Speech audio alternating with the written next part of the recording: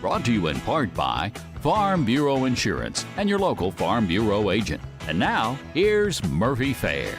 Thank you, Doug. You know, the week that high school football fans have all been waiting for, Week 11, has finally arrived. It's the final week of the regular season. It's do or die time for dozens of teams across the state that hope to gain playoff action, which starts next week. Let's get right to it, shall we? In East Tennessee, Farragut and Bearden play at Bearden on Thursday night. The Battle of Kingston Pike. Both teams are 3-1 in Region 2 6A. So is Maryville, who travels to Bradley Central. Think Farragut and Maryville both emerge winners this week. Dobbins-Bennett should beat Science Hill. Think Jefferson County gets the better part of West Ridge. William Blount travels to Morristown East. I'm picking East in this one. And Cleveland should win at Hardin Valley. In 5A, Daniel Boone, the Region 1 5A champ, visits Hampton on Thursday night. I'm picking Daniel Boone there. Another Thursday game finds Walker Valley entertaining Howard. Think Walker Valley wins that one as well. Tennessee High should win at Cherokee. I look for Davy Crockett to win at Richlands, Virginia. I'm picking Sevier County to win at Cocke County. Knoxville Hall should get a much-needed win at Heritage. I think Knoxville West has a nice win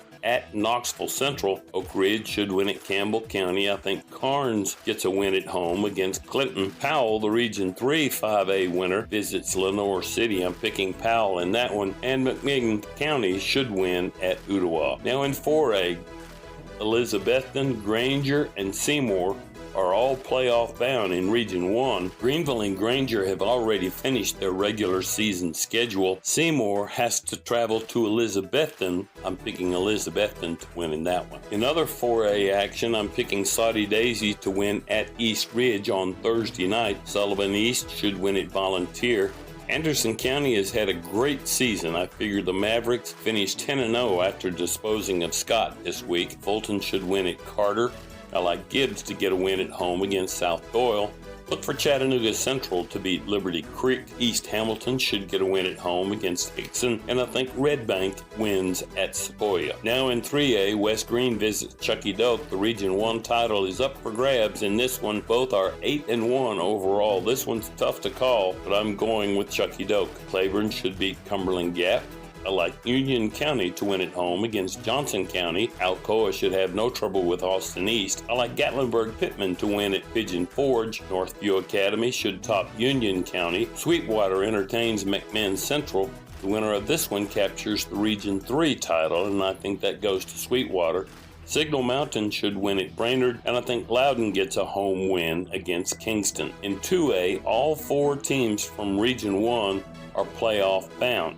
That's all there is in that particular region. I think Hampton will be the regional champion. Unaka should top Happy Valley. I like York to win at home against Rockwood. Look for Monterey to win at Wartburg Central. Cofield should win at Oneida. I'm picking Chattanooga Tyner to defeat Tellico Plains. Bledsoe County should top Polk County. And look for Meigs County to get a home win against Marion County. In Region 1 1A, Cloudland's the champ.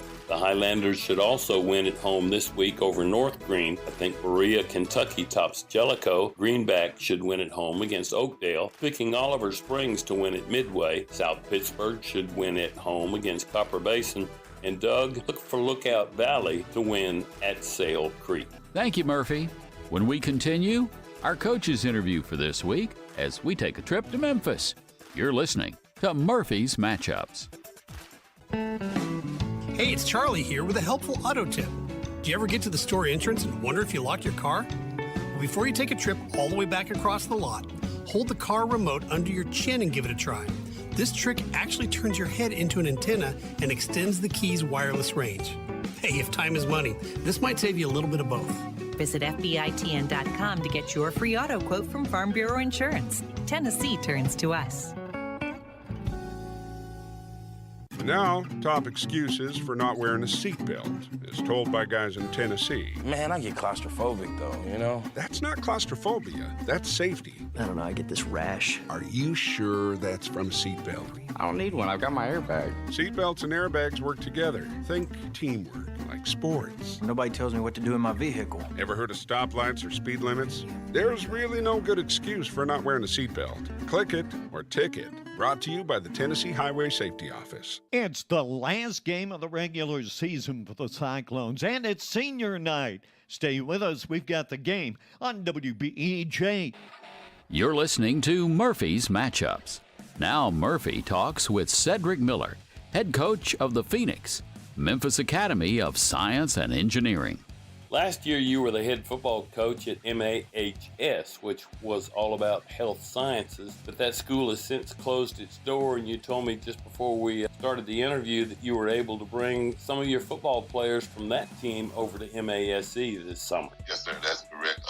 When the school closed down, some of the kids left in December to go to MASE, and then I got hired in April the 4th, like right after the state finally made the decision that they were going to close bars for good. And what ended up happening was I had to write in hardships for all 14 kids that TSAA approved due to the fact it wasn't their fault that the school closed. Sure. And also that I had to find a job. So it wasn't my fault or their fault that the circumstances of certain adults causes us to lose our jobs and cause them their school to close.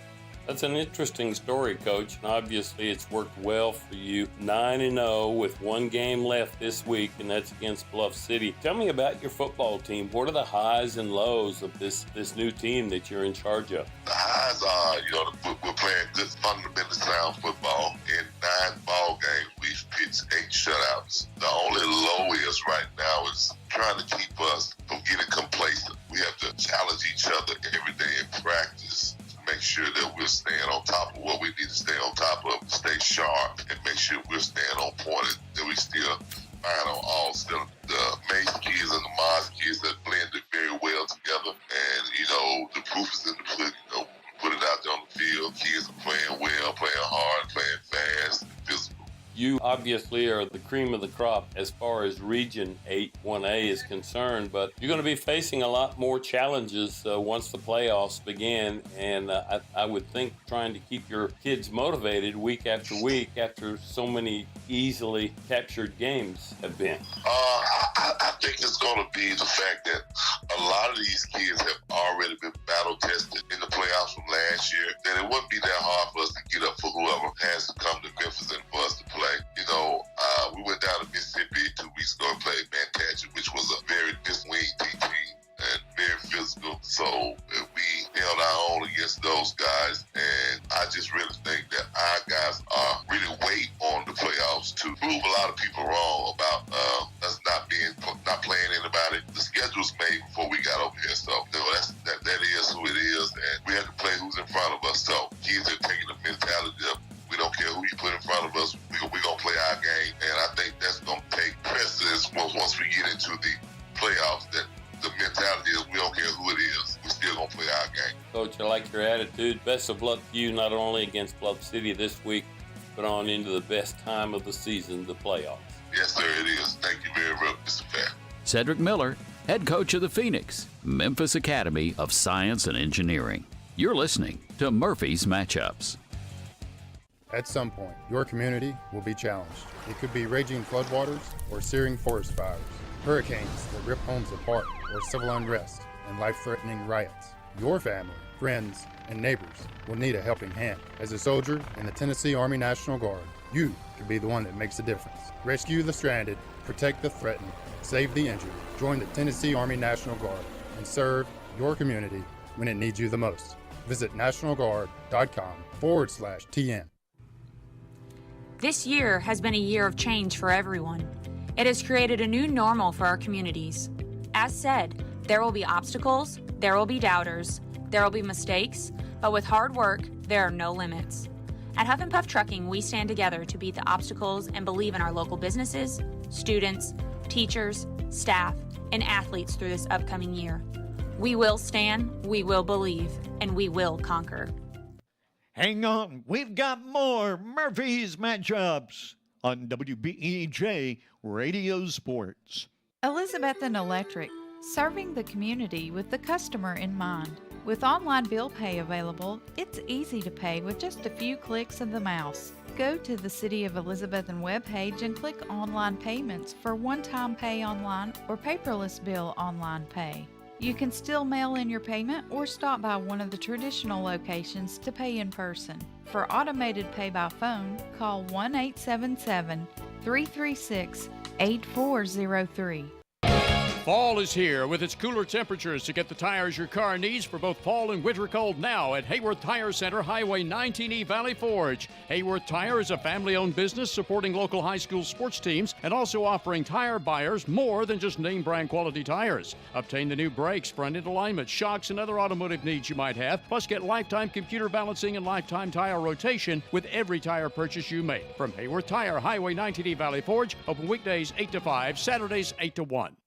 With the holiday season coming up soon, let Big John's Closeouts Elizabethton get you ready with all wood kitchen cabinets in a wide range of styles, finishes, and accessories. Let Big John's measure, design, and even deliver your new kitchen. And be sure to check out Big John's custom countertops cut to size with prices starting at $21 per lineal foot. Put the finishing touches on your new kitchen with easy-to-install waterproof LVT flooring in a great selection of styles. All this and more is at Big John's Closeouts, 238 East Elk Avenue, your Elizabethton steel dealer.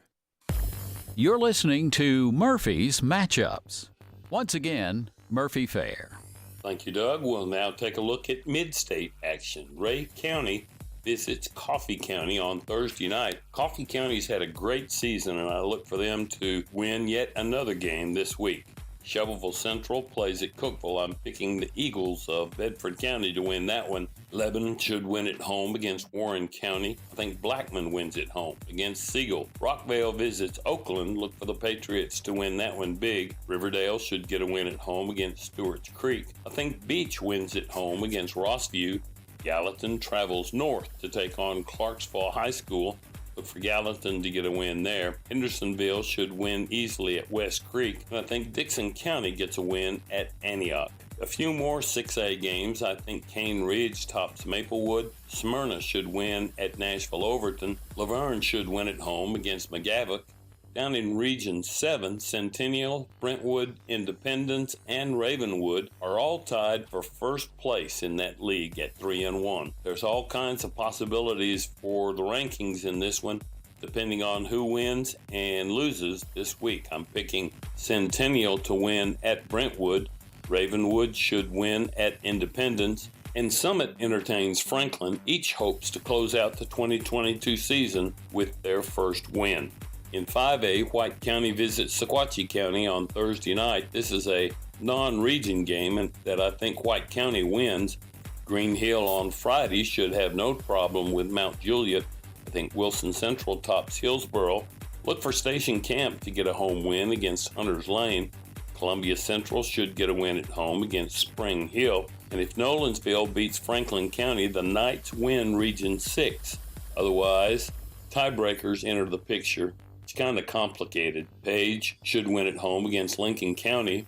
I think Henry County wins at Portland. Clarksville Northeast entertains Kenwood. Neither has a region win. Somebody gets their first one this week. And Springfield should win at Clarksville Northwest. Now in 4A, 3 teams are tied for first in Region 4. These 3 teams could still be tied for first even after this week's games are played.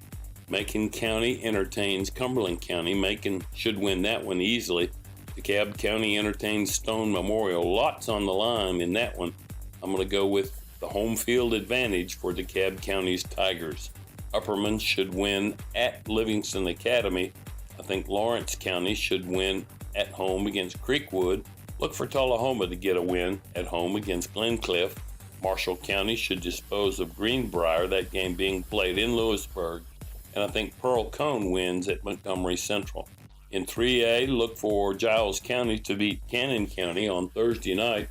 Another Thursday game finds Grundy County entertaining Community. I think Community wins that game and gets a shot in the playoffs. East Nashville should win at Smith County. Look for Jackson County to win at Stratford. Cheatham County should win at home against Stewart County. The Region 6 3A title game is on the line in Waverly, where the Tigers entertain Fairview. I think Waverly wins that one. Sycamore should beat Joe Burns, and I think White House beats White House Heritage. Now in 2A, I look for Westmoreland to top Harpeth. Watertown should beat Trousdale County. East Robertson should top Whites Creek. I think Cascade gets a win at Summertown. I'm picking Mount Pleasant to beat Forest and complete a great season there in Murray County. Richland should win at Loretta. Richland should win at home against Loretta. Adamsville should win at Hickman County. And Riverside should sew up regional title at Lewis County. Finally, in 1A, there's a couple of Thursday night games. I think Fayetteville wins at Eagleville and Moore County wins at home against Huntland. Other 1A action finds Gordonsville traveling to Clay County. The Region 4 title goes to the winner of this one. It'll be a close one, but I think Gordonsville pulls out the win. Red Boiling Springs should win at home against Sunbright. And Doug, I think Wayne County gets a win at home against county rival Collinwood. Thanks, Murphy. Can East meet West? Murphy says yes, and he'll have the details right after this. You're listening to Murphy's Matchups. Hey, it's Charlie here with a helpful auto tip. While other DIY fixes require sanding and buffing, clear fingernail polish works great to cover up minor scratches and dings in your car's paint. It can also be used to help prevent cracks in your windshield from spreading. It may not be a permanent solution, but it'll certainly get you by. Visit FBITN.com to see how much you could save by switching your auto coverage to Farm Bureau Insurance. Tennessee turns to us. I love my community, and as a doting dad, Daddy's home, a devoted son, there you are, Joe, and a good neighbor. Hey, man. The people in my life are used to hearing my knock at the door. But as a law enforcement officer, I have to give news that people never expect. That's the one knock I always dread. Booze it and lose it. A message from the Tennessee Highway Safety Office. Tony Bragg, Stacy Street, they've got the play-by-play tonight. Seymour at Elizabethton on WBEJ Radio Sports. You're listening to Murphy's Matchups.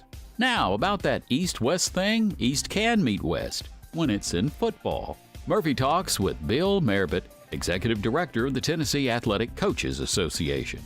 Bill, you have a pretty big event coming up in about 6 weeks, don't you? We're so excited. Another Tennessee East-West All-Star game presented by the Tennessee Athletic Coaches Association. So, yes, Murphy, we are tremendously excited to have another great group of young men to come together. We've got 16 coaches and right at 90 football players going to spend just about the full week after the Blue Cross Bowl on the campus of Austin Peay State University in Clarksville. I think we've got a pretty good group of coaches and players both for this game, don't you? Yes, sir, we do.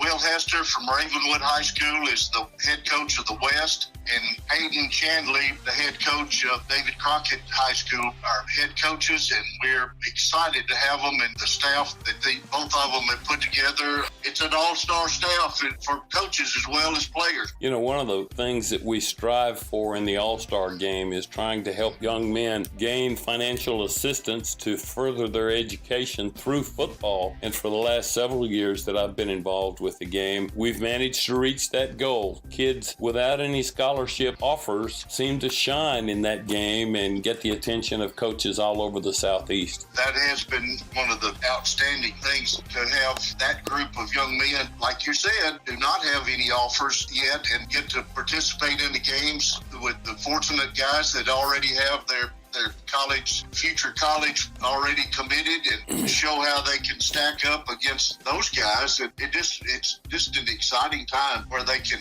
prove their worth, I guess. Bill, anyone who knows me very well knows that I think relationships are very important. And the relationships that players make with each other and even coaches make with each other that they didn't know before All-Star Week is something that carries on for decades after the game is played, and that's always a very special part of that week too. You and I both have been blessed to be around this game for several years, and that is one of the main things that I personally, I think you do too, get out of this is, I remember back in 2008 when we coached on the staff together, and I never would, other than his name, get to know anybody. So it's just a special week. Someone was telling me not long ago that you don't exchange film anymore. So that used to be a way that coaches got to know each other by exchanging film. Well, they don't do that anymore. To be able to spend 4 or 5 days together in Clarksville, these coaches, all of them, cherish that. It's a fun time, and it'll be here before we turn around twice, and I appreciate your time. Hope we can help promote this game all over the state and let people know that a lot of these guys in this game will be playing on Saturday afternoon. We can watch them on TV on a regular basis. No doubt about it.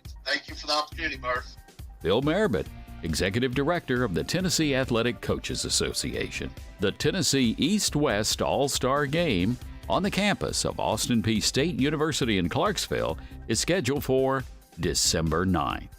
A look at the West and Division II before we close the season on Murphy's Matchups. On game night, winning is everything. But at First Bank, we know life's big wins happen off the field. Like when you win that amazing heart, when you win your first classroom's respect, or when you win your employees' loyalty and find the home that wins their smiles. Life's big wins take a bank big on you. Join the team that helps you win not only on game day, but on days you never forget. First Bank, the official bank of TSSAA. Member FDIC, Equal Housing Lender. Hey, it's Charlie here with a helpful auto tip. If you ever borrow a friend's car or drive a rental, you probably don't know which side the gas tank is on. But did you know there's a little arrow on the dash next to the gas gauge that points to the side you fill the tank? You know, you don't have to be a mechanic to know some helpful tricks for your car. Kind of like you don't have to be a farmer to get affordable Farm Bureau insurance. Visit FBITN.com to get your free auto quote from Farm Bureau Insurance. Tennessee turns to us. Our final visit of the season from our old buddies Murphy and Doug. That segment is coming up next on WBEJ Radio Sports. Elizabethan Electric, serving the community with the customer in mind. With online bill pay available, it's easy to pay with just a few clicks of the mouse. Go to the City of Elizabethan webpage and click Online Payments for one-time pay online or paperless bill online pay. You can still mail in your payment or stop by one of the traditional locations to pay in person. For automated pay by phone, call 1-877-336-8403. Fall is here with its cooler temperatures to get the tires your car needs for both fall and winter cold now at Hayworth Tire Center, Highway 19E Valley Forge. Hayworth Tire is a family-owned business supporting local high school sports teams and also offering tire buyers more than just name brand quality tires. Obtain the new brakes, front-end alignment, shocks, and other automotive needs you might have, plus get lifetime computer balancing and lifetime tire rotation with every tire purchase you make. From Hayworth Tire, Highway 19E Valley Forge, open weekdays 8 to 5, Saturdays 8 to 1. With the holiday season coming up soon, let Big John's Closeouts Elizabethton get you ready with all wood kitchen cabinets in a wide range of styles, finishes, and accessories. Let Big John's measure, design, and even deliver your new kitchen. And be sure to check out Big John's custom countertops cut to size with prices starting at $21 per lineal foot. Put the finishing touches on your new kitchen with easy-to-install waterproof LVT flooring in a great selection of styles. All this and more is at Big John's Closeouts, 238 East Elk Avenue, your Elizabethton steel dealer. You're listening to Murphy's Matchups. One last time, here's Murphy. Thank you very much, Doug. We'll go out west now. Arlington visits Collierville. Dragons' upset loss to Bartlett last week made this week's Region 8 6A action much more interesting. Bartlett can win the region with a win over Whitehaven this week. I think that happens, and Whitehaven misses the playoffs for the first time since 2006, not including the COVID season of 2020. In other 6A action, I think Germantown tops Cordova and Houston beats White Station. In 5A, I'm looking for Raleigh, Egypt to win on Thursday night against Memphis Overton. Friday night action finds Southwind at Brighton. I'm going with Southwind in that one. In 4A, I think Hardin County defeats Pure Youth Academy. Chester County should top Liberty Magnet. Lexington should get a home win against Jackson Southside. I'm picking Crockett County to win on the road at South Gibson. Haywood has secured the Region 7 title. They visit Obion County. Crockett County, Milan, South Gibson, and Obion are all tied for second place. One of the four won't participate in this year's playoffs. I think Haywood does win that game at Ovine Central. Milan should win at home against Jackson Northside, and Fayette Ware entertains Wooddale. Both are winless in Region 8 4A. I'm picking Fayette Ware in that one. In 3A, a couple of Thursday games there. Hamilton should win at home against Memphis Business, and I think Memphis East wins at Tresvant. On Friday night, Covington should win at home against Bolton. I'm picking Millington to win on their turf over Bolivar Central. Dyersburg should win at home against Ripley, and Sheffield, the Region 8 3A champ, goes to Douglas, a team with only 2 wins. I'm picking Sheffield there. In 2A, a couple of Thursday games there as well. I think Freedom Prep wins at Oak Haven, and Hillcrest gets a loss at Manassas. Scotts Hill should win on Friday night at East Hickman. Gibson County travels to Camden. The winner goes to the playoffs. The loser stays at home. I'm going with Gibson County in that one. Westview should top Houston County. I think Union City wins at home against Huntington. That should be a great game. And Mitchell, down in Memphis, should win at Kip. Finally, in 1A, BTW visits Westwood on Thursday night. I'm going with BTW there. Another Thursday game finds MASC winning at home against Bluff City, I think. Dresden should win at home against Brewston on Friday. Other Friday night action finds Gleason entertaining South Fulton. I'm picking Gleason there. McKenzie should win at McEwen, and Lake County should win at Greenfield. 4 more 1A games out west. Halls should beat Humboldt. I think JCM wins at home against Republic of Nashville. Peabody should win at West Carroll. And I think Middle College wins at home against Middleton. In Division II AAA action, Baylor entertains Father Ryan. I'm going with Baylor of Chattanooga in that one. MBA should win at home against Knoxville Catholic, and McCallie should win at home against Pope John Paul II. In the Western Division, Brentwood Academy entertains MUS. BA can win the regular season with a perfect 5-0 record if they beat MUS. I think that does happen. Ensworth travels to Briarcrest, and I look for the visitors to win there. And Christian Brothers should win at home against St. Benedict. In Division II AA, Knoxville Grace visits Boyd Buchanan. If Boyd beats Knoxville Grace and CPA beats Davidson Academy, Coach Kerry Rankin's Boyd Buchanan team and CPA's Lions will face each other in round 1 of the playoffs. I'm betting that will happen. Knoxville Webb should win at home against Chattanooga Christian. Silverdale should get a win at home against CAK. And I think King's Academy wins at home against Notre Dame. In the Mid-State, Lipscomb Academy travels to BGA. Look for Lipscomb to win that game. CPA should win at home against Davidson Academy. And I think FRA wins at home against Good Pasture. Out west on Thursday night, ECS plays host to St. George's. ECS should get a win there. And on Friday night, I think Lausanne defeats North Point Christian in Mississippi. In Division II Single A, Thursday Night Thrillers takes place in Murfreesboro, where Friendship Christian visits Middle Tennessee Christian. Look for the commanders of FCS to win that game. Webb School of Bell Buckle should top Lakeway Christian.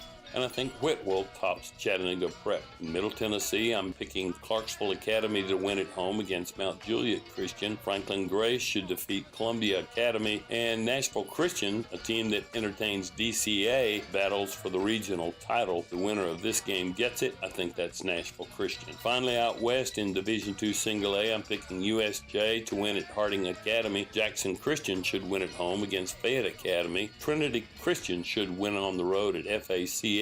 And Doug, I think, fairly wins at home against Tipton Rosemart. A big thank you goes out to my co-host and program producer, Doug Combs, for his major contributions to this show this year. And a special thanks goes out to all of our loyal sponsors. Until next year, this is Murphy Fair, the guru, hoping that your favorite teams are playing each other in Chattanooga come December. And thank you, Murphy. You've been listening to Murphy's Matchups with Murphy Fair. Made possible in part by Farm Bureau Insurance and your local Farm Bureau agent. Best of luck to all the teams in the playoffs. You've been listening to Murphy's Matchups on WBEJ Radio Sports. Brought to you by the Elizabethton Electric Department, Big John's Closeouts, Hayward Tire Center. To ensure Elizabethton will keep growing and thriving through the years, it all begins with a good education. The Elizabethton City School System is always thinking of how to improve your child's future. When a good education can take you as far as you want to go, you need dedicated educators and administrators to encourage, enlighten, and challenge. Support local education. The rewards are endless. A reminder from the Elizabethton City School System. Stop by Titan Nutrition in its new location beside Workout Anytime in the Elk Crossing Plaza, Elizabethton. Titan Nutrition offers health and sports nutrition products from hormone support for men and women and multiple types of protein and great flavors, including whey protein and plant-based protein. Consider Titan's pre-workout products to stimulate muscles before you work out for even better results. Titan Nutrition, now in the Elk Crossing Plaza, Elizabethton, open Monday through Saturday, noon to 8 p.m. October 15th through December 7th is the open enrollment period for Medicare beneficiaries to choose a different Medicare enrollment plan. Call or stop in at Elizabethton Insurance Agency, downtown Elizabethton, and let the professionals help you choose the Medicare enrollment plan that's best for you in the new year ahead. That's October 15th through December 7th for Medicare open enrollment. Let Elizabethton Insurance help you find your best Medicare coverage. Elizabethton Insurance Agency, 328 Elk Avenue, downtown Elizabethton, also best for homeowners, auto, and business insurance. Custom Muffler and Brake is a full-service auto repair shop. Bring your vehicle for any mechanical work you might need, whether it's a major engine overhaul or repair, or even just minor fixes and routine tune-ups. Check your vehicle's fluid levels now for pre-winter preparedness, and also check your car's air conditioner too, because it works year-round as a drying agent, taking moisture out of your interior air to avoid condensation on the windshield. Custom Muffler and Brake is EPA certified to service car air conditioners and is conveniently located at 700 South Sycamore Street, Elizabethton. Better than ever country. WBEJ AM/FM, Elizabethton, Tennessee.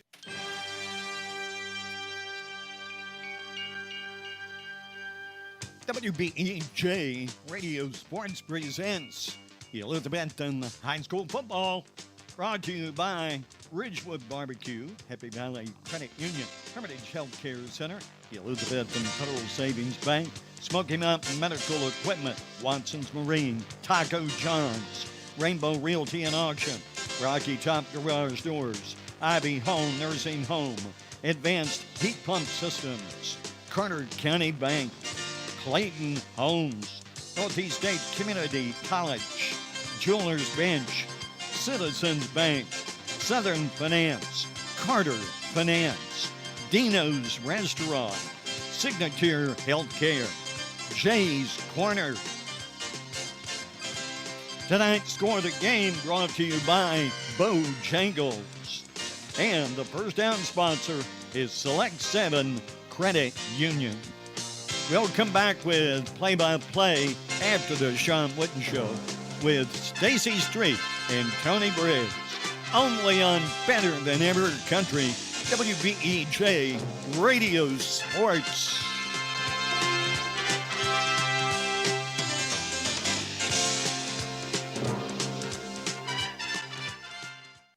The Ridgewood Dining Room is wide open for your dining convenience. Ridgewood is still the Tri-City's best barbecue, and you can come into the Ridgewood Dining Room any day, Monday through Saturday, starting at 11 a.m., except for Sundays and major holidays when the Ridgewood is closed. Call in orders to the Ridgewood at 538-7543. Ridgewood is still the best barbecue in the region. Ridgewood fries are made from genuine Idaho potatoes, and only Ridgewood has Mrs. Profit's original baked beans. The Ridgewood, Old Highway 980 at Bluff City, just 6 miles north of Elizabethton. The Jewelers Bench has been part of Elizabethton for 22 years. John and Sherry want to thank each of you for making it possible. The Jewelers Bench offers in-house repair services such as ring sizing, rhodium plating, chain repair, pearl restringing, and much more. Shop the very wide selection of quality jewelry on the Jewelers Bench website from the comfort of your own home at jewelersbenchtn.com. And find us on Instagram and Facebook. The Jewelers Bench, across from Hardee's on Broad Street, Elizabethton. Local high school game coverage is brought to you by Citizens Bank. Citizens Bank continues to support our local community from its headquarters here in Carter County. Whether it's managing household finances, purchasing a home, or obtaining resources for your business, Citizens Bank has experts ready to provide a helping hand. Find out more about the Citizens Bank Local Advantage at one of our convenient locations or visit citizensbank24.com today. Bank your own way. Citizens Bank, equal housing lender, member FDIC. What began as a vision for a young nurse is now a heritage for over 4 generations at Ivy Hall. With a 5-star rating by Medicaid Medicare, residents at Ivy Hall receive the best physical, speech, and occupational therapy in the area, and now respiratory therapy services are offered on staff too, all in a new state-of-the-art facility. Physician and nursing services to aid the healing process are also provided. All insurance is accepted at Ivy Hall, now hiring at 301 South Watauga Avenue, Elizabethton, and online at ivyhallnursinghome.com. Simply Elegant Catering and Bakery is open for business with Kim's Coffee at 528 Elk Avenue, downtown Elizabethton, for all your catering and bakery needs. Better than ever, WBEJ. All right, ladies and gentlemen, welcome here to the Coach Sean Witten Show. I'm Tony Briggs, flying solo. Stacy's not with us tonight. We're just happy to be joined by Coach Witten. Coach, we'll go ahead and recap 2 weeks ago game against Volunteer, and then we'll look at tonight's contest, senior night, as we take on a very important contest against Seymour. Start out with the Volunteer. We took the ball. We got the opening kickoff. I thought Nate had something going, and then all of a sudden the ball gets punched out from behind. That's something that you rarely see from us.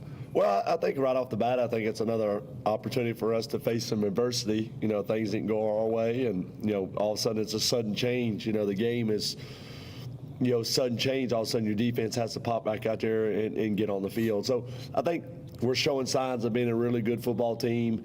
You know, when you can take care of business, we're not playing the level of our competition. We executed at a high level. Defense got out there, got some stops, and, you know, we're able to kind of force the ball back in our hands. And, you know, the next, you know, first play, you know, Nate was able to take it the distance and score a touchdown. Yeah, he sort of atoned for it. You know, you look at it, you look at Nate, once you made the decision to insert him at 100% running back, it's like the switch flipped. You're always looking for something to do that spark, and something flipped. Well, I mean, I think, you know, you got to have somebody that the team believes in, and kind of, you know, we get that kind of the message is it just takes one person to create that spark. And so, you know, I think it's what Nate's been able to give us, you know, behind the, you know, the strengths of our offensive linemen, you know, the continuity up front, you know, the rotations, you know, doing a great job there. But, you know, all eyes are on Nate, you know, and Nate's creating opportunities for other people, you know, with, you know, a drive on some crossing routes. You know, Cade did some H-back work. And so, you know, just moving guys around has just created opportunities, you know, Nate catching the ball in the backfield. And so, you know, I think the versatility of Nate, you know, running inside and outside, you know, some inside zone, and then all of a sudden you can do some pin and pull and get them on the edge. It's just created us you know, a spark, and you know, it's been a game changer for us. And you know, you go back and you look, you know, Cade after the hit against Science Hill, Cade's never really been, he hadn't been the Cade that we've been used to. But it seemed like last Friday night when he got that long run and then he tapped it off with a touchdown, it seemed like that he's sort of getting back to the way that we remember him last year. Well, I think that what happens is just, you know, we've started out the season in such a grueling schedule. You know, guys stayed beat up, you know, and so, you know, you get to this point in time of the year, you know, we've had an open week early in the year, open week last week, and, you know, then you get to this point of the season where we start to hit that second win. We got our legs underneath us. You know, we've gone through the fire, and so, you know, you're to the point now where it's repetition and it's about execution as much as the physicality and things. So, you know, I mean, I think that, you know, we all said and done when you get in those big games, you know, you need guys to be able to step up and go both ways, and on those special teams also. But, you know, I just think that, you know, getting your legs back underneath you, you know, settling into a groove, you know, and you know, obviously, you know, we've switched up our identity on offense, and so, you know, we're just more versatile. We've evolved, you know, we've had to adapt, we've had to change, and, you know, each week has been trying to put pieces together in order for us to make plays, you know, and since the Granger week, you know, I mean, we've been averaging over 40 points a game, you know, even 35 against Anderson County. So, you know, it's good to see us create a spark and guys continue to work. And then, you know, the more unselfish we play on offense, the better we're going to be. You know, going into 2 weeks ago, the JV played Monday and then they turned around and played on Thursday. So this varsity, the varsity guys, as we'll call them, they got a little bit more action than they probably normally would, but it seemed like them coming out in the second half, third quarter, it seemed like it just picked up, and it seemed like that's what we needed. Well, I think, a coach's strategy, it plays itself out. I think, the Sullivan East game, we got up 35-0. We emptied the bucket. Towards the end, it kind of got sloppy. We didn't maximize our possessions. We needed more work. So, when we were able to get the young guys, a Monday, Thursday, and a Monday, we needed a strong finish here. So, guys needed more work. And with Volunteer throwing the ball, coming off of a Ray County game, we needed to see pass defense. We needed to execute some plays. We needed to disperse. So, what you saw against Volunteer, we put Dry on a jet sweep. We put Dry on an orbit. We had Teddy on a reverse. We had Teddy on a jet sweep. We hit Dry on a post. And so, we tried to do some different things. We had Cade and Nate lined up in a pistol fullback type set. We're showing different looks to try to create some versatility to where people can't get a jump on our tendencies. And so we need guys to get more reps, and get more quality time and see things better. So, that's what our opportunity was about Friday. Just, we're in the rhythm right now. Momentum's key. And, the only way you can stay in it is that you need your main guys to get valuable reps. Now let's flip over to the defensive side. It seemed like with Luke coming back, Luke's sort of a key.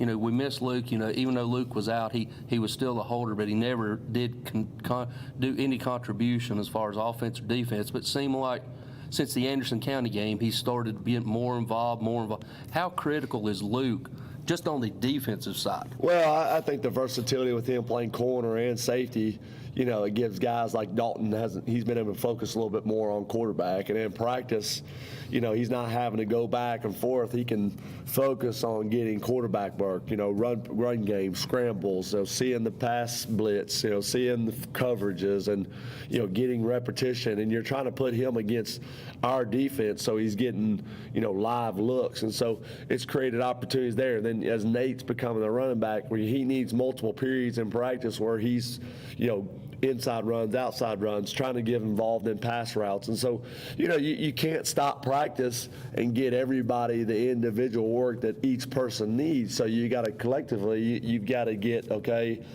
you got to make the pieces work to the puzzle. So a guy like Luke is getting more reps at safety. He's getting more reps at corner. At Anderson County, he was able to give Teddy a break. So that we got a deep threat. And so, we're trying to give guys breaks. We're trying to give a good spark. And so, Luke's, he's an intelligent kid. His football IQ's high. He's a tough guy. And, he's a, we call it an unsung hero type football player for us. And before we conclude the first segment, we got to say, what about Colin coming in, senior night, or the contest, making the extra point, and then Big J making that tackle? Well, how does that make you feel as a coach? Well, I think that what you provide is you're creating memories that. You get to that point in time in the season that you can reward guys that have been a part of your program. You can reward guys like Big J. You can reward Colin. I mean, who would ever thought that he would be able to do what he's been able to contribute as a kicker? And it's something he'll remember. So, just credit to the guys we have in our program and the culture that we have. And, it's a credit to our football team that we those things is why you play sports. I mean, those things are the opportunities that we try to create. And, those are the memories that these guys will always remember. And so it's not just about winning, even though at the end of the day, that decides our future, decides our goals. But I think having fun along with that, it goes a long way. All right, ladies and gentlemen, that's going to do it for 2 week ago recap against Volunteer. We'll go back to the station for these words. When we come back, we'll preview tonight's huge 4A Region 2 clash as a playoff seed is on the line as we're taking on the Seymour Eagles. We'll be back after this word from our sponsor. The brother-sister team of Dale Williams and Judy Veneman at Rainbow Realty and Auction are proud to support this broadcast of Elizabethton High School football. Dale and Judy have a request for you to pray for their nephew, John Williams, owner of Dino's Restaurant, who has been diagnosed with cancer. John is a proud graduate of Elizabethton High School and played football for the Cyclones himself in his high school days. Please pray for John and his family members as he battles this disease. Dale and Judy at Rainbow Realty will truly appreciate your prayers for John.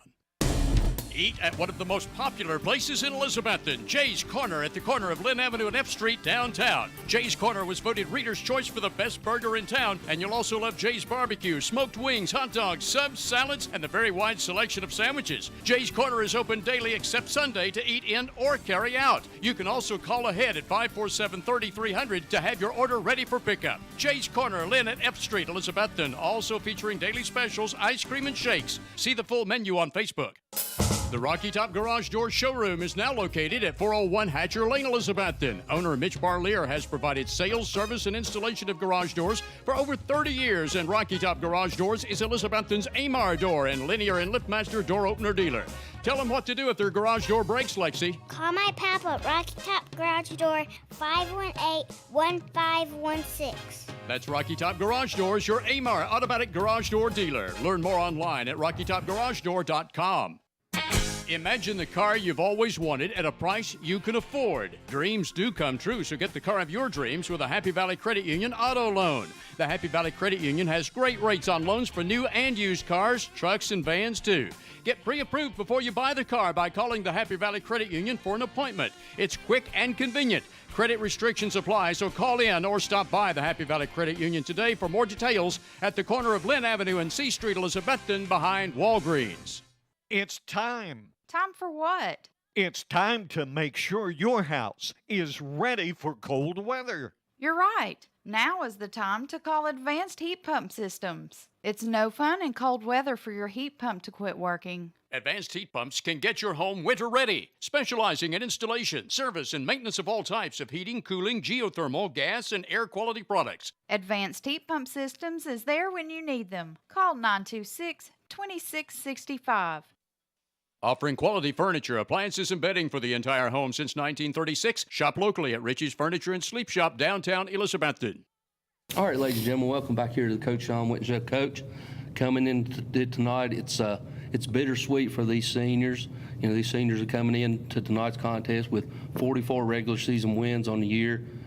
Speak a little bit, before we talk about Seymour, speak a little bit about what this senior group and this senior core means to this program. Well, I think, you know, the old saying is you always want to leave a program better than you found it, and I think that, you know, we're indebted to the guys that have been part of our program for 4 years. And so when you think about this senior group, you know, you think about youth league football, where it all starts, you know, and being on Tom Taylor's show today, Tony, is, you know, 16 years ago, our motto was return to dominance. And so our youth football message was RTD starts with me, you know. And so if we were going to get back to the level we wanted to get back to, it had to start somewhere. And so now our motto is, you know, the standard lives here. You know, we are the standard. You know, best is the standard. And so what those guys have been able to do to elevate our program to where it is, you know, without expectations, without tradition, you know, without, you know, the opportunities that where we're at, you know, I'm not sure I want to be at a program that doesn't have those expectations and those standards. And so what those guys have been able to do, be able to create that foundation, and every year they've taken to another point. And so, you know, where our senior class is right now is, you know, we've been hit with some adversity beginning of the year, and so, you know, it didn't go the way that we wanted to, so we've had to evolve and adapt, and credit to those guys, they've done that, you know. And I think when you think about this senior group, sometimes you have a kid that may have left your program and then they came back and, you know, they were kind of able to kind of make an impact. But you think about the legacy of this group, you know, and you know, the contributions of adding a guy like Eli Williams, you know, of what Mason Williams has been able to do as it become a kicker. And so, you know, you think about, you know, you add Colin to that, but then you got guys like Nate and Cade and Brad and McDuff and Sam and you talk about, you know, Drain, and so, you know, you talk about Shankles, the contribution he's made this year. And so, you know, they've made their presence known in our program, you know, for you know, and then think about Eli Williams coming here and the impact he's had on our program. And so, you know, ultimately, you know, that's what's great about this program. Dalton Mitchell, you know, as being a slot receiver for 2 years to wait his turn to be the quarterback, and then starting this season off being a slot receiver and being a 3-year safety, and then all of a sudden being handed the keys and how he's responded. And early in the year, Tony, I think that you saw even when Dalton was a slot receiver, he still played at a high level. Whatever it was going to take, and that's kind of been the motto. Is just you think about those guys, and then also when you think about those guys, Tony, I think you think about what they've been through. Physically, you talk about Brad missed the first game this year, as a senior. You talk about Cade taking that shot. You talk about Sam, the injuries he's had and bouncing back. McDuffie playing through. Whitaker. You think about Whitaker, how it comes full circle of going back to where you started as being an interior lineman. So, I think, guys like Brad that, we graduated our entire defensive line, and he's the only guy left on there. And then you think about McDuffie and those guys, and Sam, 2 years ago, 3 years ago, we graduated our entire offensive line, and here comes Drain, here comes Sam, here comes Duff, and then the pieces just kind of fall into place. So just credit to the resilience and just the honor, and on the field and off the field. These guys haven't given me headaches. They've gone to class. They do great grades. They're National Honor Society. They're at Fellowship of Christian Athletes. This best is a standard, and those guys definitely, do that. Show that each and every day. You look back on this senior class. They started out 31-0, and then they lost to Greenville. And then they went back to the state championship, got that revenge.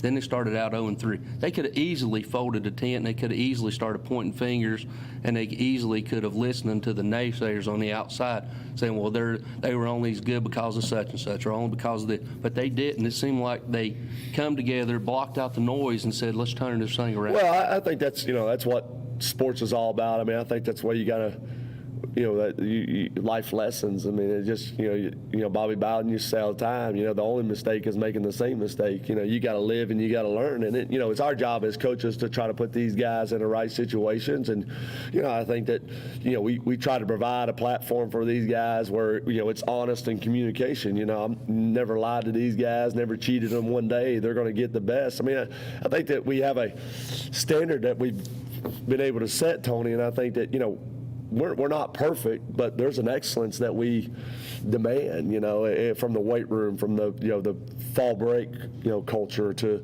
to summer, to spring practice, of the expectations each and every year. And so, what we try to provide with the in-school weight training or before the school weight training. And so, it's not just one of them, they're all held to it. And so, I think that we've been able to put great work together. You're each season, you're led by your senior group. You're only as good as your senior group.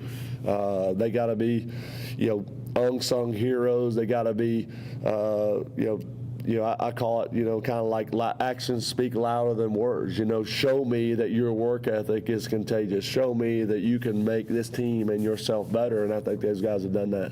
All right, and that translates into tonight's contest. Seymour comes in, a lot at stake.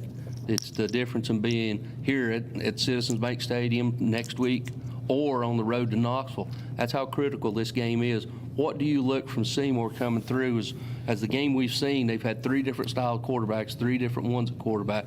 What do you expect from this Seymour team? Well, I think, at the end of the day, it's a team it's an unfamiliar opponent for us. It's only second time in school history we've played. They're coming in on a Thursday, short week. But, I think just there's a lot to play for on both sides. I think that, just like us, they've gone through some adversity. They've fought through injuries. And so I think showing signs of a good team, like we mentioned earlier, is us going out and execute. And I think our football team should be more hungrier today, and not playing last week. We should be tired of practice. And, Coach Harrison said it best this week is, we're treating tonight's game as round 1 playoff mentality. As, I understand it's senior night, but we should be ready to take care of business tonight when we take the field. Offensively, going into tonight's game plan, without divulging too much, what do you want to do offensively to keep building on what we started building on for the last 6 to 7 weeks? Well, it goes back to conversations that the quarterback and I had, Bryson had, this time last year, and I think it's all built about our offensive line. It's those guys got the physicality. I think we all want the execution to be at a high level, but man, I want to see physicality from our offensive linemen, that we can run it, we can throw it, that we can establish the run, and it's not about just having scored on one play or two plays, but it's about they got to provide us the opportunity to throw it, they got to provide the holes to run it, and for us to do the things we want to do, it all goes back to what they can do up front, and so whether we're inside zoning or pin and pulling, or we're throwing screens, or trying to push the ball down the field. I mean, those guys ultimately got to do their job, and so I think it all starts up front for our guys, and hopefully those guys will come out and play with a chip on their shoulder and develop that playoff type mentality. Tonight, going into tonight's contest, the one aspect that we've not really hit on a lot this year is special teams. The weather's going to start getting to be cold, wind's going to start being a factor. What do you want to see out of this special teams unit, especially, the kickoff return or the kickoff coverage team? We've been giving up some more yardage than I know that you're accustomed to, and give them a shorter field to work with. Well, I think I think that we almost had it 2 weeks ago against Volunteers. You love to see we finally got some turnovers on defense. We got a pick six for a touchdown last week. 2 weeks ago against Volunteer. We've been getting some critical stops. Man, I want to see a score on special teams. A kickoff return, a punt return. I thought Caleb Campbell did a great job 2 weeks ago. He got a good field goal to go up 10-0. Thought it was key for us. But special teams, man, it just, we did get a middle dribble onside kick 2 weeks ago. We've been executing those things, but those are things that we've got to do. We against Ray County, we had some punts inside the 10-yard line, which is good. So it's slowly evolving, coming together. We're peaking at the right time. We're not playing to the level of our competition, but, man, it's a lot better. When you're forcing turnovers and you're good on special teams, you can go a long way. And, man, that's been our motto, Tony, is picking up this team is we don't turn the ball over on offense. We play really good defense, and we don't lose in the kicking game. And I think that, guys like Nate and Jeriah are deadly kickoff return and punt return guys. And, man, I think that, you got to be able to win the kicking game. As we know early in the year, like Boone, pinning that ball on the 1-yard line ultimately resulted in us losing the game. So winning that area of the game is critical for us. And I think those guys like Caleb Campbell and Mason Williams, I mean, before it's all said and done, both of those guys are going to win us football games, the rest of this way. All right, now, see, defensively, what is Seymour going to challenge us defensively as they come in here? Well, I think we just got to be solid. I think defensively, you just want to create stops. I mean, we need consecutive 3 and outs. Of just no penalties, no missed assignments, no pass interferences, no missed tackles. You obviously want to see multiple gang tackles and rallying to the football, but creating turnovers. First man secure the tackle, second man strip the ball. We just see what our blitz package is going to do when they try to throw the ball and the quarterback tries to scramble. So they always, the more times that our defense can create opportunities for our offense, man, it just gives us, great confidence, because we all know that scoring points offensively, getting guys in the rhythm, getting guys the touches on offense is critical for our success to make this playoff run. And finally, before we end this segment, what do you like about this team, where we're headed? What particular, if there's one thing that you had to point out about this team, what is the one thing that sticks out right now? Right now, it's our execution. I think above all else, our execution has been pinpoint. I think that we're doing a good job of giving people different looks. I think our team's doing a great job through the course of the week, understanding the game plan. We've tried to provide a different game plan for each week, which goes back to guys have got to prepare, and so our execution, as you can tell, we know where we're going with the ball. We know where our second read is. We're doing a good job of mixing up run and pass, and so I think that balance attack has allowed us to take that next step, and so, when you get in big football games, Tony, as we've played in probably more than anybody, but your toughness or the characteristics of, can't turn the ball over and can't be a penalized football team. But, man, like somewhere along the line, when you get tired or they get tired or you get into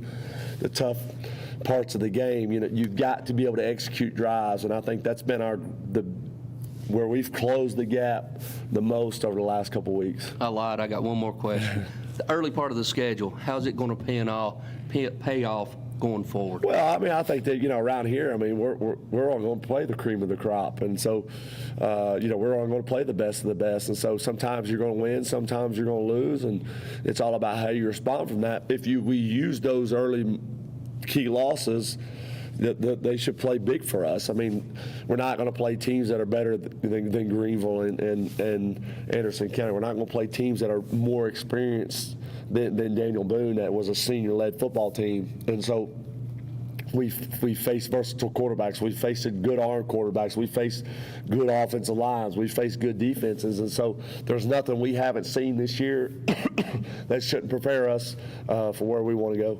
All right, ladies and gentlemen, there you hear it. There's the words from, as Coach Ryan says, the HBC, Coach Whitten himself. As we go back to the station for these words, when we come back, Stacey and I will have a preview of tonight's big contest, where it's the final regular season here at the bank, but we're looking to host one more playoff game next week. But to do that, we got to come out victorious.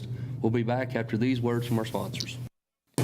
Get $2 off any purchase of 6-pack and a pound at Taco John's Elizabethton. Hurry, this offer may be ending soon at Taco John's, corner of Broad and Sycamore, where also for a limited time you can drive through as early as 7 a.m. 7 days a week for breakfast. Right now, Taco John's offers 2 meat and potato breakfast burritos for just $6. Anytime, any day is a good time to eat at Taco John's, corner of Broad and Sycamore Street, Elizabethton, where the drive-through window is open till 10 o'clock at night. It's a proven fact that a college degree improves your job prospects and earnings potential. At Northeast State Community College, they offer a selection of 135 career-boosting programs and many sources of financial aid. There's also flexible scheduling in nearby locations. You have goals. Northeast State has options. Apply today and let's work to jumpstart your potential. For details, call 323-3191 or visit northeaststate.edu/admissions. Northeast State, we're here to get you there. At Carter County Bank, it's our job to help you create happy moments. From buying your first home together to renovating an empty nest. From your first car loan to your first small business loan. We're here to help along the way so you can focus on the happy moments. Carter County Bank, in the business of happiness. Learn more at www.cartercountybank.com. Carter County Bank is locally managed to support our first priority, Carter County, and the people who live here. A division of Bank of Tennessee, equal housing lender, NMLS number 430203. Hermitage Health and Rehabilitation is a newly remodeled 70-bed facility in Elizabethton with a reputable therapy team offering physical, occupational, and speech services 7 days a week. Their Rehab to Home program focuses on the goal of returning residents to their home re-energized and with more mobility.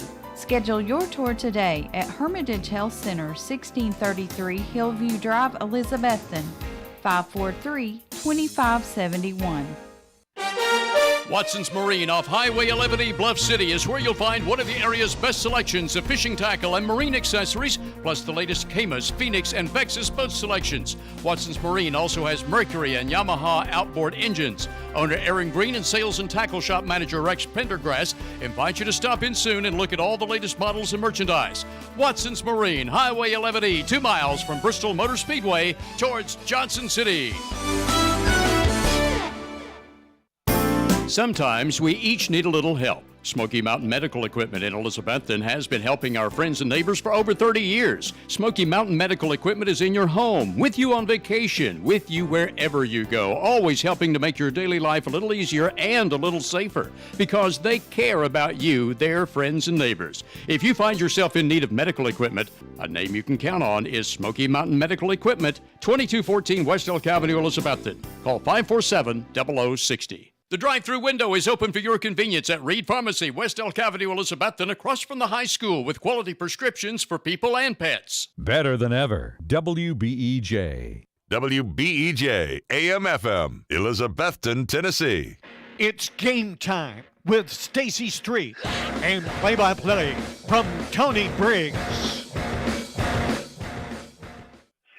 All right, ladies and gentlemen, welcome here to beautiful Citizens Bank Stadium for your special edition Thursday night football, as it's Week 10, as I'm joined by my tag team partner. We also got the best stat man, Wes, and we also got Coach Ryan up here. It's Week 10, Stacy. It's hard to believe this is it. This is the final week of the TSSAA season. The second season starts next week. Yep, senior night here at Citizens Bank Stadium. We got all the senior football players, cheerleaders, cross country. Looks like some of the band members that also may either be on the golf team or cross country that are out there recognized them. A winning class here, kind of special night here. Hated on Thursday. You know how I feel about Thursdays, but glad to get this one behind us. Really important we come out here with the win, and we'll try to lay out the scenario for the fans about what we may see next week in round one of the 2022 TSSAA playoffs. And just speaking a little bit about these seniors, these seniors have won 45 games. They've won 3 state championships. They've won 2, had a runner-up. So, within they're 3 games away from tying last year's senior class, who was the all-time winningest.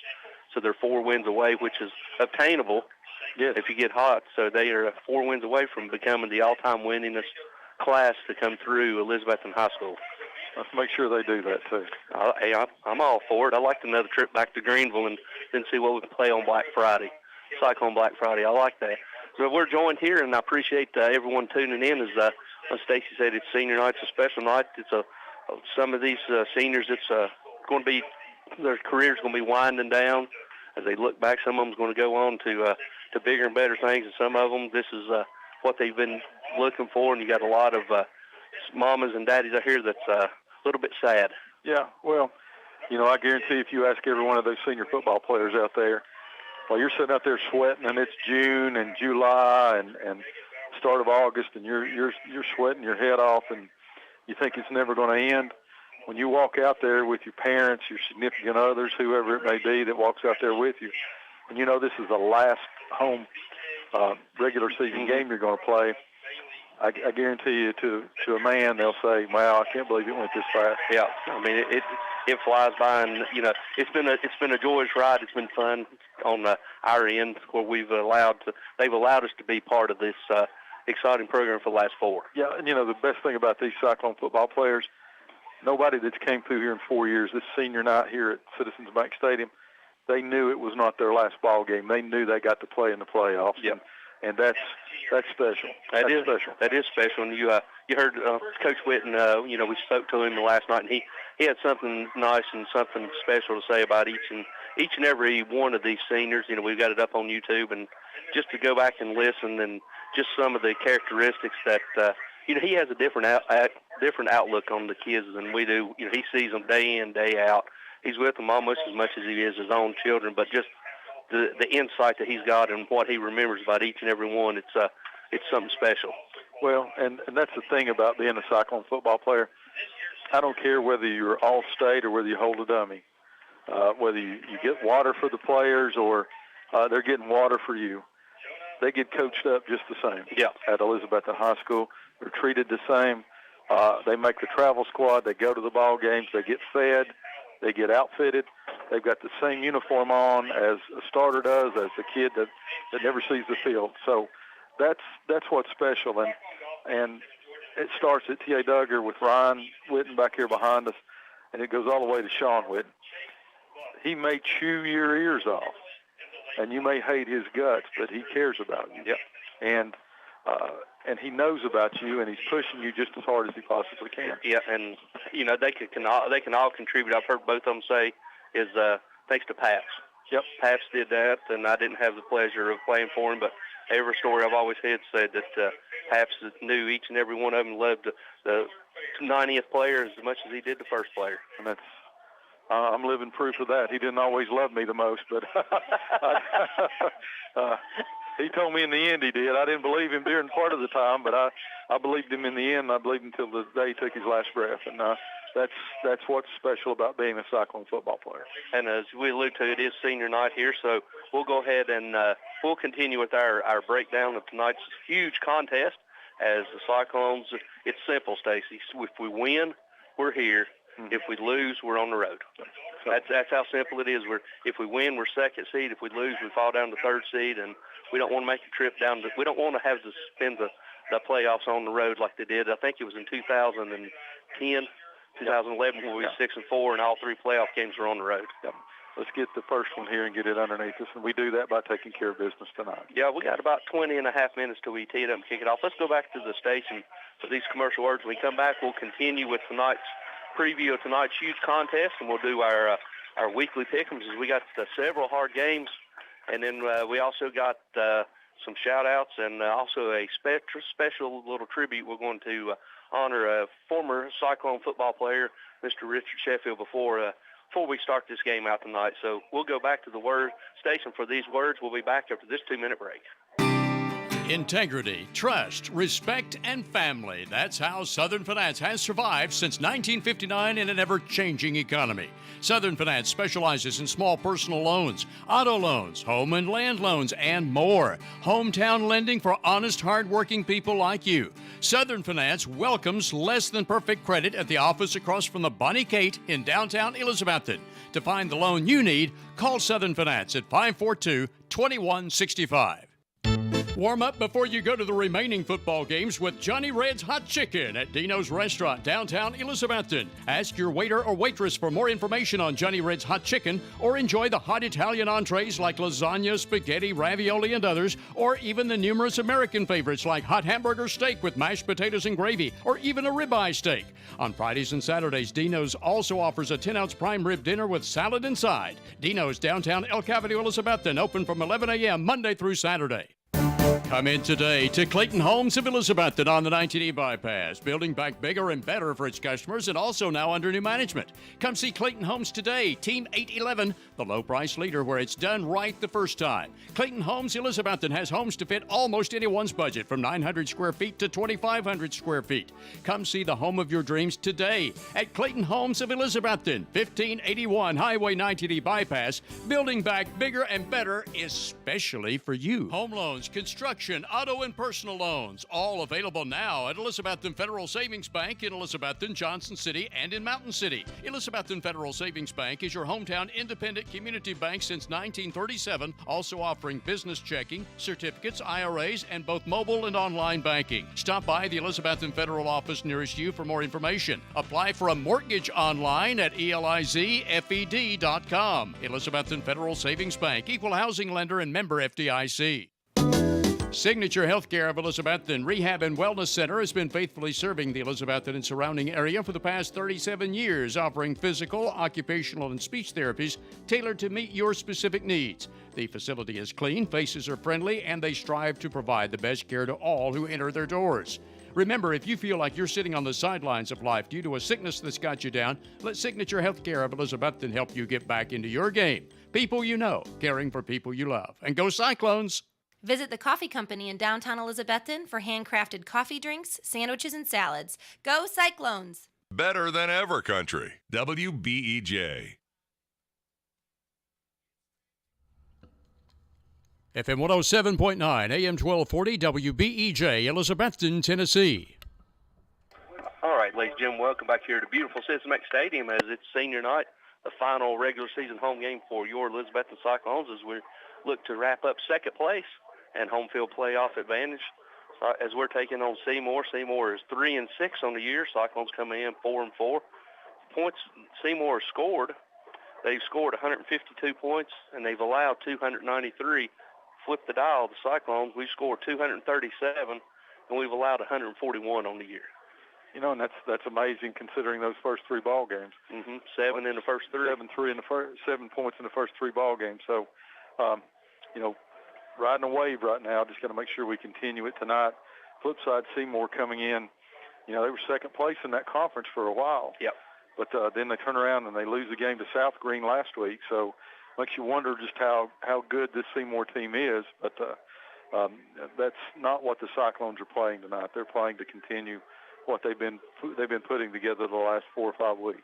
And a couple other quick stats is Nate has got 111 carries, 905 yards, and he's got 13 touchdowns on the season. So he's 95 yards away from 1,000.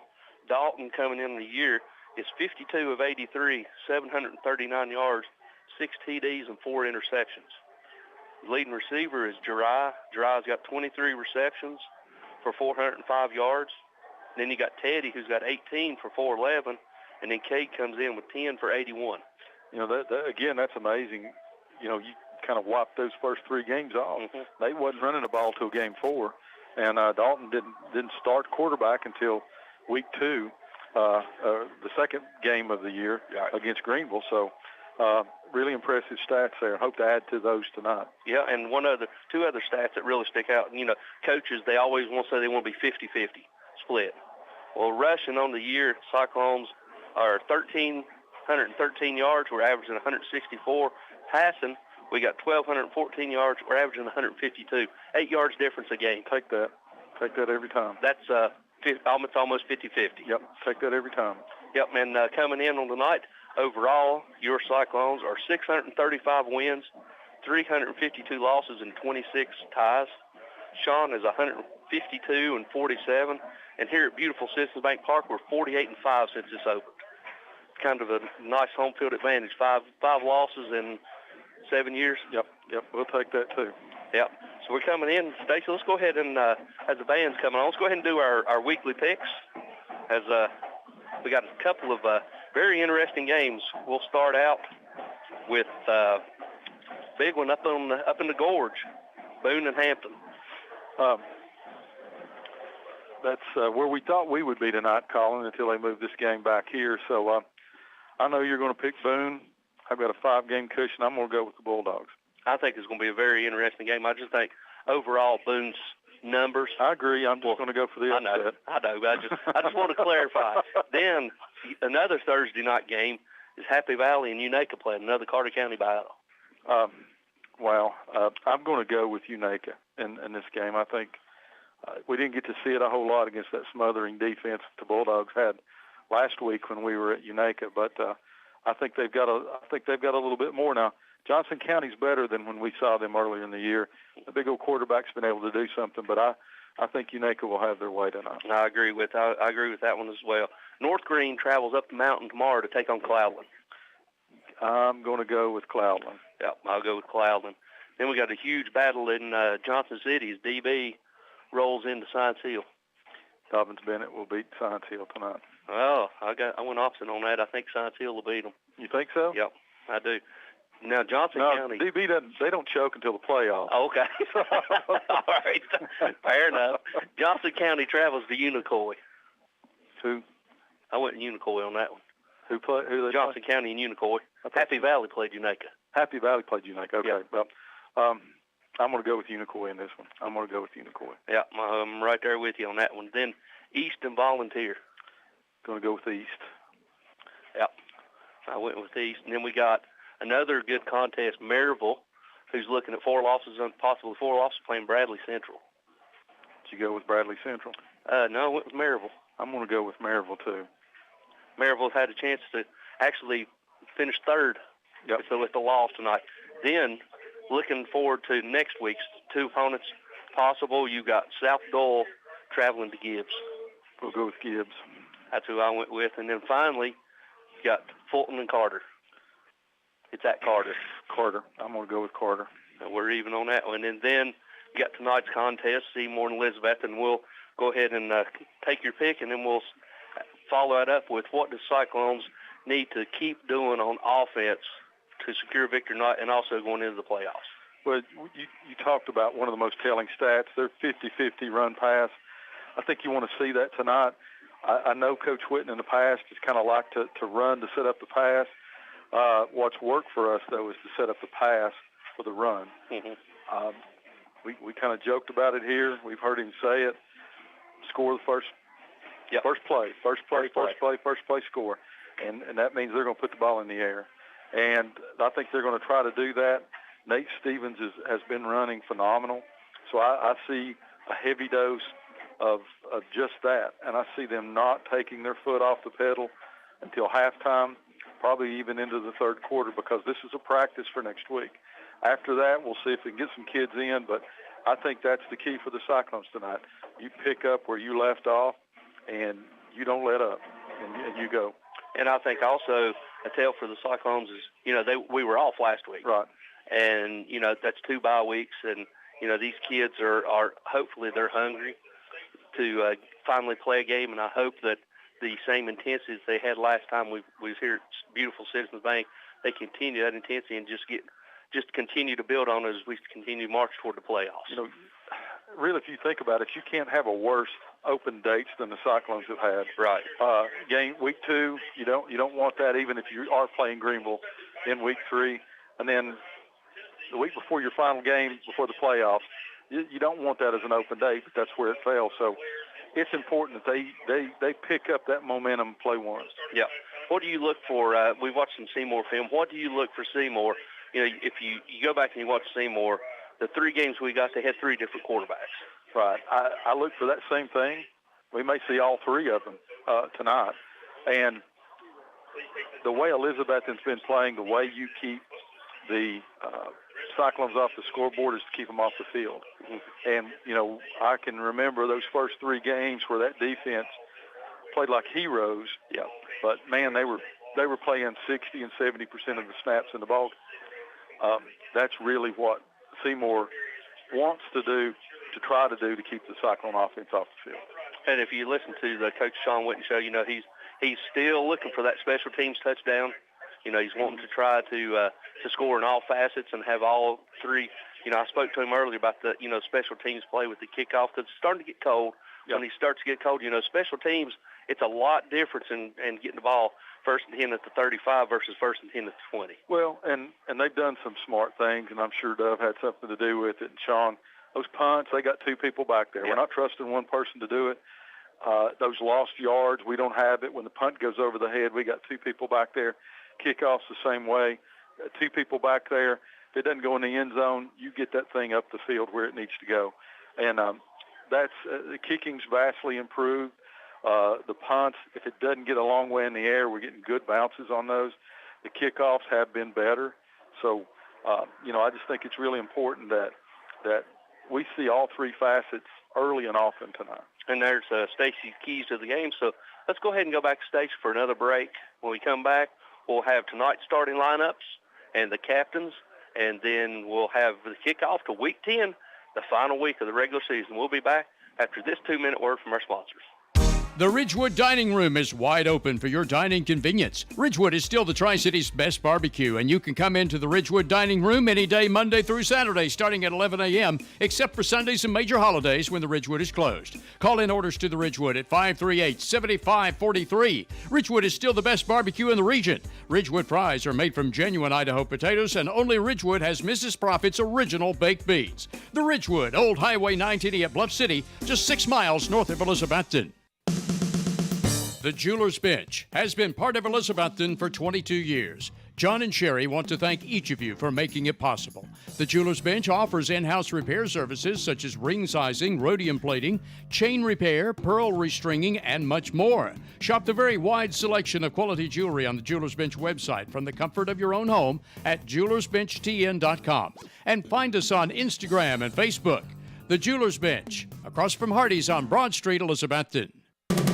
Local high school game coverage is brought to you by Citizens Bank. Citizens Bank continues to support our local community from its headquarters here in Carter County. Whether it's managing household finances, purchasing a home, or obtaining resources for your business, Citizens Bank has experts ready to provide a helping hand.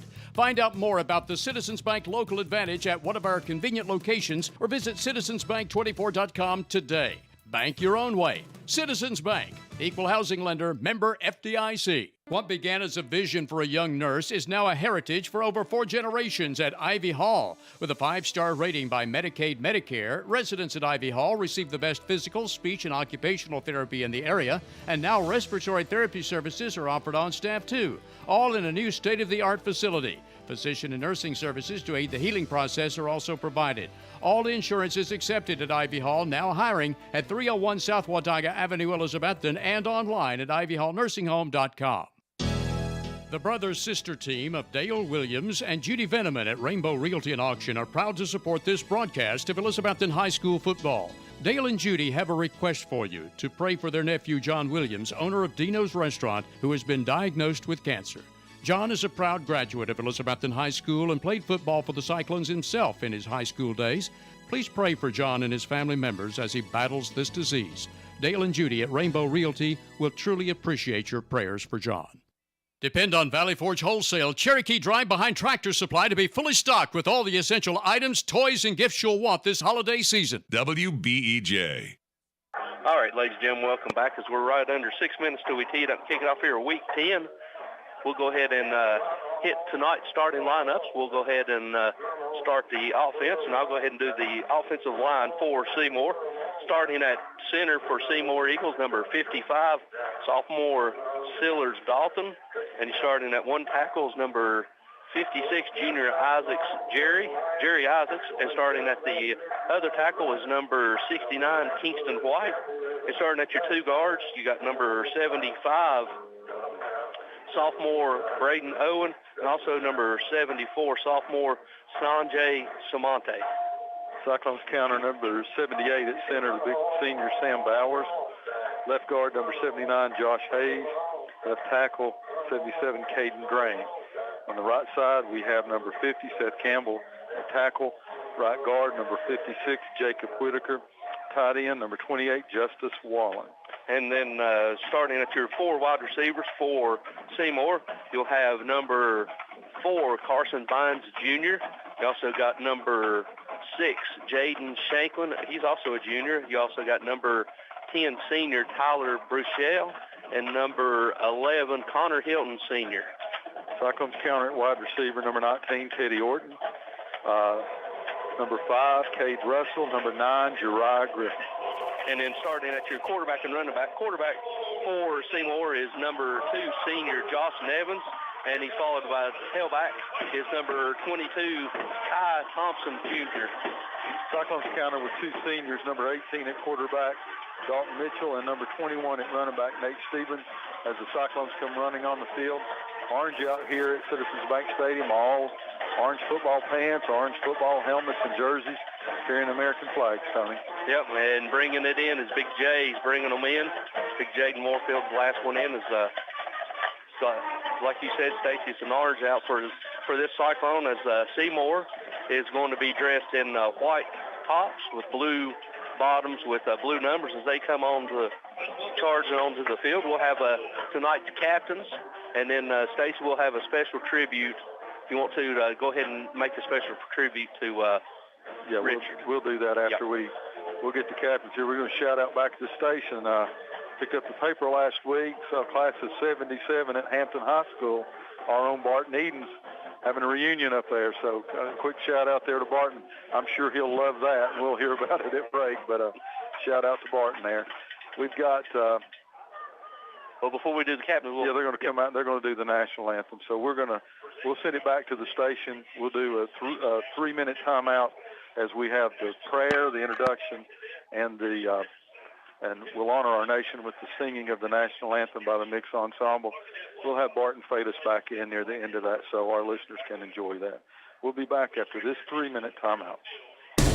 Eat at one of the most popular places in Elizabethton, Jay's Corner at the corner of Lynn Avenue and F Street downtown. Jay's Corner was voted Reader's Choice for the best burger in town, and you'll also love Jay's Barbecue, smoked wings, hot dogs, subs, salads, and the very wide selection of sandwiches. Jay's Corner is open daily except Sunday to eat in or carry out. You can also call ahead at 547-3300 to have your order ready for pickup. Jay's Corner, Lynn at F Street, Elizabethton, also featuring daily specials, ice cream, and shakes. See the full menu on Facebook.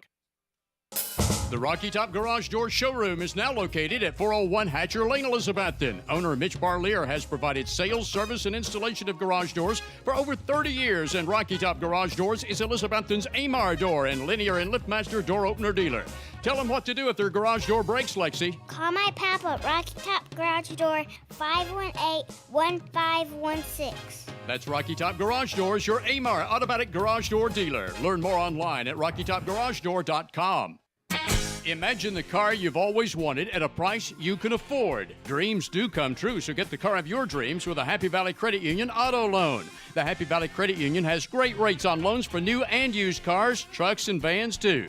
Get pre-approved before you buy the car by calling the Happy Valley Credit Union for an appointment. It's quick and convenient. Credit restrictions apply, so call in or stop by the Happy Valley Credit Union today for more details at the corner of Lynn Avenue and C Street, Elizabethton, behind Walgreens. Offering quality furniture. It's time. Time for what? It's time to make sure your house is ready for cold weather. You're right. Now is the time to call Advanced Heat Pump Systems. It's no fun in cold weather for your heat pump to quit working. Advanced Heat Pumps can get your home winter ready, specializing in installation, service, and maintenance of all types of heating, cooling, geothermal, gas, and air quality products. Advanced Heat Pump Systems is there when you need them. Call 926-2665. Get $2 off any purchase of 6-pack and a pound at Taco John's Elizabethton. Hurry, this offer may be ending soon at Taco John's, corner of Broad and Sycamore, where also for a limited time you can drive through as early as 7 a.m. 7 days a week for breakfast. Right now, Taco John's offers 2 meat and potato breakfast burritos for just $6. Anytime, any day is a good time to eat at Taco John's, corner of Broad and Sycamore Street, Elizabethton, where the drive-through window is open till 10 o'clock at night.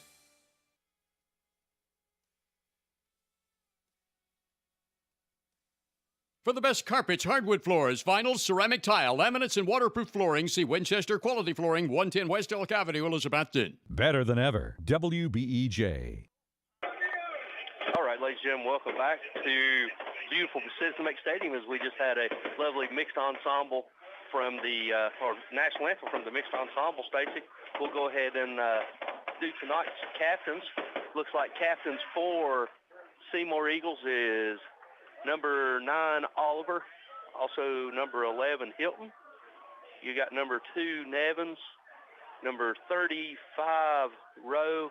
And number 52, McAndrews. Cyclones counter number 29. There's Colin Knight, a fan favorite going out. Number 56, Jacob Whitaker. Number 7, Dylan McDuffie. And big number 78, Sam Bowers. Those are tonight's captains as we're waiting on the coin flip as we're about ready to tee it up and kick it off here for week 10. Yep, tonight's a special night, senior night, kind of a sad night too. Yes. We want to honor one of our own tonight, Richard Sheffield, passed away in that just a horrible skydiving accident before the Boone and Crockett game last week, and you hear about it, you know it's awful, but when you hear it's somebody you know, somebody you care about, somebody you spend a lot of time with. Richard was a graduate in my class, 1985 at Elizabethton High School, a member of the Cyclone football team, number 20. He's a tough running back. He was one of those that Coach Ryder loved. He loved Richard.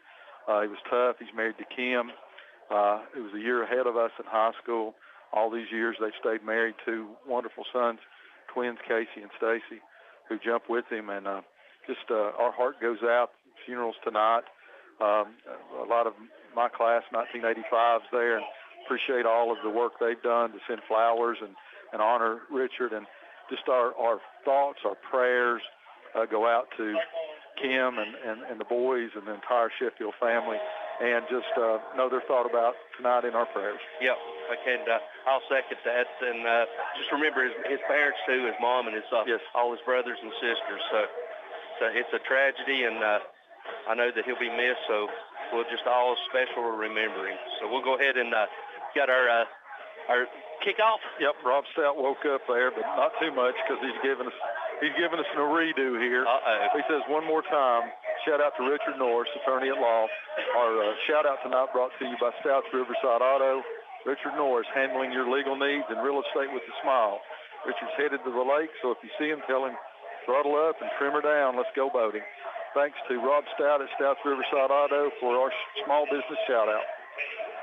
As Kane's going to be teeing up, kicking off for the Eagles, and back deep you got Nate and Jariah standing inside right about their own 15. A couple shout-outs real quick. Nancy Berry, as always. Nancy, her Michelle's listening to us tonight. I hope Michelle's feeling well. Thank you for the no-bakes, as always. Yes. Bobby Kitchens, Terry Kitchens listening to us in upstate New York tonight. And Ronnie and Marlene Taylor listening to us, as always. Appreciate that, and we'll get some more shout-outs as we go along. Yep, Mr. Mike Barnett's just texted James Ward. We appreciate it. As the kickoff, it's a high spinning kick. Nate's going to field it about the 13. He's up to 15 to 20. He's up and strong across the 25, still in the seat across the 30. He's going to tackle. Cyclones will take over 1st and 10 right about the 31-yard line. Stevens brings it up. What is that, about a 20-yard return? Yeah. Close to it for Stevens. It'll be 1st and 10. Ball from their own 31. 11:53 to go here. Opening series for the Cyclones. Let's see if they do what they say, Tony. He's done predicted. Score first play. He's done predicted. It's first score. As Cyclones will come out, you're going to have balance formation, twins left, twins right. Stevens to the right side of Mitchell and quarterback. Mitchell will call a little trap, and it's across the 45, 40, 45, 50. House call, he's right. 45, 30, let's see, 25, 20, 15, 10, 5, he's still going. 10 stone. And let's see, there's no referee. Where are they going to mark him? They're going to mark him out at the 13-yard line. 13-yard line, he stepped out. There's the senior. Nate Stevens almost gets to 1,000. On play number 1. Yeah. And we almost score. I thought it was going to be a pass to do it. Didn't know it was going to be a run, but huge run. Select 7, first down, 57 yards for the senior. They have it 1st and 10 just outside of the orange zone. 13-yard line, 1st and 10. Run shuttle past to K. K gets across the 10. He's at 5, lowers the shoulder, touchdown. Yes, sir. 2 plays, 2 touchdowns. Well, it doubled what he needed, but to get the first score. There's that little Utah pass. Coach Stubbs back here behind us. He saw Cade Russell uncovered. There's a reason why they run that little Utah pass, and he just bounces in. And with 11:33 to go, Cyclones on the board to make your Bojangles score of the game 6-0. We're waiting on Connor Caleb Campbell for the point extra with the hold of Whaley and the snap from Russell. Waiting on the snap and the hold. And it's a good snap. Ball down, kick is up, and it is good. So with 11:33 left to go here in the first quarter, Cyclones are up 7-0. We'll be back after this 30-second word from our sponsor. It's a proven fact that a college degree improves your job prospects and earnings potential. At Northeast State Community College, they offer a selection of 135 career-boosting programs and many sources of financial aid. There's also flexible scheduling in nearby locations. You have goals. Northeast State has options. Apply today and let's work to jumpstart your potential. For details, call 323-3191 or visit northeaststate.edu/admissions. Northeast State, we're here to get you there. Simply Elegant Catering and Bakery is open for business with Kim's Coffee at 528 Elk Avenue, downtown Elizabethton, for all your catering and bakery needs. Better than ever, WBEJ. All right, ladies and gentlemen, welcome back here to beautiful Sysmac Stadium where your Cyclones are up 7-0. Got another kickoff. Yep, got a small business shout out here on our kickoffs brought to you by South Riverside Auto. Rob says, David Bass and Wally say, go see Brent at Elizabethton Glass. Specializing or special or custom cut glass, or when your swinging door goes wound, pal, call Brent at Elizabethton Glass. Thanks to Rob Stout. Wound pal. Thanks to Stouts Riverside Auto for that shout out. The Cyclones here to kick off, leading 7-0. Williams with the approach and the kick, and it's a high spinning kick. That's going to be fielded at about the 10-yard line. He's across the 15, and he's going to be tackled by Cam Baker about the 22-yard line where the Eagles will take over 1st and 10 for their own 22. Good coverage by Baker on the untouched on the special teams there. Tackles him before just a very short gain on the kickoff. It looks like it's going to be 1st and 10. They're going to mark the ball at about the 23, we'll call it the 23-yard line, 1st and 10. 11:29 to go here. Cyclones take 2 plays and score. Make your Bojangles score the game 7-0. Quarterback for is Nevins, and Nevins has got to his right side is Thompson with twins to the right. They're going orbit motion, and it's a bad snap, and Nevins is going to try to make something out of it. He's going backwards, and he's going to be forced out of bounds by Teddy. And it's going down as a sack, about a 12-yard loss. We're going to mark it back to the 10-yard line. That'll go down as a sack. That'll go down as a sack. It's going to make it 2nd down and 20 if they mark it on the 13. The 10-yard line. 10-yard line. So second down and 23. I'm sorry, second down and 23 for Seymour. They're the Eagles, right? Yes. Seymour Eagles. As you got Nevins in shotgun formation. Thompson's lined up to his right. You got Tripp to the right. This is their favorite passing formation. Another high snap. And Nevins is going to get it, and he's going to try to throw. He's going to throw, and it should be picked. McKay, no! Went through the hands, and he's at the 30. He's still on his feet across the 40, the 45, and he's run out of bounds inside Cyclone territory as Cade Russell was about 2 inches away from a pick six. What happened? Another bad snap. The quarterback is able to pick it up in the end zone. He rolls to his right, throws it out here. Cade goes for the interception, misses it. And they end up getting a first down after all of that, after we almost had a safety, almost had a pick six. But the end result is Seymour now has it 1st and 10 on Cyclone territory at the Cyclone 46. 2 inches, about 6 inches away. As they break the huddle, going to have Tripp, the Twins left, single receiver to the right, quarterback shotgun formation. And bad snap again, but he gets it over to his right, and running back's going to try to bounce it outside, and he's going to be tackled in the backfield by number 63, Guess. He was thrown down by Guess. Yeah, good. That's even better. A couple more quick shout-outs. We got Danny and Lori Simmons listening to us. We got Bob Thomas from Dallas, Texas listening. We got Jim and Ann Caldwell, Irene Lewis, Miss Krushak listening. We also got Jimmy Enzer, Marvin Dial, Doug Rasnick, and Coach Duggar. We'll have more coming up after this play is break the huddle. Time tailback's lined up to the left. You got Twins left, single receiver to the right, tight end right. Nevis, another bad snap. Get on his ball. Right, Get on it. And he's going to fall down on it for a huge loss back to the 30. They're going to mark it at the 35-yard line. Stacy, everyone snatched They've had 5 plays, and they've had 5 bad snaps. We need to get on that real quick shout-out. We got Chris and Crystal Hensley listening. McKendra Norris, Richard's daughter's listening to us. Hubert and Shirley Stansberry over in Winston-Salem. We got Kelly Gegley, classmate of mine, Mike Fraley, another classmate, Brenda, listening tonight. Preacher Yance is listening. Ted and Patty Fields are listening. Miss Jenkins is listening tonight. Jerry's mom, Kim Chambers, and David and Wally Bass. This time the tailback split up wide to the right. They're trying to draw us off. It's going to be should be a false start. Even though we jumped, we never broke. We'll see. Yep, false start against the Eagles. So back them up 5. So it's going to bring up 3rd and about 34 from right around the 30-yard line. And they are struggling, Tony. Yes, they are. They're down, 30? 34, it says. We'll go with what Jason Hawley's got on the scoreboard, 34. As they break the huddle, they're going to have the Twins left, tight end, single receiver to the right, tailback's lined up to the left side of the quarterback shotgun. Cyclone showing 3-man front, showing pressure, and they're going to try to, quarterback's going to ball, and makes the tackle, makes him spin out.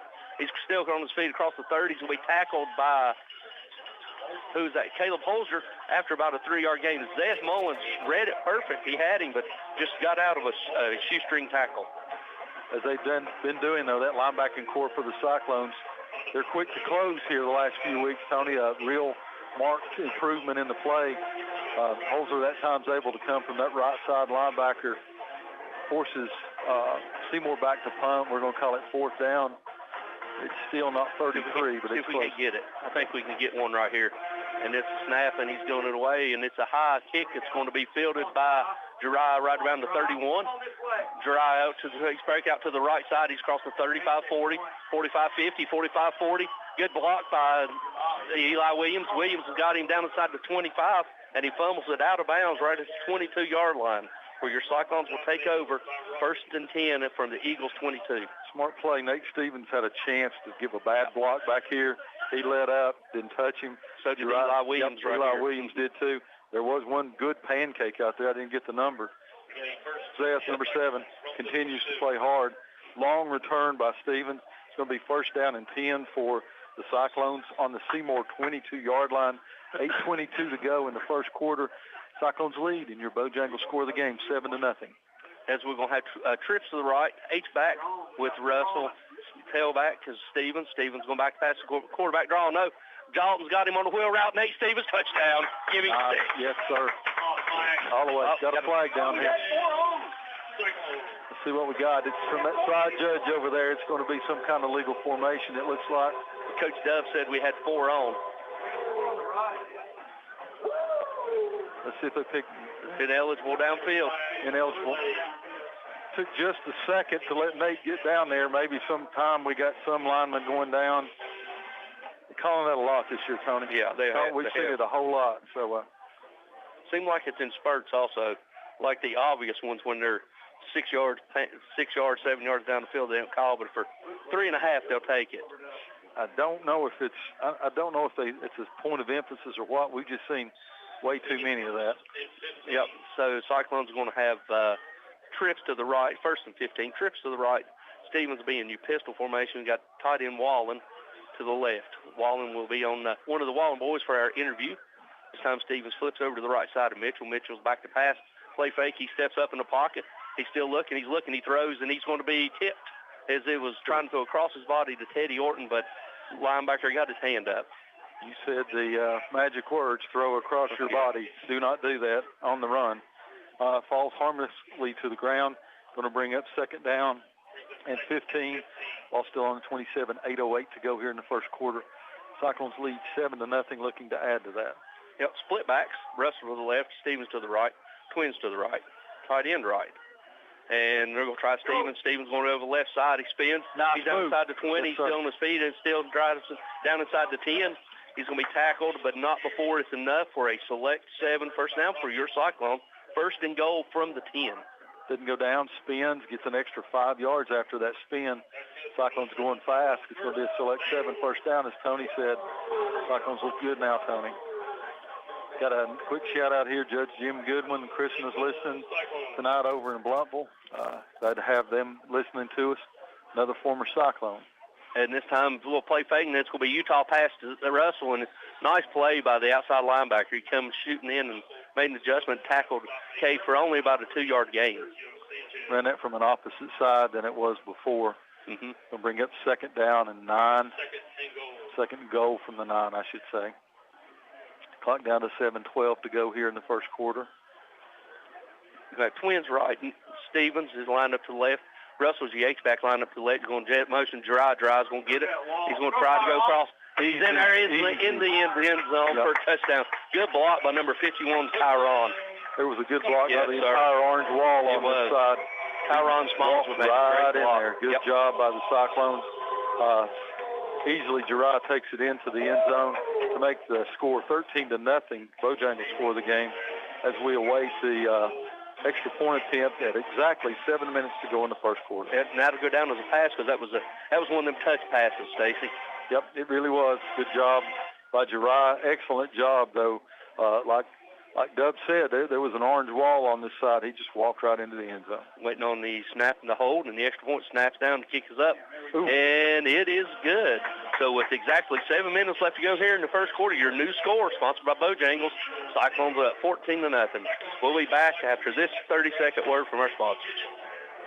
At Carter County Bank, it's our job to help you create happy moments. From buying your first home together to renovating an empty nest. From your first car loan to your first small business loan.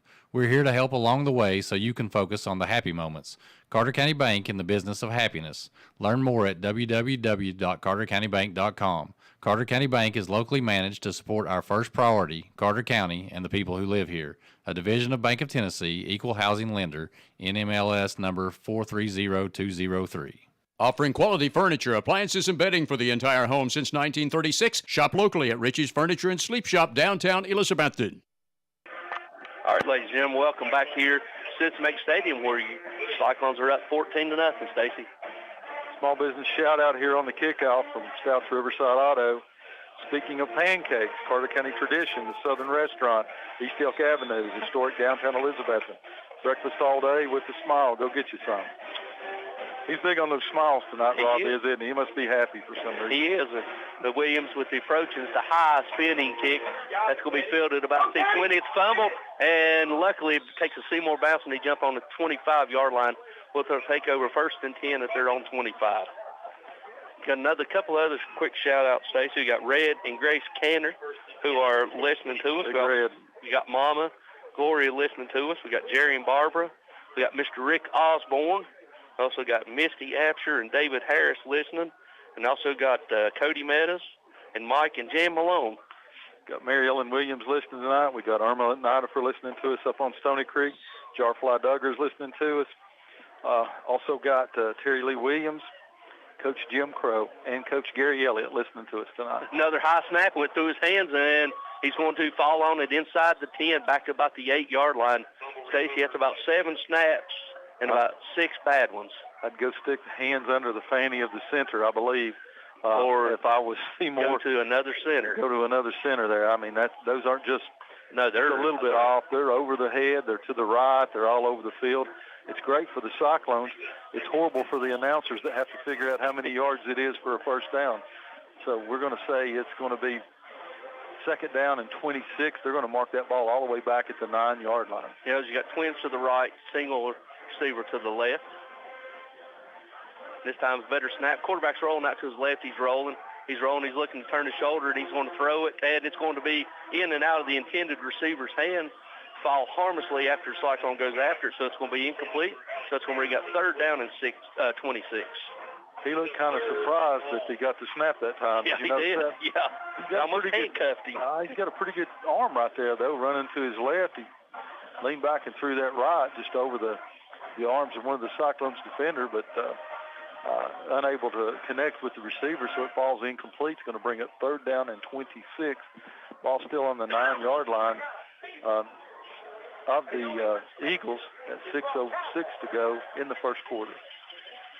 And this time they're going to flip the receiver or the run back to the right side of the quarterback. And he's looking left. He's looking. He's going to throw down his deep middle, and he threw it way over the intended hand to tripled coverage. It's going to be incomplete pass, 6:01 to go here. Eagles are going to be forced to punt here from their own 9-yard line. Stacey got a 4th and 26. Sorry, got a quick update. Hampton's up 8-0 over Daniel Boone in the first quarter. Here you go. Put it away tonight so we can pull that one off. Yeah, they might just do. You know, that's a defense. They score 8 points on that defense from Boone. That's something for Hampton. They may get blown out from here, but they can say they led that ball game. Yep, it's a snaps back, kick his way, and it's a high spinning kick. It's going to take a Cyclone bounce, and he's going to get it about the 40. On the sideline, he's still across the 30. He's still on his feet, and he's going to be tackled inside the 30, about the 27-yard line as we got a flag on the play. I believe it's going to be in the area of a hold. There was a pancake in the hold, possibly. Nate did a good job keeping that from going out of bounds, gained an extra 10 yards where it would have gone out. But play takes that long to develop. On some kind of kick, you almost always get some kind of hold or block, bad block on it. So let's see what they call. They're getting together while we got a couple of minutes while they're sorting it out. We got Susie and Kent Farr from Fresno, California listening. We also got Mark and Leslie French from Taylor, South Carolina, and Mr. Raymond Campbell and Mark Garrison listening. As their referee comes over and looks at Coach Whitten.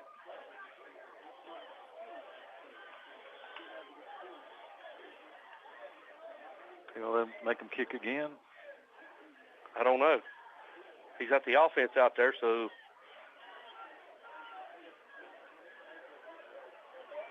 No, they're not going to kick because they had to kick from the 9. So. Yeah, so apparently it's going to be a penalty against the Cyclones during the run back, so never did see the indication. So Cyclones going to have it 1st and 10 from the Eagle 36-yard line with 5:49 left to go here in the first quarter. Cyclones going to have trips to the right, single receiver left. Stevens flips over to the left side of Mitchell. And they're looking to throw a middle screen, tunnel screen to Teddy. Teddy gets it. He's going to jet outside across the 25, looking for a block. He puts on the speed, 20, 15, 10, 5, touchdown, house call, give him 6. Little tunnel screen, which means the receiver just comes where the linebackers or the defensive linemen vacate. Run excellently by Mitchell that time. Teddy gets it. He does the rest as he runs to the right, takes it in across the right pylon for a touchdown for the Cyclones to make their score 20-0. Brought to you by Bojangles with 5:35 to go here in the first quarter. 3 new wrinkles we hadn't seen, Stacy. Just putting something on film for them to work on. Nice job carrying that out by Mitchell that time, too. Yeah. Just waiting on the snap and the hold. And Campbell's extra point. Snap's good. The hold is down. The kick is up. And it is good. So with 5:35 left to go here in the first quarter, your new score, Cyclones are up 21-0. We'll be back after this 60-second word from our sponsor. Hermitage Health and Rehabilitation is a newly remodeled 70-bed facility in Elizabethton with a reputable therapy team offering physical, occupational, and speech services 7 days a week. Their Rehab to Home program focuses on the goal of returning residents to their home re-energized and with more mobility. Schedule your tour today at Hermitage Health Center, 1633 Hillview Drive, Elizabethton, 543-2571. Watson's Marine off Highway 11E Bluff City is where you'll find one of the area's best selections of fishing tackle and marine accessories, plus the latest Camas, Phoenix, and Vexus boat selections. Watson's Marine also has Mercury and Yamaha outboard engines. Owner Aaron Green and sales and tackle shop manager Rex Pendergrass invite you to stop in soon and look at all the latest models and merchandise. Watson's Marine, Highway 11E, 2 miles from Bristol Motor Speedway towards Johnson City. The drive-through window is open for your convenience at Reed Pharmacy, West Elk Avenue, Elizabethton, across from the high school with quality prescriptions for people and pets. Better than ever. WBEJ. All right, ladies and gentlemen, welcome back. Is Stacy got us one? Yep. Brought to you by Stouts Riverside Auto, the kickoff. Big Dan's Barbecue. Glad to see Big Dan back in the swing. Some of the best barbecue in the area. Stop by, get your belly full, talk some football, music, maybe even a story from the legend itself. Go by Big Dan's Drive-In. As the ball went in the end zone, but it was touched for a Seymour player, so he had to bring it out. They're going to bring it out to the 13-yard line. That's something you don't see a lot where the ball's touched and goes into the end zone, the player elects to run it out. Nah. If it goes in the end zone, they usually don't allow them to do that, but we'll take it. Yeah. So the Eagles will take over first and 10 from their own 13-yard line, trailing your Cyclones by a score of 21-0. Eagles going to have twins to the right, tight end right, single receiver left, tailback to the left side of the quarterback. Quarterback, he's going to hand it off to tailback. Tailback's going to try to string it all the way out. Zeth makes him cut outside. He picks him up and slams him down. Wow. Textbook tackle. Textbook tackle.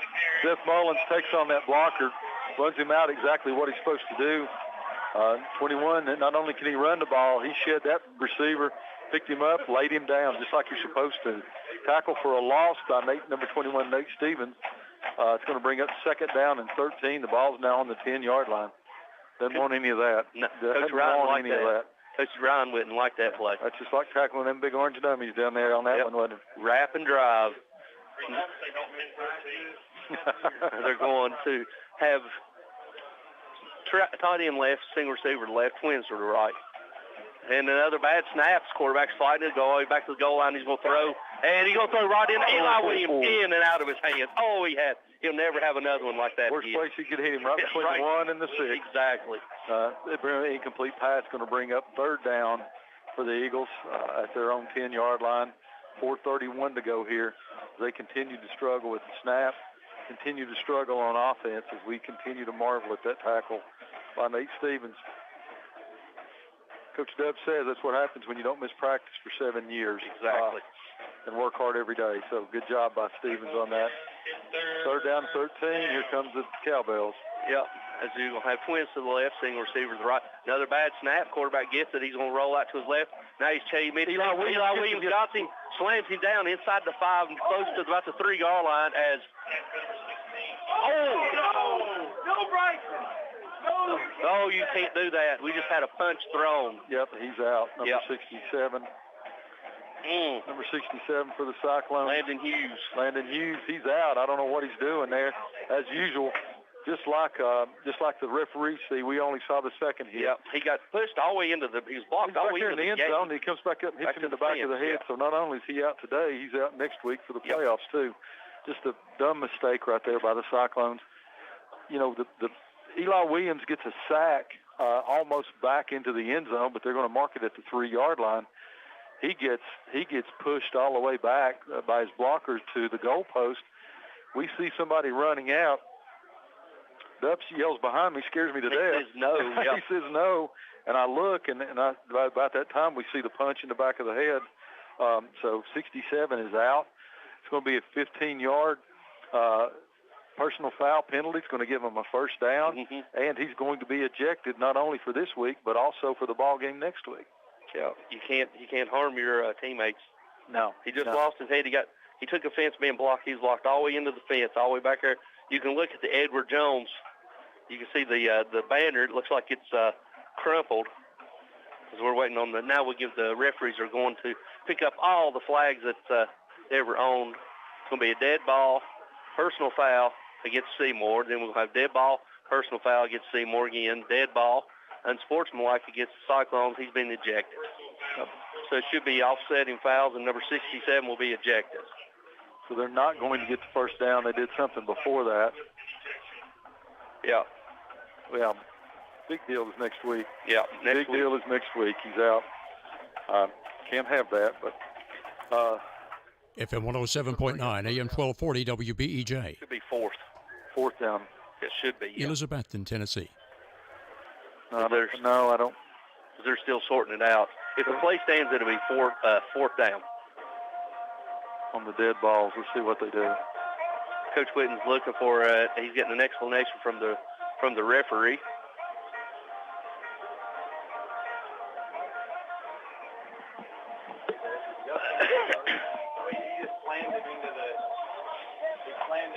So we're still waiting.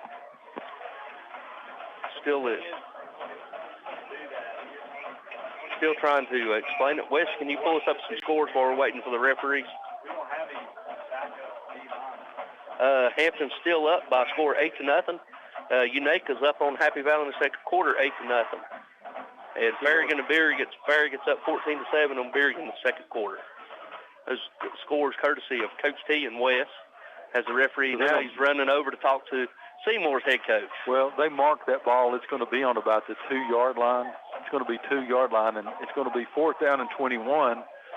And I don't know if their long snappers on the punts are better than their center, but this guy's standing. He's about a foot from the outside line here. If a bad snap right here, they're going to get a safety, possibly even a touchdown. So you wanted a special team score tonight. We may get one here. Yeah. Courtesy of the Seymour Eagles. Let's see, 4:18 to go. We've got the Cyclones leading 21-0. Just had a personal foul and injection on Landon Hughes for a punch in the back of the head. Just nobody wants to get blocked. Nobody wants to get pushed into a fence, but you just cannot retaliate that way. And Tony's going to have to fix one of the signs down there on the fence. It looks like it's bent the fence. It may have looks like it from here. I think it might have too. So finally, they're going to call it in here as we await the punt from the Seymour Eagles. He's standing about a yard in front of the out-of-bounds line, and Stevens and Dry standing about their own 20-yard line. It's going to hit a lame duck, and it's going to land just across the first down marker right about the 27-yard line where the Cyclones will take over. 1st and 10 at the Seymour 27. Come close to blocking that one. It did. Luckily, when there's not another penalty there, you always worry about that second penalty after a punch, the second play after a punch, if you're going to see some kind of retaliation by either side. So there's not. Cyclones have it 1st and 10. Ball is on the Seymour 27, 4:09 to go in the first half. Cyclones leading 21-0. Your Bojangles score of the game. See what the head ball coach got up his sleeves now. You're going to have twins right, single receiver left, H-back Wallins to the left. Stevens is going to get it. Stevens is going to try over the left side, jump cut.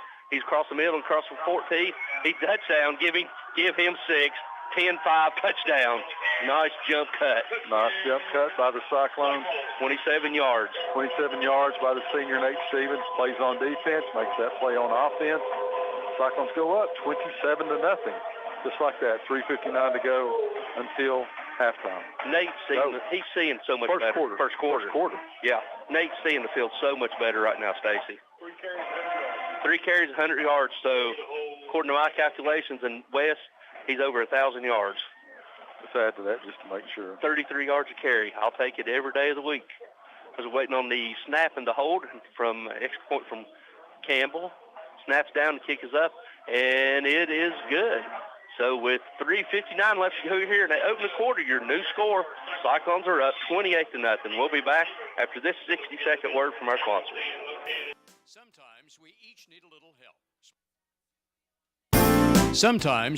need a little help. Smoky Mountain Medical Equipment in Elizabethton has been helping our friends and neighbors for over 30 years. Smoky Mountain Medical Equipment is in your home, with you on vacation, with you wherever you go, always helping to make your daily life a little easier and a little safer, because they care about you, their friends and neighbors. If you find yourself in need of medical equipment, a name you can count on is Smoky Mountain Medical Equipment, 2214 West Elk Avenue, Elizabethton. Call 547-0060.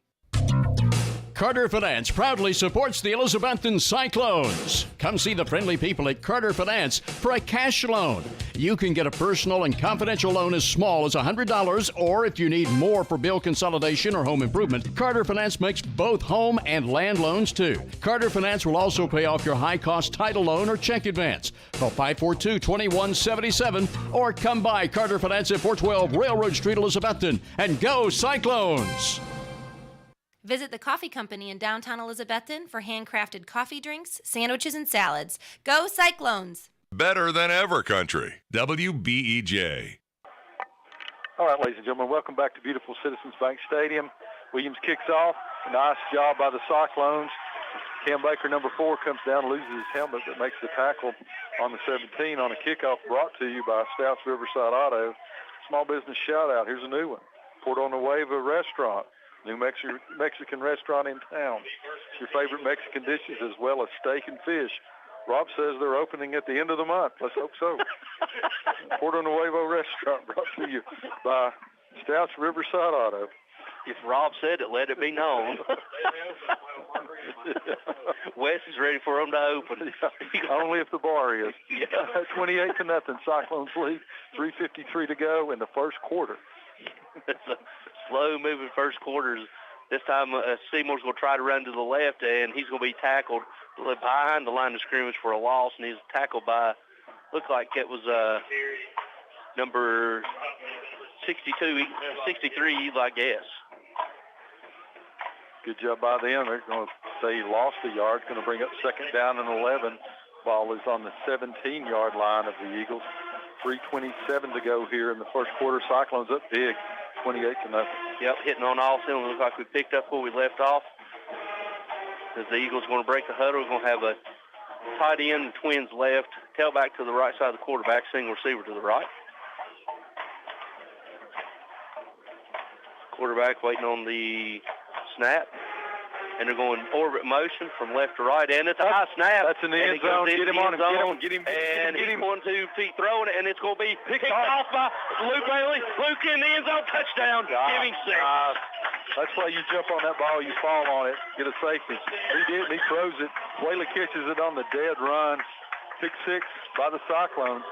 Score on defense to make your Bojangles score the game 34-0 at 2:54. All-around bad play by Seymour. Snap in the end zone instead of falling on it for the safety. He tries to make something out of nothing. Just easy pickings by 15. Luke Whaley, who continues to play excellent since coming back from that early season injury. Yep, now we got Mason Williams on. Senior Mason Williams in for the point after attempt after a hold of Whaley. What was that, Wes? About 18-yard? 15-yard interception return. Williams with the point after attempt. It's up. And it's good. So just like that, 2:54 left to go here in the quarter.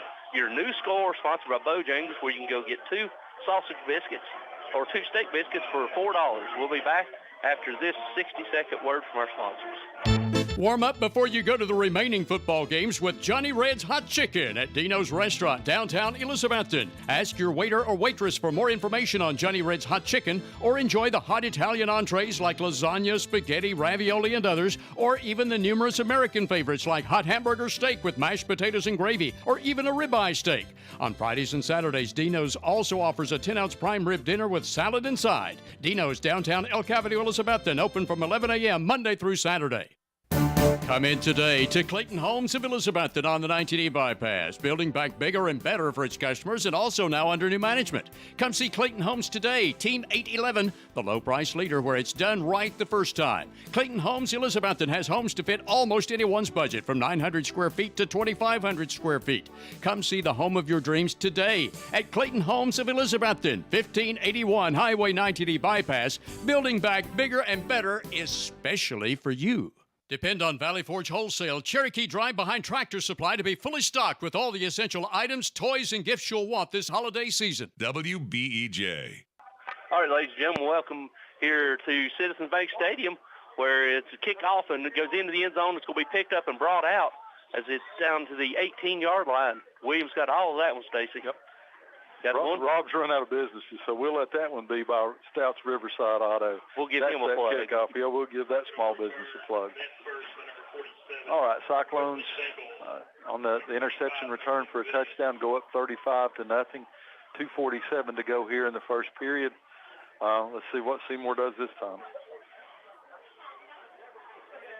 Seymour is you got Luke Whaley playing corner, who's got taking place of Nate, as Seymour's going to have twins to the right, tight end, single receiver left, tailback to the left side of the quarterback. Quarterback waiting on the snap. It's a good snap. He's going to hand it off to tailback. Tailback's going to be hitting the backfield, and he might have got back to the original line of scrimmage. They're going to say he did get it right across the 20, gain of about 1 yard. Bring up 2nd down and 9.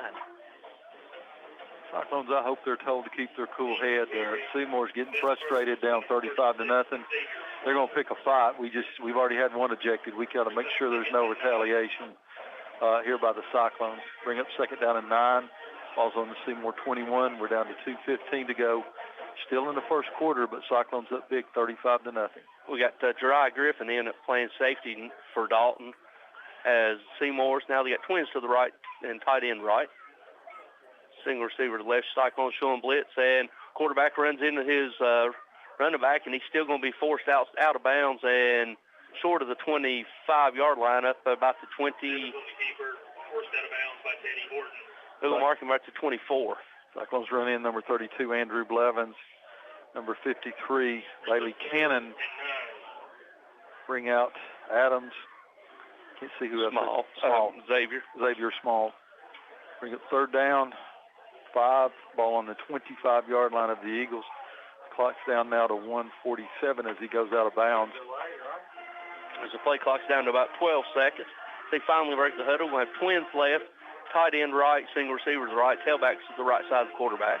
3rd down and 6 as we're right at 1:47. Back to pass. The quarterback is looking. He's looking. Luke Basie goes through, and they're going to throw a flag. No. They're going to say that's a pass interference. That was a great play from where I've seen it. Put the left hand on, knocked it down with the right. That's great. Textbook. They're going to call that penalty on that left hand on the back. No interference, but they just called it. So it's all right. That's the way he's taught to do it. They're going to call pass interference. That's going to be enough for a first down for Seymour. Coach Dub is not liking that call back here behind us. Well, Coach Dub told him how to do that. So it's going to be a first down for the Eagles, though. We'll take it up to the Eagles' 39-yard line. Second first down of the game for the Eagles. One on that wild throw that they had, and then on that one on the penalty. So it's going to be 1st and 10. Ball's up to their own 39-yard line. 1:42 to go here in the first quarter. Cyclones up big, and your Bojangles score the game 35-0. Trips left, single receiver to the right, tailback to the left side of the quarterback. Quarterback in shotgun formation. He gets it, and he's going to try the tailback. Tailback's going over the left side, and he didn't want any. He was already down before he made contact with Eli Williams. All right, he took him on down to the ground. He did. He doesn't give himself up. They tried to pull that time, and Eli just tried to counter, and Eli just stepped up in the gap. Right there waiting on him, and he just went down. That was a non-slide by the running back. But that's all right. He lost 2 yards before he went down, so it's going to bring up 2nd down and 12 for the Seymour Eagles as we're down now to 1:12 to go in the first quarter. Bojangles score the game 35-0, where you can go by tomorrow. Rob Stout, Steve Burrow, David Bass. Friday tomorrow, go by and get your 2 steak biscuits for $4. Yep, same formation. This time quarterback's rolling to his left. He got a corner blitz. Andrew Blevins coming through, and he's going to throw it out of the intended receiver's arm. Good coverage by Nate as he was being chased by Andrew Blevins, and also number 15, Luke Whaley, come on a corner blitz. Quarterback for the Eagles is going to be flat out worn out on that long ride back home tonight because he's not chasing the snap. He's running from Cyclone defenders. You've had time to stand still. I know. 3rd down and 12 for the Eagles. Ball incomplete, so the clock stops with 48 seconds to go here in the first quarter. Again, your Bojangles score of the game. Cyclones up big, 35-0. Same formation for the Eagles. This time tailback flips over to the right side. Cyclones showing blitz, showing a little zone blitz as Xavier backs up, and it's another bad snap. He just flings it out of bounds. That time he made it out of bounds. Stacy, that's a wrinkle. You had Xavier, the nose tackle, drop back, and Shankles replaced him and come on. So you got the nose guard playing zone coverage. Yep, and you got and that's fine. 47 can do it. Yeah, and, that's a wrinkle. Scared the quarterback to death, though. I think that snap was actually pretty close, but he dropped it. He's running for his life. It's going to bring up a 4th down and 12 for the Eagles. 7 fumbles.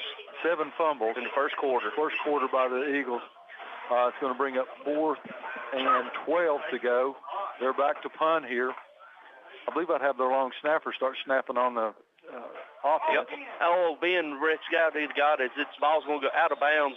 No chance of return. See where they're going to mark it. It's going to be in Cyclone territory, somewhere around the 42 or 43-yard line. They're going to say it's a 43-yard line.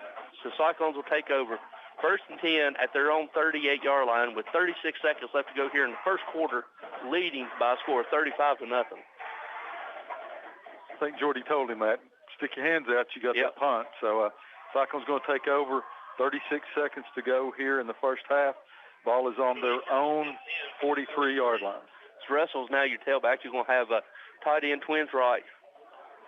And this time they're going to give it to Cade. Cade's going to cross 45-50, still on his feet, down inside across into Eagle territory, down to the 48-yard line. Nice run of about 9 yards for the seniors.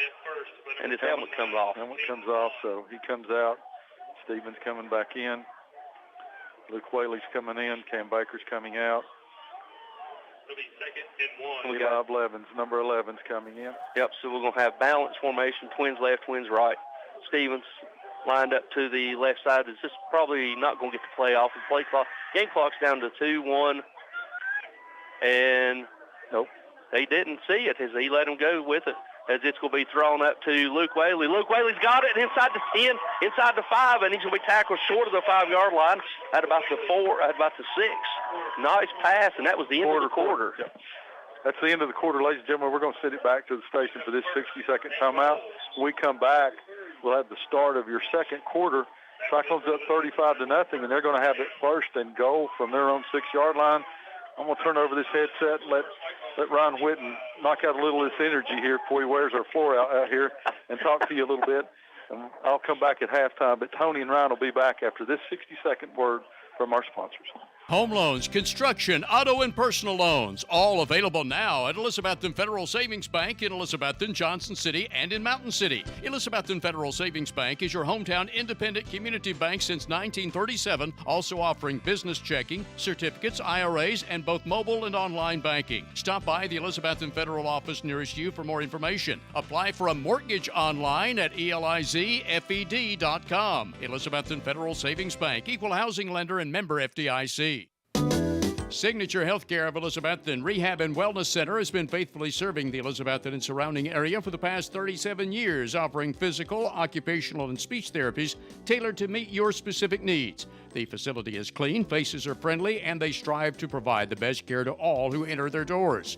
Remember, if you feel like you're sitting on the sidelines of life due to a sickness that's got you down, let Signature Healthcare of Elizabethton help you get back into your game. People you know, caring for people you love. And go Cyclones! For the best carpets, hardwood floors, vinyl, ceramic tile, laminates, and waterproof flooring, see Winchester Quality Flooring, 110 West Elk Avenue, Elizabethton. Better than ever, WBEJ. All right, ladies and gentlemen, welcome back here to beautiful Cincinnati Stadium, where they're honoring the cross country who qualified for, won the region, qualified for state. We got getting ready to start the second quarter. We're joined by Coach Dub. Coach, looking at the first quarter, if you could have scripted the first quarter, that's about how you'd want it to go. Oh, man, it's fantastic. I mean, I don't know how many times we've had the ball but every time we've had it on 25 plus, that's good for a play caller, you know. So I know coaches like that, and I'm sure that as we continue to go, the more people that we can get touching the ball, the better off we're going to be. And you know, Cade looks 100%. When you play the amount of games that Cade's played in his career, you know, it's going to take him a little bit to get going. So just excited to see how we go. Right there, wide open. There he is, wide open, touchdown. Yeah, great fake. Yep. Great fake with Dalton and Nate right there. That's a great package. Good job. His shotgun formation, Dalton play fake and rolled out to the left. Cade at H-back, like blocked down and come back out wide open. Yeah, good fake right there. Obviously, when Nate's got a rusher like Nate, everyone's going to buy, especially on the goal line. It just opened it up there. He had Brad at H-back as well that looked like he was leading that way. So good flip. But Dalton's always been really good with the ball. Does a really good job with ball handling skills and acting and faking. So that was good play fake. And Colin Niderford in for the senior. Colin Niderford in for the extra point. He winds up, he kicks, and he hit the crossbar and misses. Missed it. He hit the crossbar, and he missed it here on senior night. So that puts your score at 41-0 with 11:53 left to go. We'll go ahead and go back to station for this 60-second break. We come back, we'll have the kickoff.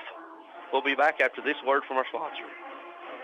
The Ridgewood Dining Room is wide open for your dining convenience. Ridgewood is still the Tri-City's best barbecue, and you can come into the Ridgewood Dining Room any day, Monday through Saturday, starting at 11 a.m., except for Sundays and major holidays when the Ridgewood is closed. Call in orders to the Ridgewood at 538-7543. Ridgewood is still the best barbecue in the region. Ridgewood fries are made from genuine Idaho potatoes, and only Ridgewood has Mrs. Profit's original baked beans. The Ridgewood, Old Highway 980 at Bluff City, just 6 miles north of Elizabethton. The Jeweler's Bench has been part of Elizabethton for 22 years. John and Sherry want to thank each of you for making it possible. The Jeweler's Bench offers in-house repair services such as ring sizing, rhodium plating, chain repair, pearl restringing, and much more. Shop the very wide selection of quality jewelry on the Jeweler's Bench website from the comfort of your own home at jewelersbenchtn.com. And find us on Instagram and Facebook. The Jeweler's Bench, across from Hardee's on Broad Street, Elizabethton.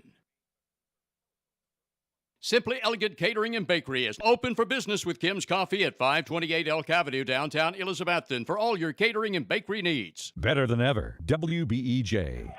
All right, ladies and gentlemen, welcome back here as we're getting ready for the kickoff. And the kickoff is sponsored from Rob Stout's Auto. Steve's Lawn Care, leaves removed, fall scenes, preaching to all new weed eaters. He just mows the darn yard with a smile. As the Cyclones are going to make a tackle as the Eagles get it across the 30 up near the 31-yard line. They'll mark that to 32 where they'll take over. First and 10 trailing. Good tackle by our kicker, Mason Williams. Good tackle. He saved the touchdown right there. We ran right by him. So that's good tackle there by Mason. That helps. He used to play linebacker and receiver. So that's a good play right there. Yep, got a new corner in here. Got Eli Blevins in playing cornerback, replacing Teddy. And you got Luke playing the other corner, replacing Nate. So you're going to have twins left and right, tailback to the right side of the quarterback. I think Jaybird's in there at linebacker. There he goes. Head jet motion, and it's going to be a flip. And that's fly ball, and heads up, and they're going to say incomplete pass as the quarterback goes down he's down. Looks like he rolled his ankle or something. Yeah. He's down, so we got an injury on the field. Let's go ahead and go back to the station for this 30-second timeout while we deal with an injury. We'll be back after these words. Before we do, we'll let you know your Cyclones are up 41-0. We'll be back after this 30. Local high school game coverage is brought to you by Citizens Bank. Citizens Bank continues to support our local community from its headquarters here in Carter County. Whether it's managing household finances, purchasing a home, or obtaining resources for your business, Citizens Bank has experts ready to provide a helping hand. Find out more about the Citizens Bank Local Advantage at one of our convenient locations or visit citizensbank24.com today. Bank your own way. Citizens Bank, equal housing lender, member FDIC. Offering quality furniture, appliances, and bedding for the entire home since 1936. Shop locally at Richie's Furniture and Sleep Shop, downtown Elizabethton. All right, ladies and gentlemen, the injured Eagle was number 2 quarterback, senior Josh Nevins, who was helped off, and he's going to be replaced by number 4, Carson Vines. He's a junior at quarterback. He's one of the other 3 quarterbacks they played. Yeah, Carson's the 4's more of a, or is it number 9?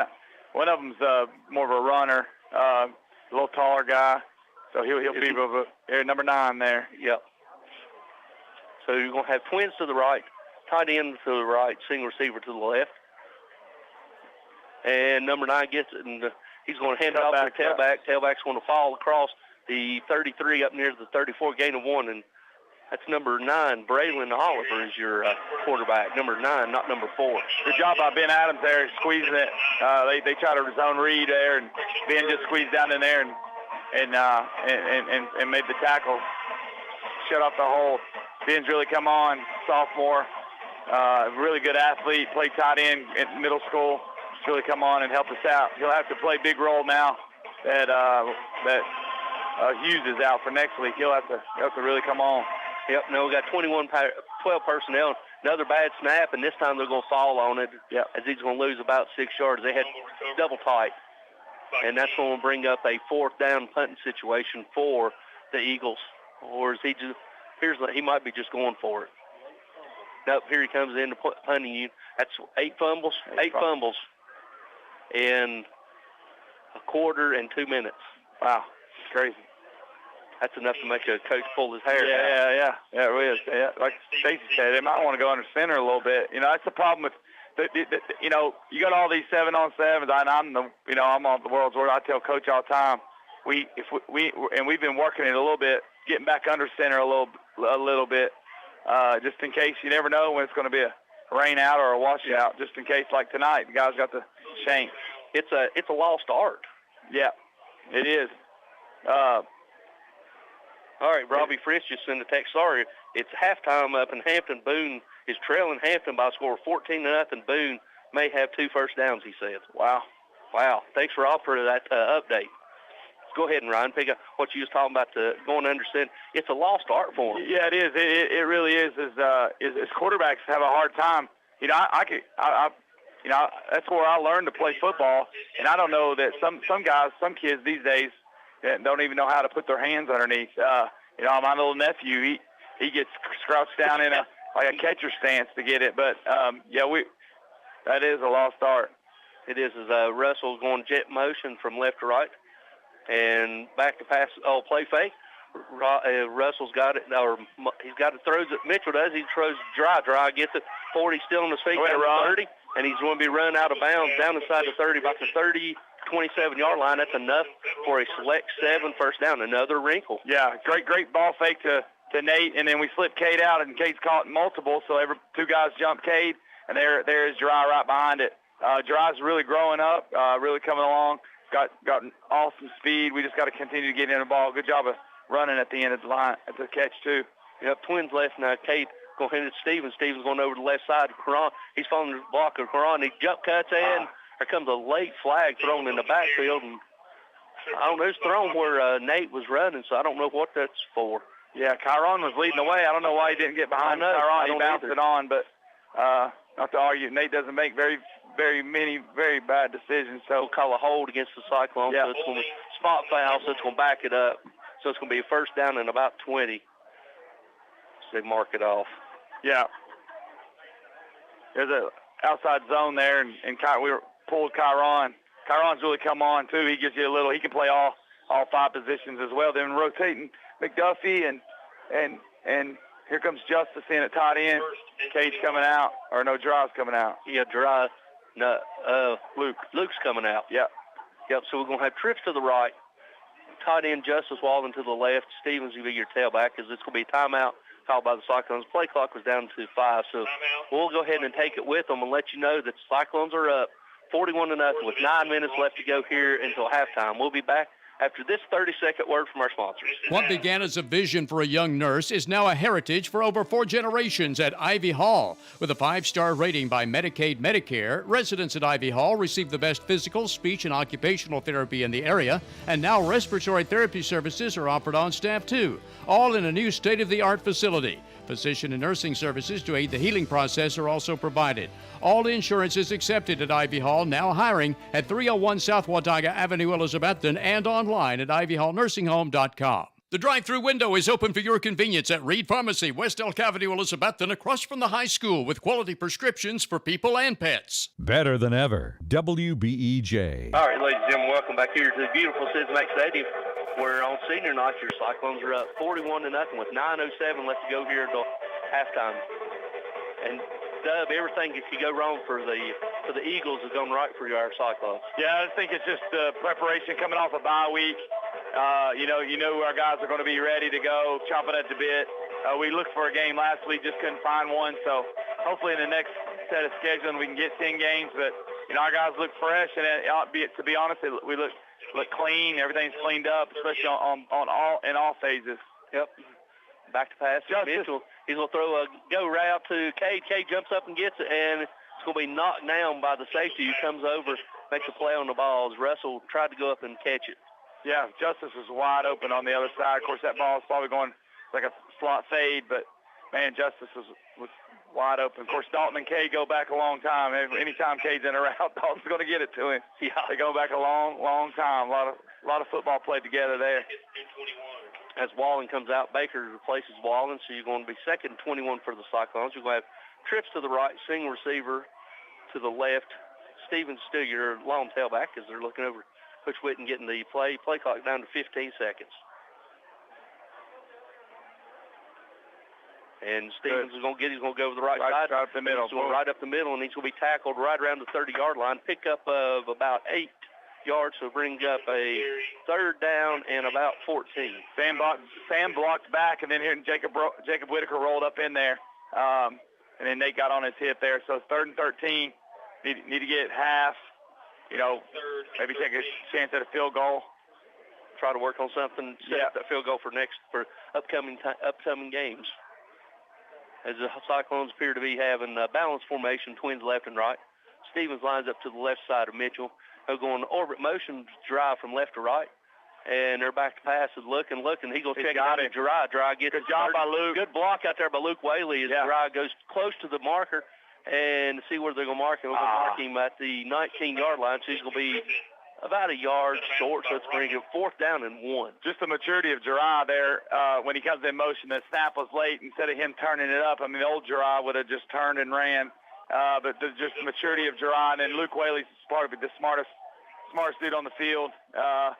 Realized the ball wasn't going to him and just started blocking so Gerard could get half. So it's 4th and 2. Lots of big guys coming in. Josh Hayes. Goal line package. Yep, goal line. So we got all the beef in there, and you're going to have Brad Cannon as a H-back, Cade Russell's a tight end, and Stevens is your tailback. They're going to hand it to good pull out there by McDuffie. McDuffie made a great pull. Stevens still on his feet, dragging inside the 5, and he's going to be down inside the 1. Nice. Enough for a select 7 first down as McDuffie made a great pull. Yeah, it was good. Jacob Whitaker again over there on the left side. Brad Cannon has always been in there on the goal line package. So Nate was running. He wasn't going to be denied. That guy tried to punch it out, slowed him down a little bit, but here we go. So stick with it. Yep, 1st and goal for your Cyclones inside the orange zone at the 1-yard line. Same formation. This time Stevens flips over to the right side. And they're going to try Stevens. Same play. Good, there you go. Untouched. Give him 6. Touchdown, Nate Stevens. Right there by Jacob Whitaker. Yes, Jacob Whitaker's coming on as well. Another senior, another 7-year guy in our program. Started out as a 6th grade athlete, and here he is tonight as a senior. These senior class, not only were they a part of a 31-game win streak, but they also started a 23-game win streak at C.A. Duggar. Losing's not been on their side. All they've done is the old song says, all they've done is win. So they've done a really good job changing the not only here, but they changed the way we do things at C.A. Duggar. Not for in that time. He drives it. He drives it in through the back of the band. He makes up for that time as Colin Niderford drives the extra point up, and it's good. So your new score with 7:39 left to go in the halftime, all Cyclones, 48-0. We'll be back after this 60-second timeout. We're deep into the football season, so cold weather will soon be here. Don't let a broken heat pump keep you from enjoying the rest of the games. Get the professionals from Advanced Heat Pump Systems in Johnson City to maintain your system. Advanced Heat Pumps installs and services all brands and types of home heating and cooling equipment. With more than 40 years experience, that means a job done right the first time. You always get a live person when you call 926-2665 for Advanced Heat Pump Systems of Johnson City. Visit the coffee company in downtown Elizabethton for handcrafted coffee drinks, sandwiches, and salads. Go Cyclones! Better than ever country. WBEJ. All right, ladies and gentlemen, welcome back here to beautiful Cincinnati Stadium, where Cyclones getting to kick it off. You got number 99 freshman. Name slips my mind right now. Kent, last name Kent. Kicking Colin Kent. Colin Kent. This kickoff, sponsored by Rob Stouts Auto, is Libby Holman, realtor, buying or selling. Give Libby a call at Collins and Company. Appreciate Rob for the small business shout-out approaching the kick, and it's going to be rolling down inside the 20. Bryson. He's down, picks it up. He's across 15 or 25, 30, 35, and he's going to be tackled by Bryson, rolling up near the 35-yard line where the Eagles take over 1st and 10 from their own 35. A lot of young guys on that kickoff team right there, so Jack Blevins got in there. Bryson Rowland does a good job. Bryson's been a really good corner.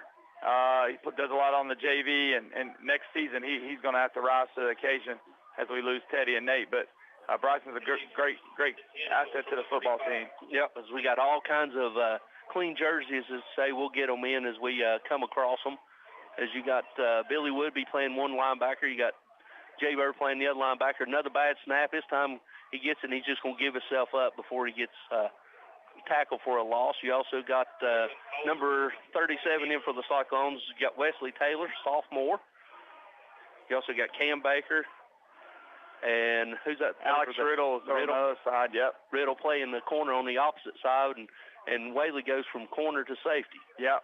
Again, Luke's one of all these guys, the versatility. When I saw the seniors lined up there with their parents, that's the first thing that kept going into my mind is how versatile they've been throughout their 7-year career here, from Brad playing tight end to anchoring down defense, from being a sophomore on a state championship team to now being the leader of the group. So it's how they've grown up. It's pretty cool. Had Seymour gets it and tries to run over the right side, and he's going to be tackled by Ben Adams after a gain of about 3 to bring up 3rd down and 11 for the Eagles as we're at 6:34 left to go here until halftime. It's all Cyclones, 48-0. Andrew Vance entered and Gavin Kodak at nose guard here, so got some fresh faces in there on the defensive lineup. 3rd and 11. I'm sure Coach is going to want to stop right here, no let up, get the ball back and see what we can do. Yep, as Seymour breaks the huddle, he's going to have single receiver, tight end right, twins left. And another bad snap. He's going to get the tailback's going to try to go over to the left side, and he's going to be tackled right across the 35 by Jay Bird. Gain of about 4, so it's going to bring up 4th down and about 8 from their own 37-yard line.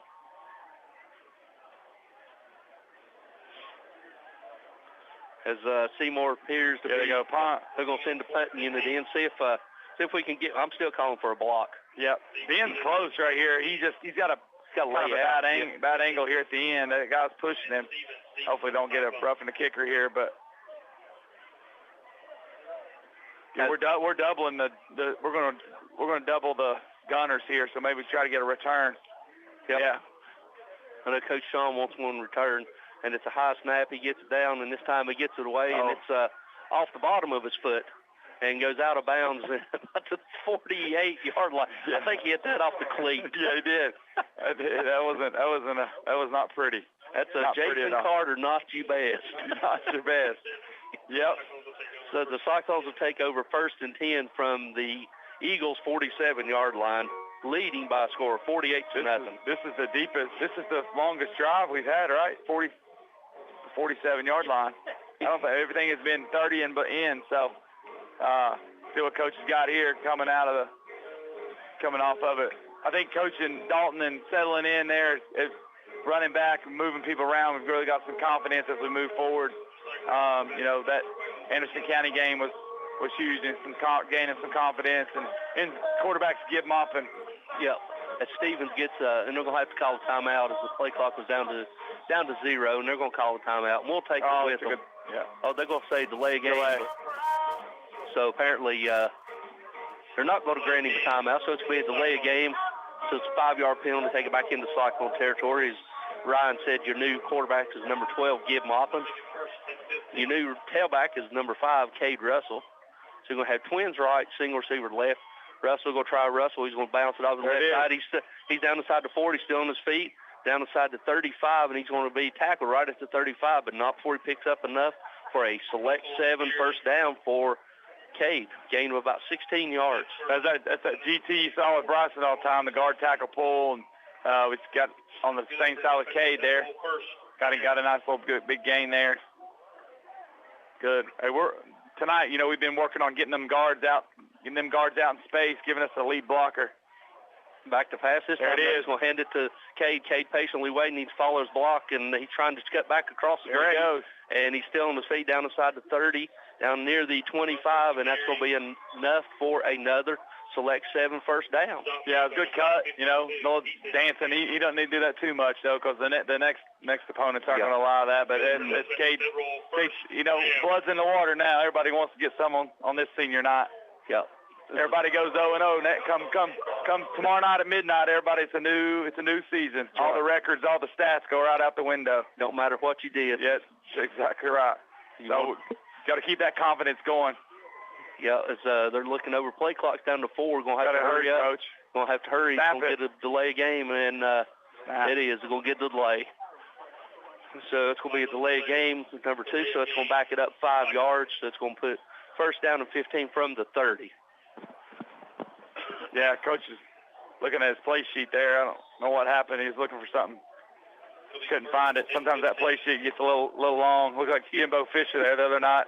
About 17 pages of plays, and none of them would work. But Coach has got them dialed up here, so. They'll look like Andy Reid. Yeah, Andy Reid. Andy Reid's got 14 people holding his play sheet up. And we'll have twins to the left, single receiver right. This time Cade Russell's going to there we go. Good job, McDuffie. He's rushed through a tackle, runs through another tackle, still driving his feet down inside the 15, and he's going to be tackled. See where they mark him. I think he's be close to another first down. And great job by Dylan McDuffie getting out there. Another lead block, and that's really good. Caden Drain's coming out. Caden Drain's we got him. His family moved over here his 8th grade year from Churchill. Caden's done a really good job. He's an awesome weight room guy. Really, really improved his speed and flexibility. Anchored that left tackle for the last 2 years. Yep, and that's enough for another select 7 first down for the Cyclones. They got first and 10 inside the orange zone at the 15. Oh, we got Cam right here.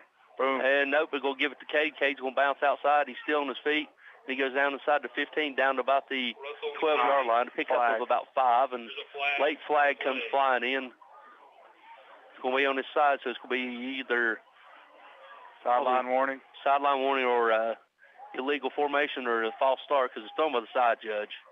Illegal formation. Yep, false start against the Cyclones. So that's going to back them up 5 yards.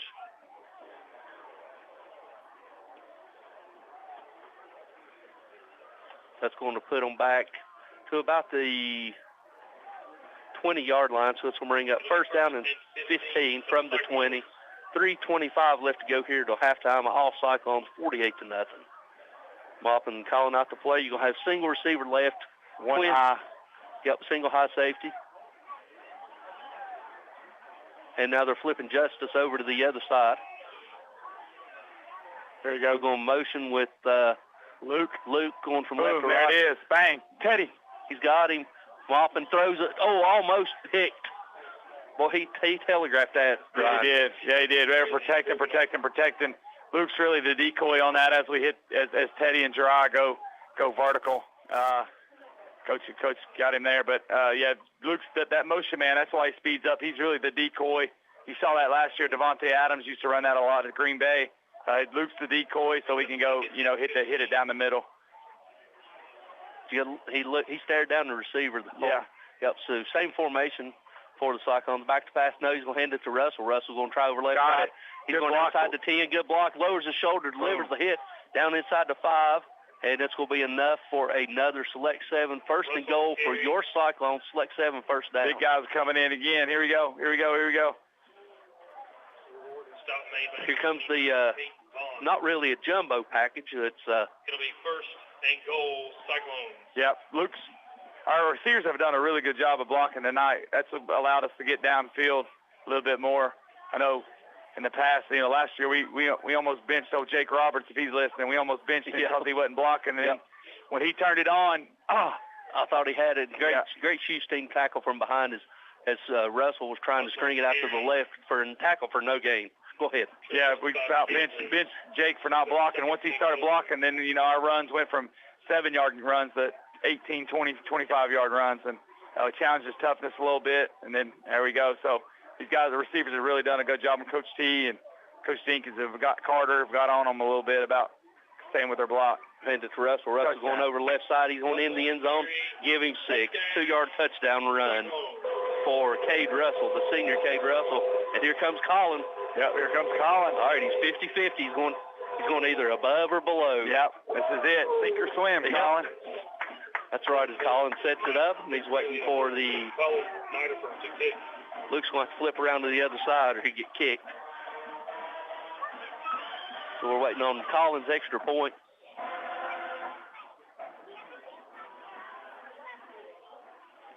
As this is all Cyclones.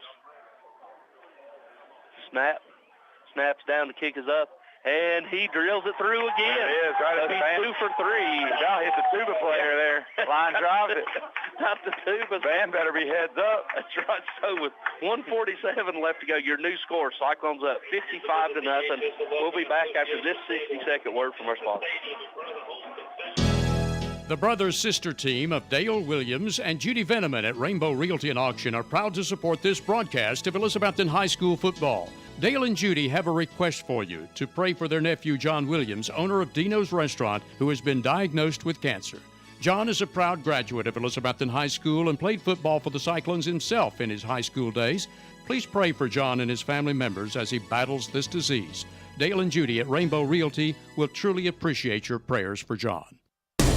Eat at one of the most popular places in Elizabethton, Jay's Corner at the corner of Lynn Avenue and F Street downtown. Jay's Corner was voted Reader's Choice for the best burger in town, and you'll also love Jay's Barbecue, smoked wings, hot dogs, subs, salads, and the very wide selection of sandwiches. Jay's Corner is open daily except Sunday to eat in or carry out. You can also call ahead at 547-3300 to have your order ready for pickup. Jay's Corner, Lynn at F Street, Elizabethton, also featuring daily specials, ice cream, and shakes. See the full menu on Facebook. Depend on Valley Forge Wholesale, Cherokee Drive behind Tractor Supply to be fully stocked with all the essential items, toys, and gifts you'll want this holiday season. WBEJ. All right, ladies and gentlemen, welcome back as kickoff pins him inside the one. And the kickoff, sponsored by Rock Stout and Stouts Automotive, was Wilson's Barbershop in historic downtown Elizabethton, serving Elizabethton for over 100 years.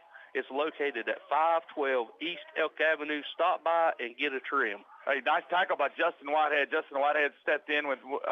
we lost Rhett Slagle for a high ankle sprain for the second JV game, and Justin Whitehead has done a phenomenal job in the JV program playing quarterback, and then he just made the tackle on kickoff team. So nice to see him. He's going to be a heck of a football player. Again, he's very flexible, very versatile. Play safety, corner, quarterback, receiver. Whatever. He's Swiss Army. Yeah, he can hold. He does a great job of everything he does. I think he makes straight A's. He's just a fantastic football player and a heck of a student. As Seymour tries to run over the left side for no gain, so it's going to bring up second down to 10 as he was tackled by number 26, Dylan Woodby. So we're right at 1:20 left to go here in the second quarter. It's all Cyclones, 55-0. Yeah, it's a good job of getting those guys in. Gavin Kodak's at the nose there, and looks like Andrew Vance at left defensive end. Jay Bird's in. Good. And Andrew Blevins in. Eli Blevins. Yeah. Gerard playing some safety. There we go. Luke at safety. Here we go. Another bad snap, and the quarterback just falls on it. That's how many now, Wes? 9. We're going for double digits. Over under the first half's double digits. And they've not lost one. That's got to be true. They've 9 fumbles and no fumble loss. Just a pick 6, yeah. Just a pick 6. So his loss of about 7 yards. So it'll bring up third down and 17 for the Eagles. As we're right those old school coaches that under center, the Bear Bryantons and the Dave Riders and Lynn Goddards, and Sean threw for 40 touchdowns, and everything was from under center. As they're trying to get one more play off before the half, as Cyclones showing pressure. And another bad snap. There's 10. I told you, over under was 10. He falls on it at the 2-yard line. All right, update from Robbie Fritz. It's Boone's driving. The opening drive, touchdown by Daniel Boone. 10:33 left to go in the third quarter. It's now 14-7 Hampton. And that's going to do it, ladies and gentlemen. That's your half here at beautiful Citizens Bank Stadium, where your Cyclones have dominated by a score of 55-0.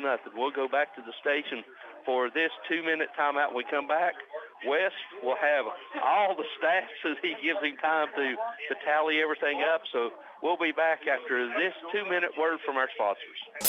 The Rocky Top Garage Door showroom is now located at 401 Hatcher Lane, Elizabethton. Owner Mitch Barlier has provided sales, service, and installation of garage doors for over 30 years, and Rocky Top Garage Doors is Elizabethton's Amar Door and Linear and LiftMaster door opener dealer. Tell them what to do if their garage door breaks, Lexi. Call my papa at Rocky Top Garage Door, 518-1516. That's Rocky Top Garage Doors, your Amar automatic garage door dealer. Learn more online at rockytopgaragedoor.com. Imagine the car you've always wanted at a price you can afford. Dreams do come true, so get the car of your dreams with a Happy Valley Credit Union auto loan.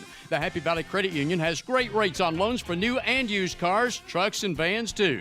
Get pre-approved before you buy the car by calling the Happy Valley Credit Union for an appointment. It's quick and convenient. Credit restrictions apply, so call in or stop by the Happy Valley Credit Union today for more details at the corner of Lynn Avenue and C Street, Elizabethton, behind Walgreens. Get $2 off any purchase of 6-pack and a pound at Taco John's Elizabethton. Hurry, this offer may be ending soon at Taco John's, corner of Broad and Sycamore, where also for a limited time you can drive through as early as 7 a.m. 7 days a week for breakfast. Right now, Taco John's offers 2 meat and potato breakfast burritos for just $6. Anytime, any day is a good time to eat at Taco John's, corner of Broad and Sycamore Street, Elizabethton, where the drive-through window is open till 10 o'clock at night. It's a proven fact that a college degree improves your job prospects and earnings potential. At Northeast State Community College, they offer a selection of 135 career-boosting programs and many sources of financial aid. There's also flexible scheduling in nearby locations. You have goals. Northeast State has options. Apply today and let's work to jumpstart your potential. For details, call 323-3191 or visit northeaststate.edu/admissions. Northeast State, we're here to get you there. Hermitage Health and Rehabilitation is a newly remodeled 70-bed facility in Elizabethton with a reputable therapy team offering physical, occupational, and speech services 7 days a week. Their Rehab to Home program focuses on the goal of returning residents to their home re-energized and with more mobility.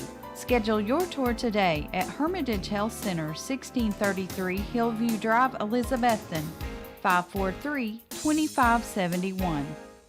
Visit the Coffee Company in downtown Elizabethton for handcrafted coffee drinks, sandwiches, and salads. Go Cyclones! Better than ever country. WBEJ. All right, ladies and gentlemen, welcome back here to beautiful Citizens Bank Stadium on this senior night 2022, where the Cyclones having their way with the Seymour Eagles tonight. It's 55-0, and your Bojangles score of the game. Joined by Wes Hostclaw, as always, as we say, the best stat man in the business. Glad to have him here with us, Wes. Got your work cut out for you now. Let's go ahead and cover this. 55 points in the first half, just dominant by the Cyclones. Dominant game by the Cyclones. I think the simplest way you can put it is 8 drives, 23 offensive plays, and 8 touchdowns. Wow. And that's just that's your quick report. But let's start from the score at the beginning. At the beginning, Nate Stevens opened the game with a 56-yard round. We thought he was going to break it and take it all the way.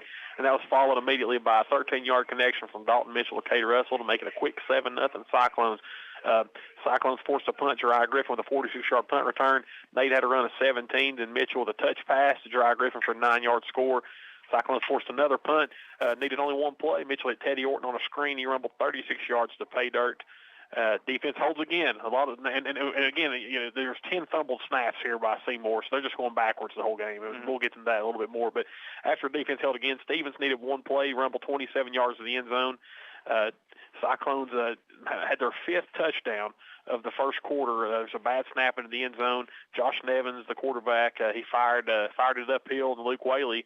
he's in the end zone, and he didn't even make it to the line of scrimmage. The ball did not even make it to the line of scrimmage. They were so far back, and Luke Whaley with a 15-yard pick six. On a dead run. On a dead, yeah. 15-yard pick six, just took it all the way in there. 5 touchdowns in the first quarter. Second quarter, Dalton Mitchell hit Luke Whaley with a 43-yard pass to close the first quarter, but then on the just the next play, hit Cade with a 6-yard touchdown pass. 11:53 in the second quarter.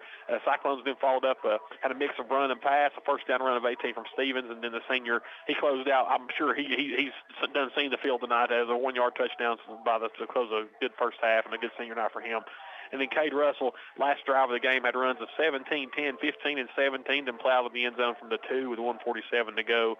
And, a 3-touchdown first half for Cade, 2 touchdowns for Nate. But overall, Elizabethton, 338 yards of offense, 12 rushes combined between Nate and Cade for 196 yards, averaged 16 yards a carry in the first half. And the passing game, the Cyclones finished with 142 yards passing, averaging 18 yards of completion. 8 first downs, 7 penalties, 50 yards. Dalton was 8 of 10 for 142 and 4 touchdowns. Nate, 5 carries, 126 yards on the ground, 2 touchdowns. Cade, 3 receptions, 20 yards, 2 touchdowns, and then 7 for 70 on the ground with the touchdown. Jeriah Griffin, 3 catches, 43 yards on a touchdown. Teddy Orton, 1 catch, 36 yards on a touchdown. Luke Whaley, 1 reception, 43 yards. Teddy Orton and Eli Williams both with sacks there. Seymour, as I said, 10 first half fumbles. 7 of those came in the first quarter.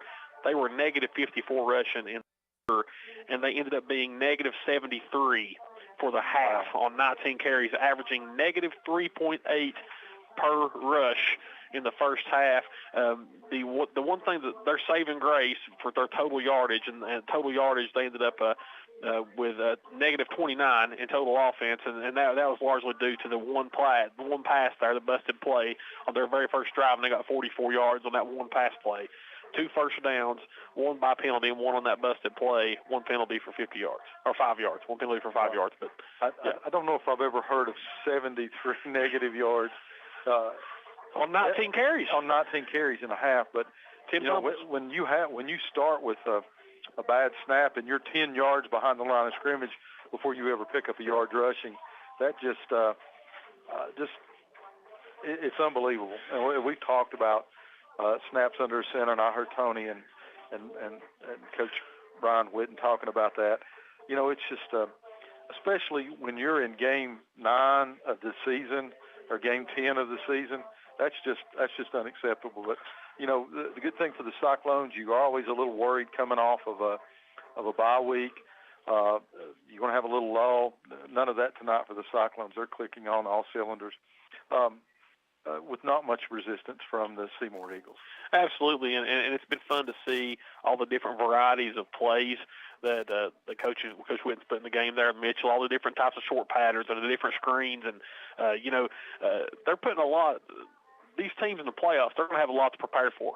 Right. This Cyclone team is not the Cyclone team of 5, 6, 7 weeks ago. This is what it looks like. They look like a fine-tuned, well-oiled machine at this point right now. Well, when you start game number 1 this year with Science Hill here, and you got an offense that sputters, then but to come here then on the last home game of the regular season and to see them hang 55 in the first half with a completely different quarterback, a completely different running back.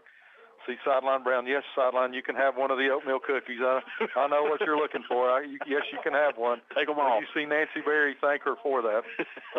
He doesn't show up in here all year unless we got something to eat in here, but he's here. And that's for not losing your hat when you got taken down on the sidelines the other night. So that's good. But to see them come back here and then to see Nate Stevens on senior night, 122. Yeah, 126 on 5 carries. Put him over 1,000 for a year. By any calculation, that puts him over 1,000 for the year. And what a neat time to do it, neat place to do it here at home on senior night. So just an outstanding performance by the Cyclones here in the first half. Wes, always thank you. And you've been busy. You're the busiest man in this booth tonight, keeping up with all of that, and we appreciate it. As the Cyclone Betsy Band taking the field, honoring a number of seniors here tonight in that award-winning Betsy Band. So as the friends and family and fans enjoy that, we're going to send it back to the station. 14:15 to go here during halftime as they honor the band seniors with their family members, color guard, and other members of the Betsy Band organization here at halftime. We're going to send it back. Got our interview here. We got the Wallens crew for the Cyclones here. Tony does a great interview here at halftime. We want you all to listen and enjoy that. And we'll be back. As we do, let's give you a real quick update from Hampton. Let's see here. Hampton stopped on a fourth down. Boone takes over first play. Gino Carrico picks one off for the Hampton Bulldogs. So Hampton's still leading 14-7, 4:38 to go, and Hampton has the ball on the 35-yard line. We'll keep you up to date on that, a few other scores when we come back, but stay tuned for our Cyclone Touchdown Club halftime show. We'll be back with your second half after that and some words from our sponsors here on WBEJ Radio Station as your flagship station for Cyclone football. At Carter County Bank, it's our job to help you create happy moments. From buying your first home together to renovating an empty nest, from your first car loan to your first small business loan, we're here to help along the way so you can focus on the happy moments. Carter County Bank, in the business of happiness. Learn more at www.cartercountybank.com. Carter County Bank is locally managed to support our first priority, Carter County, and the people who live here. A division of Bank of Tennessee, equal housing lender, NMLS number 430203. Watson's Marine off Highway 11E Bluff City is where you'll find one of the area's best selections of fishing tackle and marine accessories, plus the latest Caymas, Phoenix, and Vexus boat selections. Watson's Marine also has Mercury and Yamaha outboard engines. Owner Aaron Green and sales and tackle shop manager Rex Pendergrass invite you to stop in soon and look at all the latest models and merchandise. Watson's Marine, Highway 11E, 2 miles from Bristol Motor Speedway towards Johnson City. Sometimes we each need a little help. Smoky Mountain Medical Equipment in Elizabethton has been helping our friends and neighbors for over 30 years. Smoky Mountain Medical Equipment is in your home, with you on vacation, with you wherever you go, always helping to make your daily life a little easier and a little safer, because they care about you, their friends and neighbors. If you find yourself in need of medical equipment, a name you can count on is Smoky Mountain Medical Equipment, 2214 West Elk Avenue, Elizabethton. Call 547-0060. Better than ever country. WBEJ AM/FM, Elizabethton, Tennessee.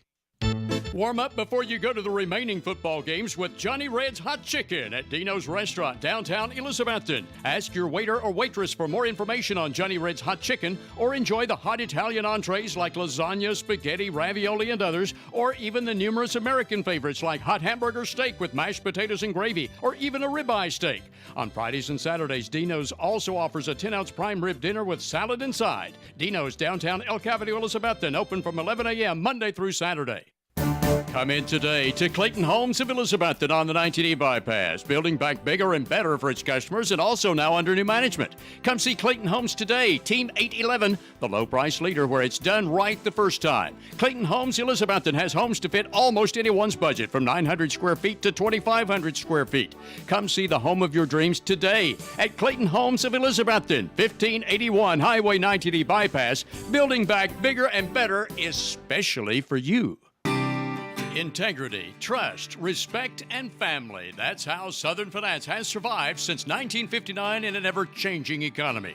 Southern Finance specializes in small personal loans, auto loans, home and land loans, and more. Hometown lending for honest, hard-working people like you. Southern Finance welcomes less than perfect credit at the office across from the Bonnie Kate in downtown Elizabethton.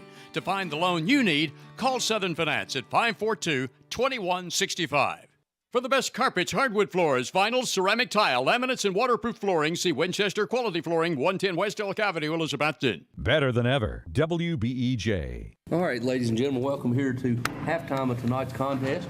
We're joined by the Wallen boys. We got Jay Bird, Justice, and Zach Wallen. This is going to be, usually we do the Cyclone Touchdown Club Senior Spotlight. Now we're going to do just a Cyclone Touchdown Club Spotlight. Gentlemen, appreciate all of you being here tonight. First, it's a question for all three of you. Last year, you played at T.A. Duggar for Coach Ryan. Talk a little bit about what it's like making the big jump from middle school to high school to play here on Friday night. We'll go ahead and start with Jay Bird. Well, I think it's just great movement because it's like a big jump going with different age groups, like senior, sophomores, juniors, and I just got a better bonding with them. All right, Justin. I think it's obviously a big jump. It's not as bad as you'd expect. It's good. Talking with the seniors, all really nice. I mean, it's definitely different, but nothing we can't handle. Zach. On to what he said, it's a crazy experience. It's just really different when you're on the field. It don't really seem real when you're on the field. It's a huge jump, and I just can't wait to continue. That's a unique way to put it. You know, coming into this year, you know, we knew what the last 3 years teams did, and you know, some people on the outside, they were holding this team up to the same standards, which, you know, standard lives here. The best is the standard. We're never going to let it settle down. But you all coming in as freshmen, you know, there's a lot of hype that we had to live up to, and then you open it up with Science Hill. You know, you're on the kickoff team, just as you're playing offense. And Zach, you played some special teams. What is that like when you come in here playing the biggest rivalry on the biggest night of the first night of your high school career? Well, it was big. Well, I think it was just unbelievable because it was just, I don't know. Hard question, isn't it? Yeah. I mean, it's nerve-wracking coming into a big game like that. First game, freshman. I mean, it's tough, but coaches coached us, got us the game plan. You just got to go out and execute. Yeah, it's crazy just going out there in that game. Again, it didn't seem real. They coached us to the best of our ability, and we just got to get a job done. Just let's compare. You know, Coach Witten's gone. Mm-hmm. Let's compare Coach Witten from T.A. Duggar Ryan and Coach Sean Witten. How are they different, but yet how are they very similar? Well, go ahead, Jay Bird, you started off. I say they're similar because they have the same expectations for us, and the differences is Sean, he really pushes us because we're getting older and we have to go in college. I think they're more alike than people think. I mean, I think they both push us to be the best that we can, push us to be the standard, and they put us where we're gonna have to be successful and for the team to be successful. But I think they're quite alike.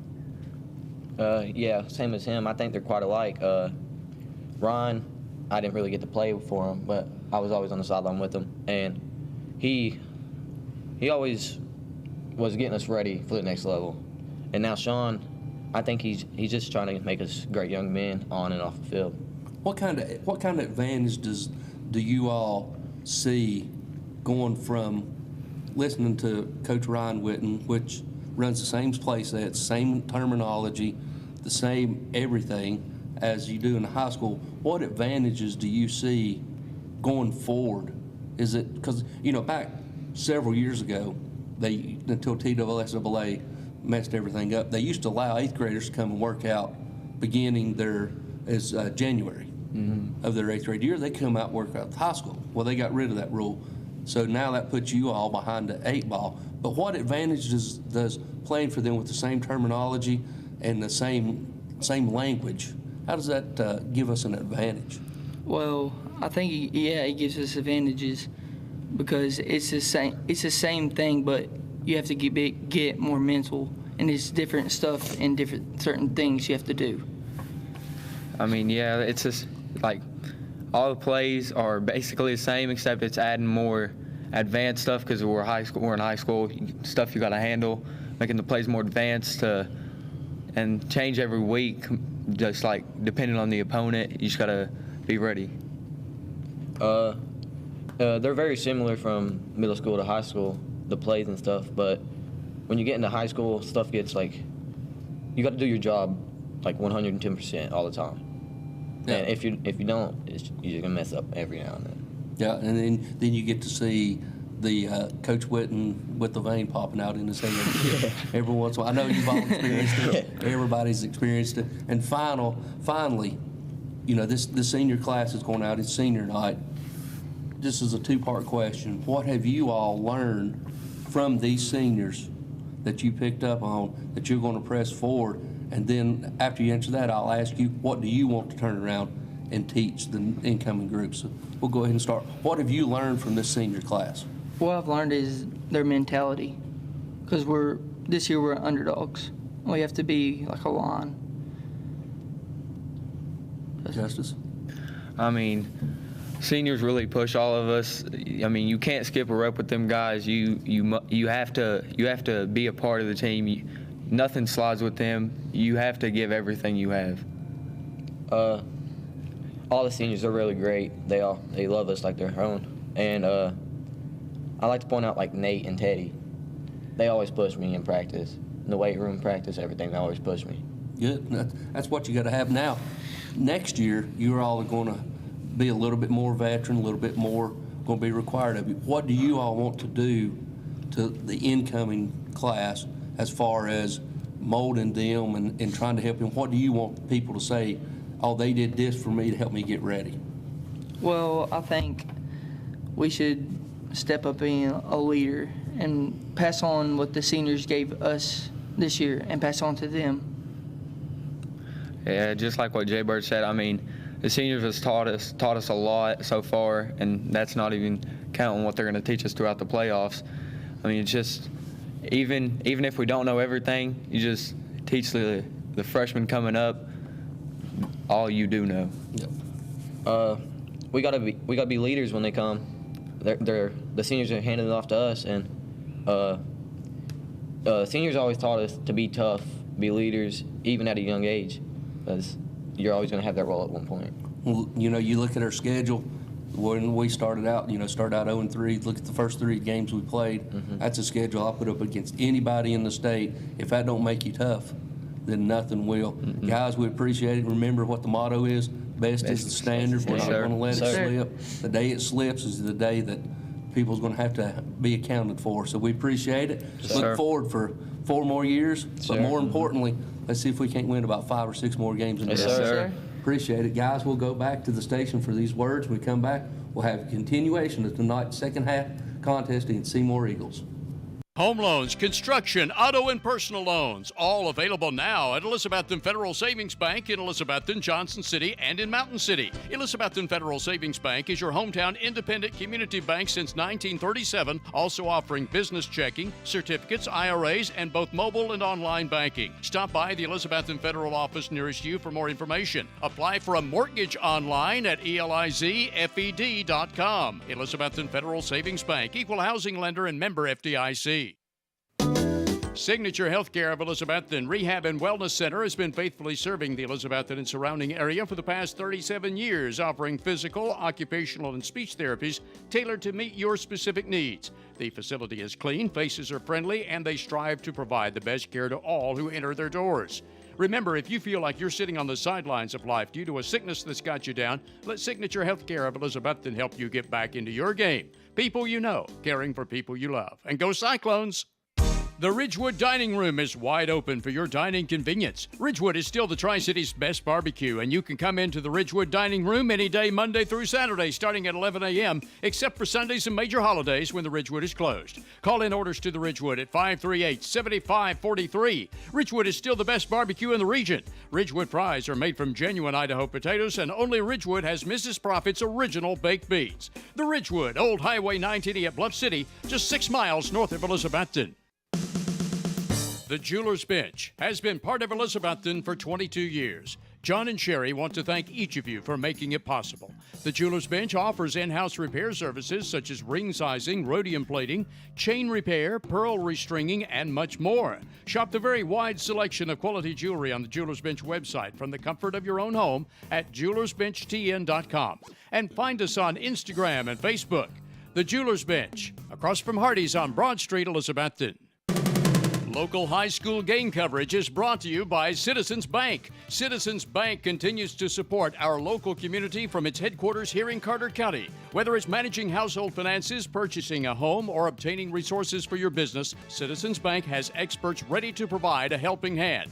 Find out more about the Citizens Bank Local Advantage at one of our convenient locations or visit citizensbank24.com today. Bank your own way. Citizens Bank. Equal housing lender, member FDIC. What began as a vision for a young nurse is now a heritage for over 4 generations at Ivy Hall. With a 5-star rating by Medicaid Medicare, residents at Ivy Hall receive the best physical, speech, and occupational therapy in the area, and now respiratory therapy services are offered on staff too, all in a new state-of-the-art facility.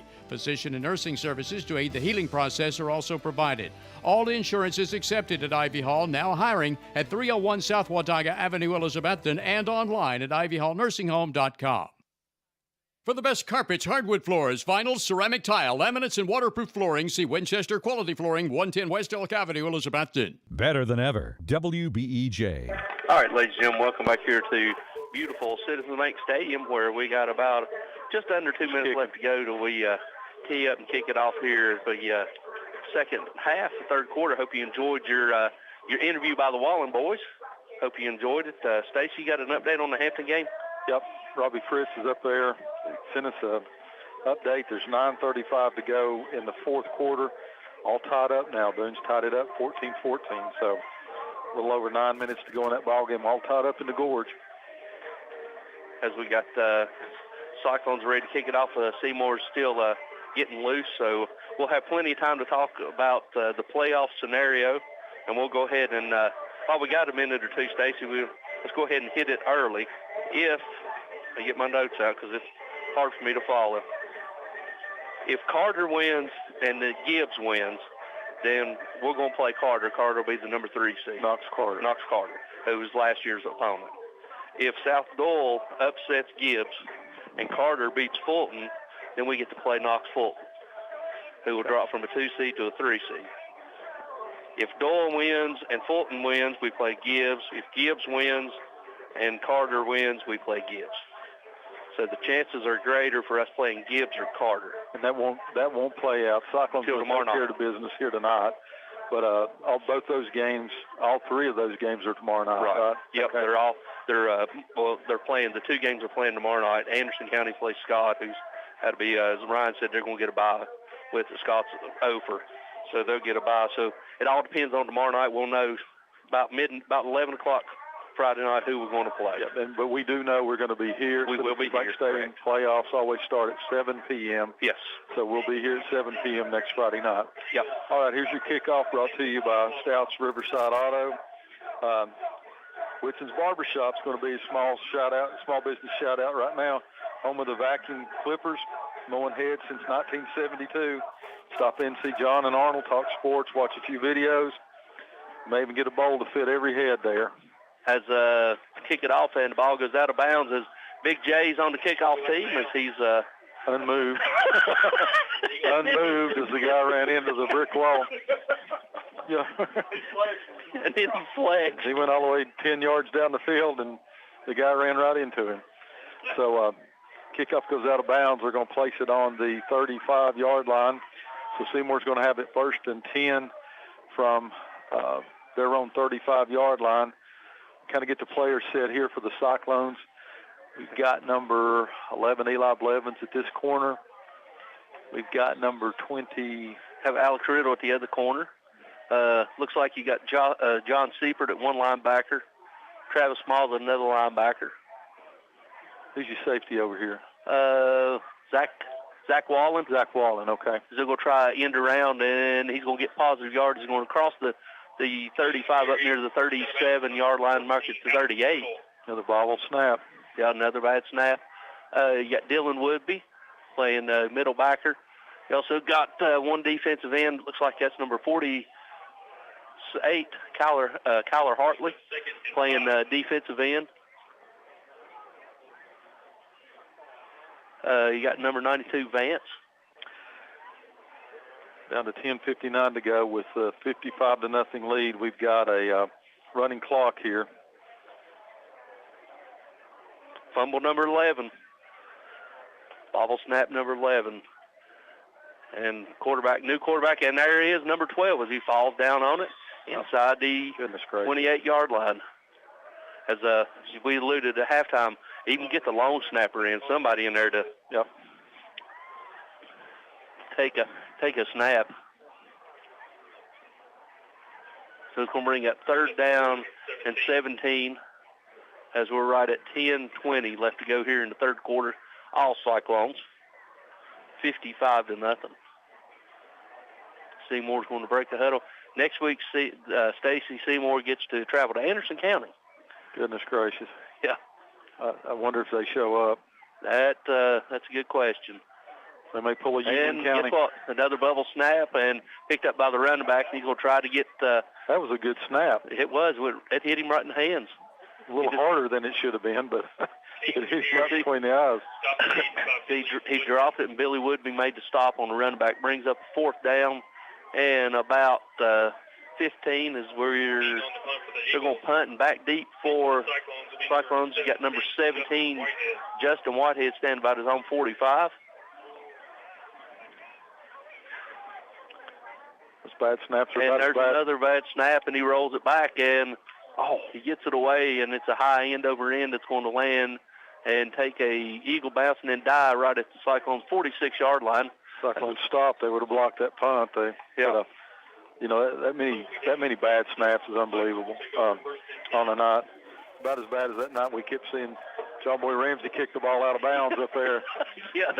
Hampton kicked off 8 times, I think it was. But Cyclones are going to take over here, 1st and 10. Clock continuing to tick, 8:55 to go here in the third period, leading 55-0. The quarterback's going to be number 12, Gib Maupin. You got big Jay Bird, Jaden Wallen in at the running back. Trips to the right. And Gib Maupin's going to pump and go, and he's going to tuck it down, and he's going to be tackled right back at the original line of scrimmage. You got some new linemen, Stacey. You got number 59, Braden Rainwaters, playing at center. You got Kyron Smalls, number 51. You got number 53, Bailey Cannon, playing. Can't see the other two. We'll get them here in a minute because Cyclones got trips to the right. Back to pass is Maupin. Maupin's going to be hit and sacked. Big loss. Yep, Jay Bird missed the guy that broke through there. Try to get these other players in here for the Cyclones. You got number 71, Carter Muncie, playing the line. Who's that other one, Dub? Bailey Cannon, 53. We got Cannon, and it looks like Andrew White. Yep.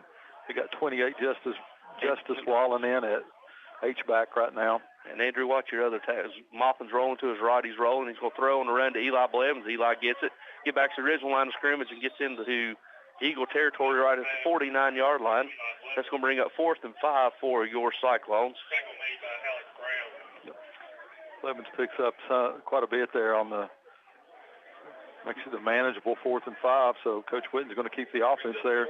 Ball on the 49-yard line of the Eagles. Down to 7:19 to go here in the third period. Got Hunter Franklin playing tight end. You got Justice Wallen playing H-back. You got Twins back. It's going to hand off to Jay Bird. Jay Bird, no play fake. And Maupin's going to roll, and he's going to be forced to throw it. Oh. Had Blevins wide open down there on the 30. He just didn't have enough time to get it to him. They're going to turn over on down, so the Eagles are going to take over. Cyclones stall there with 4th and 5 to go. They're going to have it 1st and 10 at they're way beyond the best yardage, best starting yardage they've had. They're going to have it on their own 49-yard line. I think they only been in midfield one time, and that was on that busted play. So they're close. Put in a new center, yep. A new center. Dub said after 11 bad snaps, we got a new center. No guarantee. Well, they don't hold a grudge, okay? They don't hold a grudge. We'll see about the snappy situation. As we got some new Cyclones in playing defense. You got number 13.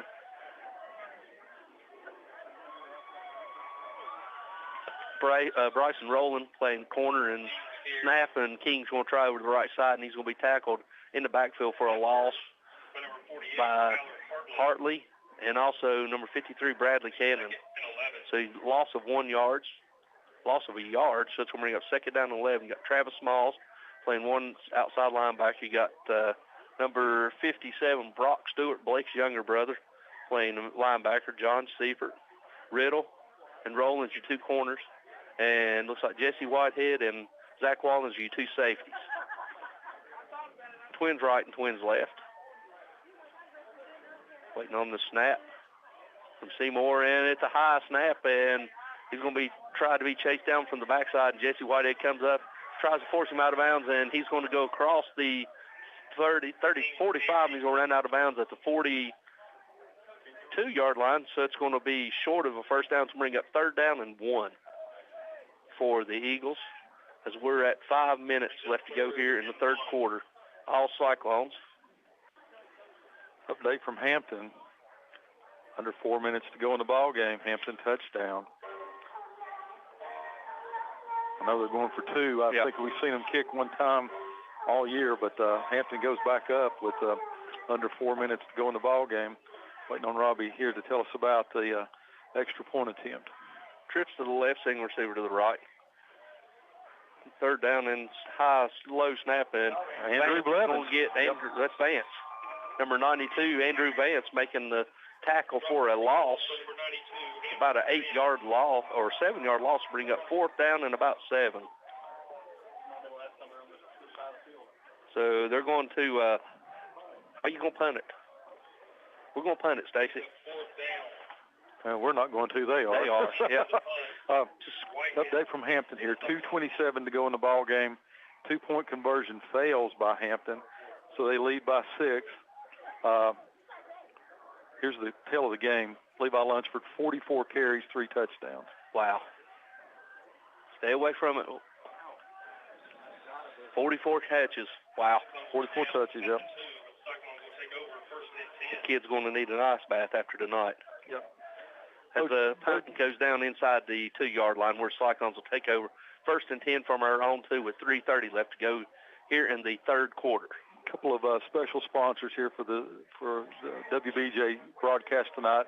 Bojangles first. Your score of the game is 55-0. Go by Bojangles. You get 2 country steak biscuits for $4. So if the Bass and the Burr and the Stout gang are still listening, that's where they can go tomorrow. Oh, they already know about that. Yeah, they know about it. They frequent it. Yeah, they frequent it. Let's go ahead and run this play, and then we'll do our select 7. Moppin rolling out to his left. He's rolling. He's going to throw it to Eli Blevins, who tries to make a sliding catch, but it falls incomplete. Let's hit select 7, our first down sponsor for this year and many years in the past. They offer consumer loans, auto, boat, motorcycle, farm equipment, camper, ATVs, RVs, jet skis, and personal loans. Offer mortgage loan products, 10, 15, 30-year kind, first mortgage loans, home equity, and unimproved property loans. They offer CDs, money markets, vacation, Christmas club accounts.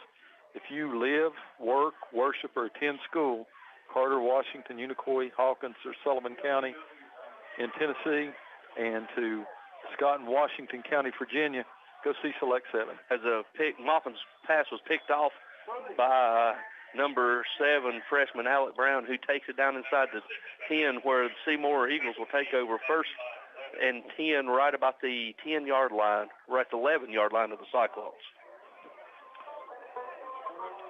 First turnover of the game by the Cyclones. Happens at a bad spot within the red zone for the Eagles. They're going to have it 1st and 10. The ball's going to be on the 11-yard line, so they can get a first down without scoring. But you still want to hang at 0 up there. Yep. You want to still put a goose egg up, as they're going to have trips to the right. Single receiver to the left. Back to pat the quarterback. He's going to be flushed out. He's rolling out to his right. He's still rolling.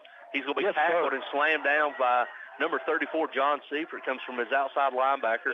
So a loss of about 9 yards back to the 20. Nice play. Nice close on him to get him back there. Yep. Hey, first and 10 from the 11. We'll take it. They've been going backwards all night. Maybe we can keep them out of there. We're already down to 1 minute to go here in the third period with the running clock. Cyclones up, as we stated. Bojangles score the game 55-0. Eagles in no hurry here. 50 seconds to go. 5:17 on the play clock. Yeah, this time we got trips to the left, single receiver to the right. Snap, he's going to hand it to the running back. Running back's going to try over to the right side. He found some pay dirty down the side to 10, down the side to 5. He's going to be tackled inside the 5, right about the 4-yard line. So it's going to bring up, or down the 3-yard line. So it's going to bring up 3rd down and 2 from about the 3.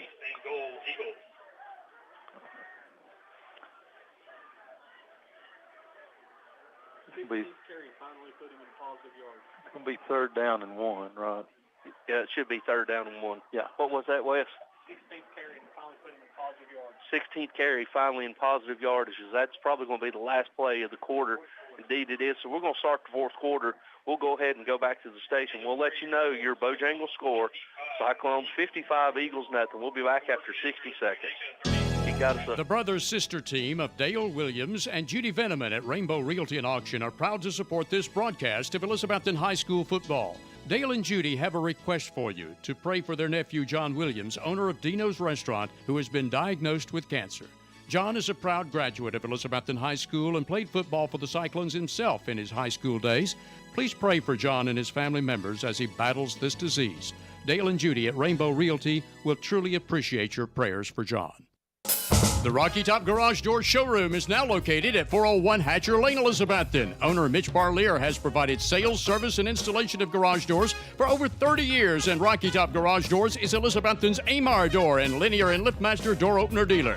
Tell them what to do if their garage door breaks, Lexi. Call my papa at Rocky Top Garage Door, 518-1516. That's Rocky Top Garage Doors, your Amar automatic garage door dealer. Learn more online at rockytopgaragedoor.com. Simply Elegant Catering and Bakery is open for business with Kim's Coffee at 528 Elk Avenue, downtown Elizabethton, for all your catering and bakery needs. Better than ever, WBEJ. All right, ladies and gentlemen, welcome back here to Citizens Bank Stadium, where your Cyclones are up 55-0 starting the 4th quarter. Stacy got an update for us? Yep, Boone threw a 43-yard touchdown pass to tie the game. We know about the kicker at Boone. He kicks the extra point. Boone goes up 21-20, 1:54 left up there, and a real barn burner up in the gorge tonight. Yep, as Seymour's going to have it 3rd and 2 from about the 3-yard line, as they got H-back twins to the left. A good snap. This time we're going to hand the tailback. Tailback's going to be hitting the middle. He's going to drive, and Brock Stewart still on him, and Seifert holds on to make a tackle to stop him from picking up a 1st down. Actually, he's going to lose a yard. Yep, they're not going to give him forward progress on that, are they? No, he bounced back, so they're going to say he lost about a yard. So it's going to bring up 4th down, and we'll call it 3 from about the 5-yard line. It'll be 4th.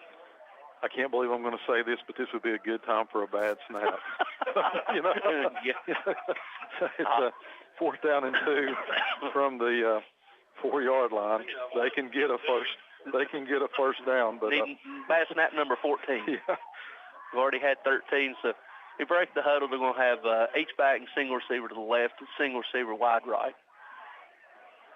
And this time he's going to throw a fade out there, and he throws it out of the back of the end zone. So over to the bathroom. Yep, the Cyclone defense holds, and they're going to take over. All right, goose egg stands, 55-0. Cyclones still lead. 10:50 to go in your ball game. Cyclones going to take over on downs.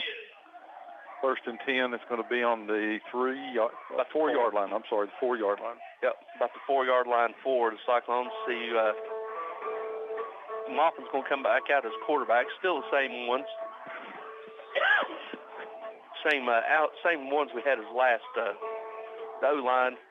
Maupin comes out. You're going to have Jay Bird line up to his right. You're going to have tight end H-back, twins to the left. And they're going to give it to Jay Bird. Jay Bird jump cuts. He's down inside the 10. He's still driving his feet across the 10. Up near the 12. It's going to be tackled short of the 1st down. Nice run with about 9 yards from the freshman. It was another guy we had on there. Yep. Half done special. He's the biggest one by far. Yep. He's a load back there running that ball, too. Looks like Allstott. Yep. 2nd down and 2. Ball's on the 12-yard line.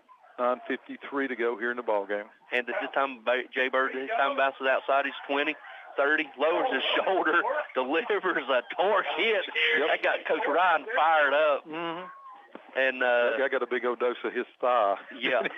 Yeah, and we had an injured eagle on the play after he tried to make a tackle. So we'll go ahead and go back to the station for this 30-second timeout, but we'll let you do. We'll let you know Cyclones are up 55-0. We'll be back after this word from our sponsors. Eat at one of the most popular places in Elizabethton, Jay's Corner at the corner of Lynn Avenue and F Street downtown. Jay's Corner was voted Reader's Choice for the best burger in town, and you'll also love Jay's Barbecue, smoked wings, hot dogs, subs, salads, and the very wide selection of sandwiches. Jay's Corner is open daily except Sunday to eat in or carry out. You can also call ahead at 547-3300 to have your order ready for pickup. Jay's Corner, Lynn at F Street, Elizabethton, also featuring daily specials, ice cream, and shakes. See the full menu on Facebook. Imagine the car you've always wanted at a price you can afford. Dreams do come true, so get the car of your dreams with a Happy Valley Credit Union auto loan. The Happy Valley Credit Union has great rates on loans for new and used cars, trucks, and vans too. Get pre-approved before you buy the car by calling the Happy Valley Credit Union for an appointment. It's quick and convenient. Credit restrictions apply, so call in or stop by the Happy Valley Credit Union today for more details at the corner of Lynn Avenue and C Street, Elizabethton, behind Walgreens. We're deep into the football season, so cold weather will soon be here. Don't let a broken heat pump keep you from enjoying the rest of the games. Get the professionals from Advanced Heat Pump Systems in Johnson City to maintain your system. Advanced Heat Pumps installs and services all brands and types of home heating and cooling equipment with more than 40 years experience. That means a job done right the first time. You always get a live person when you call 926-2665 for Advanced Heat Pump Systems of Johnson City. Get $2 off any purchase of 6-pack and a pound at Taco John's Elizabethton. Hurry, this offer may be ending soon at Taco John's, corner of Broad and Sycamore, where also for a limited time you can drive through as early as 7 a.m. 7 days a week for breakfast. Right now, Taco John's offers 2 meat and potato breakfast burritos for just $6. Anytime, any day is a good time to eat at Taco John's, corner of Broad and Sycamore Street, Elizabethton, where the drive-thru window is open till 10 o'clock at night. The drive-thru window is open for your convenience at Reed Pharmacy, West Elk Avenue, Elizabethton, across from the high school with quality prescriptions for people and pets. Better than ever. WBEJ. All right, ladies and gentlemen, welcome back. The injured player for Seymour is number 26, Seth Bell, who walks off under his own power. So it's going to be 1st and 10 for your Cyclones. First down sponsored by Select 7.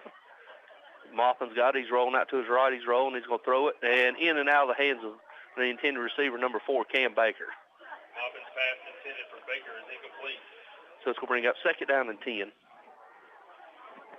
Get him right in the hands. Yep.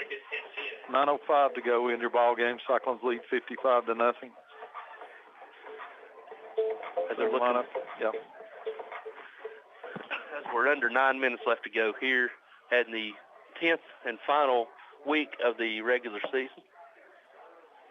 They're going to hand off to Jay Bird. Jay Bird's going to bring it back across the middle. He's still on his feet, still driving, plowing across the 45, or up to 40 and tackle right to 45, but not before he picks up enough for another Select 7 first down. He's a run. He's a load. He is a load. And he doesn't stop either. No, his feet keep going. He is chop, chop, chops. R-Dub showed him how to chop those feet a little bit on those runs. Yeah, R-Dub likes that torque. Yeah, he does. Oh, yeah, he likes that. It's good things to come from all 3 of the Wallen boys. As they're all freshmen, as you heard them at halftime. They're going to have the twins right, Justice Wallen lined up to the left, so he double tight to the left. Pistol formation with Jay Bird. And this time they're going to play fake. We'll show shuttle screen to Justice. Justice in the midfield 40, and he's down inside the 45, a tackle right at the 40-yard line of Seymour. Not before it's another Select 7, another Utah pass. That's good for Elizabeth Federal first down. There's nothing you see on tape that freezes linebackers better than a Utah pass. Yeah. If you see that more than once in a game, they got to look at it at some point in time. And they're going to see a lot of those on tape the last 2 weeks. Maupin rolling to his left. He's rolling. He's going to hit Alex Riddle. Riddle gets it down inside the 35. He's going to be run out of bounds right about the 31. Riddle on a nice little out route. You got an update? Yep, update from Robbie Fritz. Final. Boone wins 21-20. Real battle. So Boone finishes the regular season. Did I read that right this week? First time ever? Yep. Perfect 10-0, but they're taken to the final 2 minutes of the ball game. They didn't think a 2A team would take them. No, 21-20. Hampton Falls to Daniel Boone. Mopping, rolling out. He's rolling. He's trying to make something out of nothing, and he's going to fall back across the 30-yard line, and that's enough for a select 7 first down right at the 30. Down to 6:45 to go here in your ball game. Cyclones lead 55-0. Have it 1st and 10 from the Seymour 30. Moffin's going to hand it off to Jay Bird. Jay Bird's going to get it. Lowers his shoulder and still plows forward. He's in the backfield, but he just plowed forward down to about the 27-yard line. Pickup of 3. It's a gain of 3, so let's bring up 2nd down and 7. You know, those guys on Seymour play thinking, where's this guy been the whole ball game? They just don't know he's a freshman. Yeah. Cyclones looking over. You're going to have, we got double tight with twins to the right. Jay Bird's still your tailback, because looking over Coach Whitten getting the play. Play clock down to 15 seconds, plenty of time.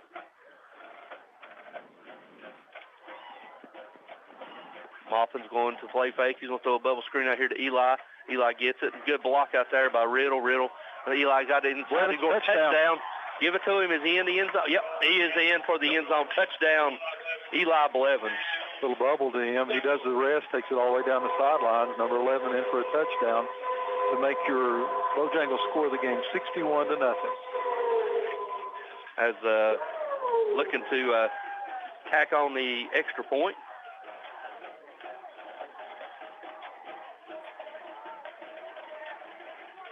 Good job by Blevins on the catch and run that time. Waiting on the kicking block to come in.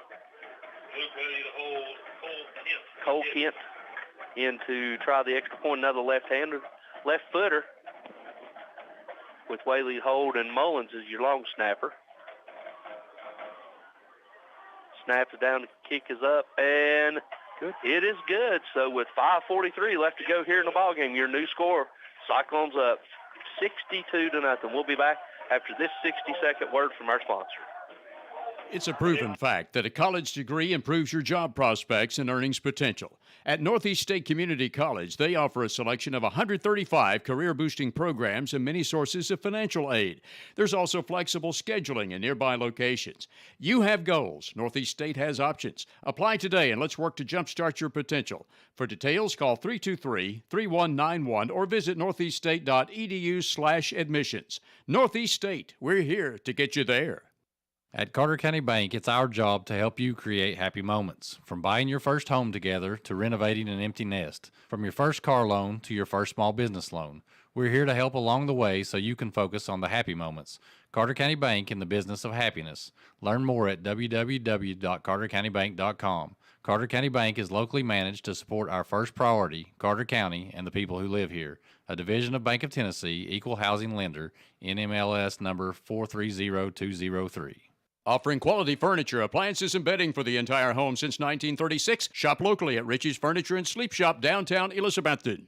All right, ladies and gentlemen, welcome back here to Citizens Bank Stadium as we have the kickoff. They're returning it. Let's see. He's taking it all the way back to the 50s, the 45. Finally dragged out of bounds. Peyton. Oh, is it? Trenton Steele spotting by here. That kickoff brought to you. Stouts Riverside Auto. He's just sucking up here. Brought to you by Johnny Blankenship, the Carter County Circuit Court Clerk. Serving Carter County for 3 terms. Keeping summer in season year-round, especially with those shirts. Johnny says, train, roll on. Good job by Stouts Riverside Auto there. Seymour has it on the kickoff return all the way down to the Cyclone 43-yard line. 4:55 to go here. Cyclones up big, 62-0. Big J in playing your nose tackle. So he's going to have to don't line up that close to the ball, bud. There he backs up a little bit. As a balance formation for Seymour. Almost jumped, and they're going to try the tailback, and tailback's going to try it out to the left, and he's still dancing. Good little run. His pick up about 9 yards, going to be tackled short of the first down. So they're going to give him first down marker, so that's going to be enough for a Seymour Eagle first down. 4:15 to go in the ball game. They'll have it 1st and 10. Takes it down to the 33-yard line of the Cyclones. Landry Buckles coming in for the Cyclones, number 24. Alex Riddle comes out. Yeah, and you also got number 84, Tucker Taylor, in playing corner.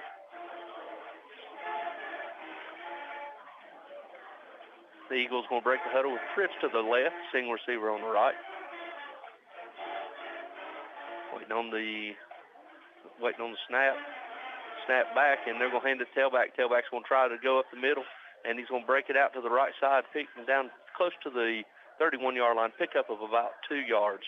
Cyclones run in Jack Buckles, number 23, number 35. Jack Blevins. Jack Blevins, I'm sorry, and number 35, Josiah Bird. Number 26, Billy Woodby in on the tackle. Bring up second down. And about 7 from right at the 30-yard line. Same formation for the Eagles. Waiting on the snap he gets. It's a low snap. He's going to hand it to tailback. Tailback's going to go over to the right side, and he's going to be tackled and landed on by Big Javen. Here's the student section down there, chanting Javen. As Cyclones continue to run people in and out, we got number 46, Maddox Tressler. Yeah, and then you got number 83 coming in, Brock Shelby, coming in playing a corner. Down to 2:20 to go here in the ball game. Cyclones up 62-0. Going to bring up third down and 4. The ball is on the Cyclone 27-yard line. Eli Van Oyen playing safety. Same formation for the Eagles.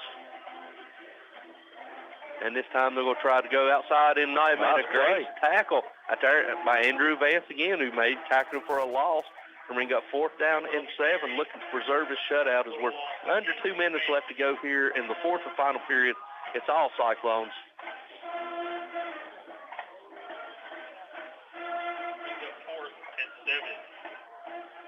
And no hurry here. 30 seconds to go on the play clock. 1:43 to go on your game clock.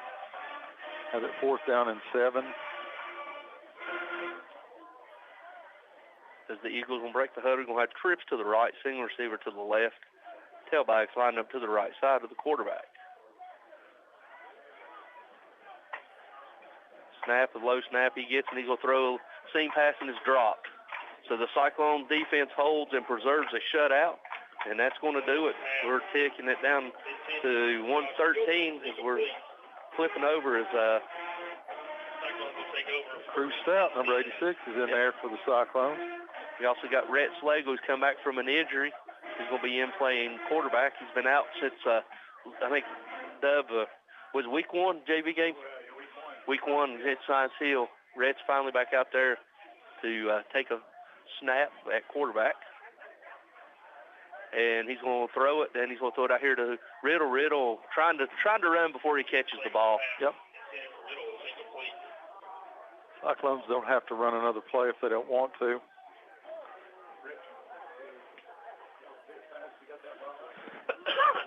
As we're down to 30 seconds, as they're looking over to Coach Whitten. Yeah, they ain't even started. They ain't even set the ball yet. So we're down.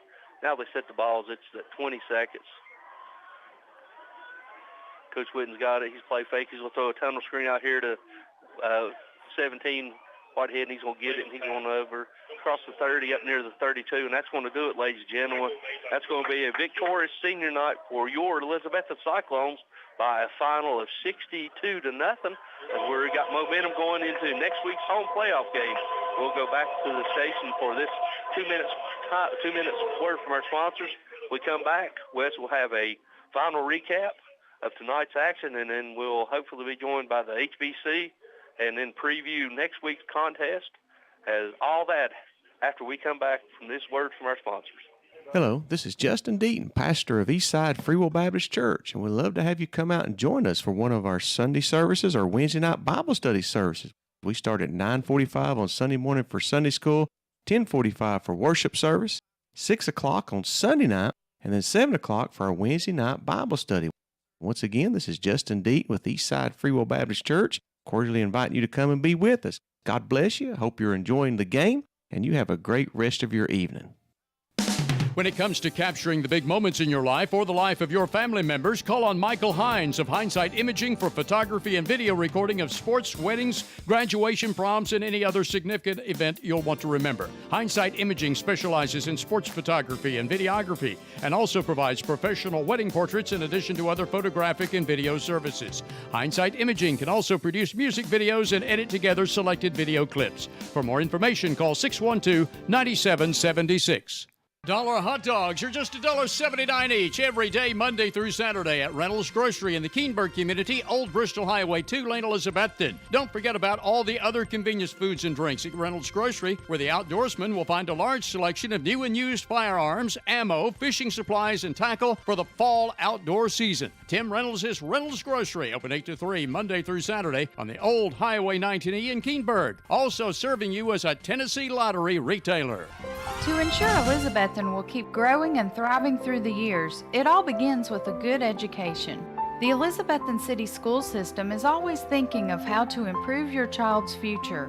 When a good education can take you as far as you want to go, you need dedicated educators and administrators to encourage, enlighten, and challenge.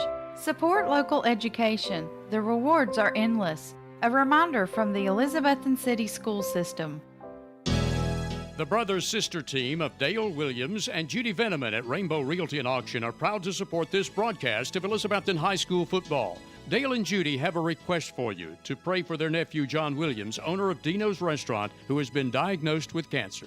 John is a proud graduate of Elizabethton High School and played football for the Cyclones himself in his high school days. Please pray for John and his family members as he battles this disease. Dale and Judy at Rainbow Realty will truly appreciate your prayers for John. Visit the Coffee Company in downtown Elizabethton for handcrafted coffee drinks, sandwiches, and salads. Go Cyclones! Better than ever country. WBEJ. All right, ladies and gentlemen, welcome back here to the beautiful Sid Make Stadium as we're joined by the best Statman in business, Wes. Wes, go ahead and give us a recap of the second half and then an overall game recap. Yeah, quick second half recap there. After the Cyclones came out and scored 8 touchdowns on 23 offensive plays in the first half.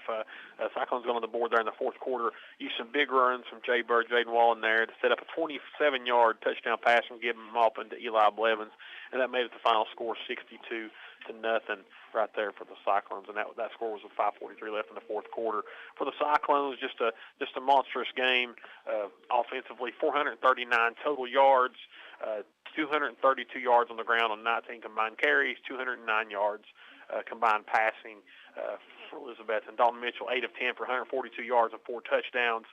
Give him Maupin 4 of 9 with an interception, 65 yards and a touchdown. On the ground, Nate Stevens, 5 carries, 126 yards, 2 touchdowns. It goes over the 1,000-yard mark for the year. Cade Russell, 7 carries for 70 yards rushing with a touchdown, and he had 3 receptions for 20 yards and 2 touchdowns. Good, solid senior night for those two boys. Jeriah Griffin, 3 catches, 43 yards and a touchdown. Teddy Orton, 1 catch, 36 yards and a touchdown. Senior night, Luke Whaley, 1 catch for 43 yards. Eli Blevins, 2 catches, 41 yards and a touchdown. And Jay Bird, 4 rushes for 45 yards on the ground. Teddy Orton, Eli Williams, and John Seipert, all with sacks there for the Cyclones. For Seymour, it was a long night. Negative 14 yards of total offense there. They picked up a lot of yards. They were it was like negative 60-something there at the end of the first half. They picked up some yards there in the second half there. Negative 14 total yards on the ground, 32 carries, negative 58 yards. The saving grace for them was that 44-yard pass play, the one pass completion they had there in the first on the bad snap. The bad snap there, the first drive of the game. They lost 13. They had 13 fumbles, didn't lose any of them. 13 bad snaps, 13 fumbles, 1 penalty for 5 yards, 8 punts for Seymour. Seymour's leading offensive player was Dylan King. He had, as we said, his last run put him in positive yards. He's 17 carries for 13 yards, and that was courtesy of that 17-yard run there he had on his very last carry of the ball game there. Otherwise, it's you're looking at their stat sheet. It's just that's a solid defensive performance there for the Cyclones tonight. It is. You want to end the season, whether it be your backups, whether it be 56-0 or 6-0. You want to have a pitch a shutout, especially these young pups as they get in there. They want to be part of the shutout group, and they come in the second half and they bent, but they didn't break. We give them a short field, threw an interception out here, got it inside the 11, Defense stood up and never really did break enough. No, they didn't. They got it. They got it down to the 3-yard line, and got pushed backwards there and got stopped on 4 downs, and then that kind of led to the scoring drive there at the end. But just an overall solid effort. And you cannot beat, as we said there at halftime. I mean, 8 drives, 20 plays, and 8 touchdowns. You can't beat that. No, you can't. I mean, you look and you said congratulations to Nate going over 1,000 yards from. He was a tailback, he was a wide receiver the first game or two, and we finally moved him out, and, he essentially got them in 8 games, over 1,000 yards, and, Dalton's close to 1,000 yards in throwing the ball, and he got right close to double-digit touchdowns, and Nate's got, about 15 touchdowns. So, the Cyclone team is starting to gel. The coaching staff is starting to add a wrinkle here, a wrinkle there, and if you go back and you watch what we did against, say, Greenville, Science Hill, Boone, and try to prepare for that, then you're going to be totally shocked when you see what we've done in the last 3 games. Absolutely, completely different team, and you're firing on all cylinders at the right time of the year. Yep. As Coach Dub mentioned earlier, midnight tomorrow night's a new season, and I like where the Cyclones are at right now. I'll take it everywhere. It's got a long road ahead of us, but hey, 2 years ago we went on the road. We can do it again. That's right. We did it last year. We can do it again. So, Wes, as always, we appreciate you being for taking your time and especially what you do. And you are the best stat man in the business. And congratulations. Appreciate it. And we'll go back to the station for this 2.5-minute break. We come back. Me and Stacy will continue with tonight's coverage, and then we'll look forward to next week's contest. We'll be back after this 2.5-minute word from our sponsor. Financial investments are very important, but so are the investments of time, patience, and encouragement our young athletes receive from their coaches, teachers, and mentors. Jonathan Street, your Elizabeth and Edward Jones financial advisor, understands this. That's why Jonathan Street is a proud sponsor of Elizabethton High School football on WBEJ. For all your investment needs, call Jonathan Street at 543-8811 or visit edwardjones.com. Edward Jones, member SIPC. Fall is here, and leaves are falling with the season. So call Steve's Lawn Care of Elizabethton to rid your property of fallen leaves. And if you need end-of-year mowing or other lawn care service, call Steve's Lawn Care, which is also accepting new clients now for next spring. Other services are also available with free estimates for all jobs. Steve's Lawn Care Service is licensed and insured and provides both residential and commercial service Monday through Friday at 895-0149.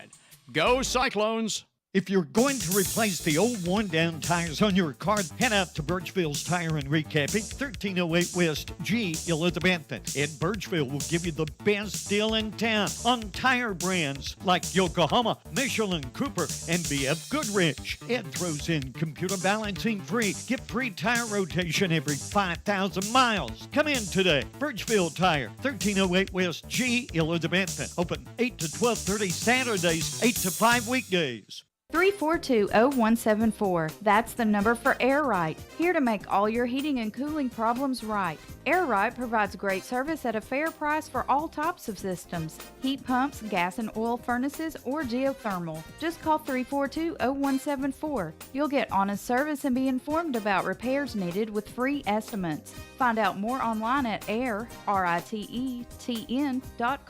or call Air Right 24/7 at 342-0174. Locally owned Meredith Valley Cabins and Farmhouse provide a comfortable and cozy getaway without leaving town. For a great vacation or just a weekend getaway, Meredith Valley Cabins and Farmhouse is the peaceful place to stay on the beautiful Watauga River on Sycamore Shoals Drive off the Watauga Road. For fishing, canoeing, and kayaking, gatherings for family or friends, and always lasting memories. Meredith Valley Cabins, where memories are made by the water's edge. View Meredith Valley Farm on Facebook for more information. Depend on Valley Forge Wholesale Cherokee Drive behind Tractor Supply to be fully stocked with all the essential items, toys, and gifts you'll want this holiday season. Better than ever country. WBEJ AM/FM, Elizabethton, Tennessee. All right, ladies and gentlemen, welcome back here to beautiful Cincinnati Stadium. Wes, thanks for Wes for the stats. Stacey, you got an update or two on the scoring? Yeah, we got some finals here on the Thursday night contest all around the region here. Of course, here's Elizabethton all over Seymour, 62-0. A real battle up in the gorge tonight as Daniel Boone comes in and remains perfect on the season, 10-0, but what a battle they had with the 8-2 Hampton Bulldogs. Come out with a 21-20 win. The Carter County battle up on the creek tonight as Unaka blanks Happy Valley 34-0. Not surprised they won. Kind of surprised at the score there, 34-0. Down the way a little bit, we got Farragut over Bearden 28-21. Soddy Daisy up over Eastridge at this point in time. So that's about all we'll see right now. But that's more games to come tomorrow night. But those scores courtesy of Coach T. And, you know, Stacy, if you overheard Wes, you know, they end up with negative 14 yards total. You know, it's we was alluding to earlier, whether you're a freshman playing number four corner or you're a starter, you always want to pitch that shutout. Yeah. And you always want momentum going into the next game. Yeah, and I mean that's some playing time. Cyclones accomplished what they wanted to do. The only negative all night is the personal foul we had down here, the sportsmanlike that got the boy tossed tonight, and for next week that's really the only blip on the whole radar that we saw tonight for the Cyclones. Otherwise,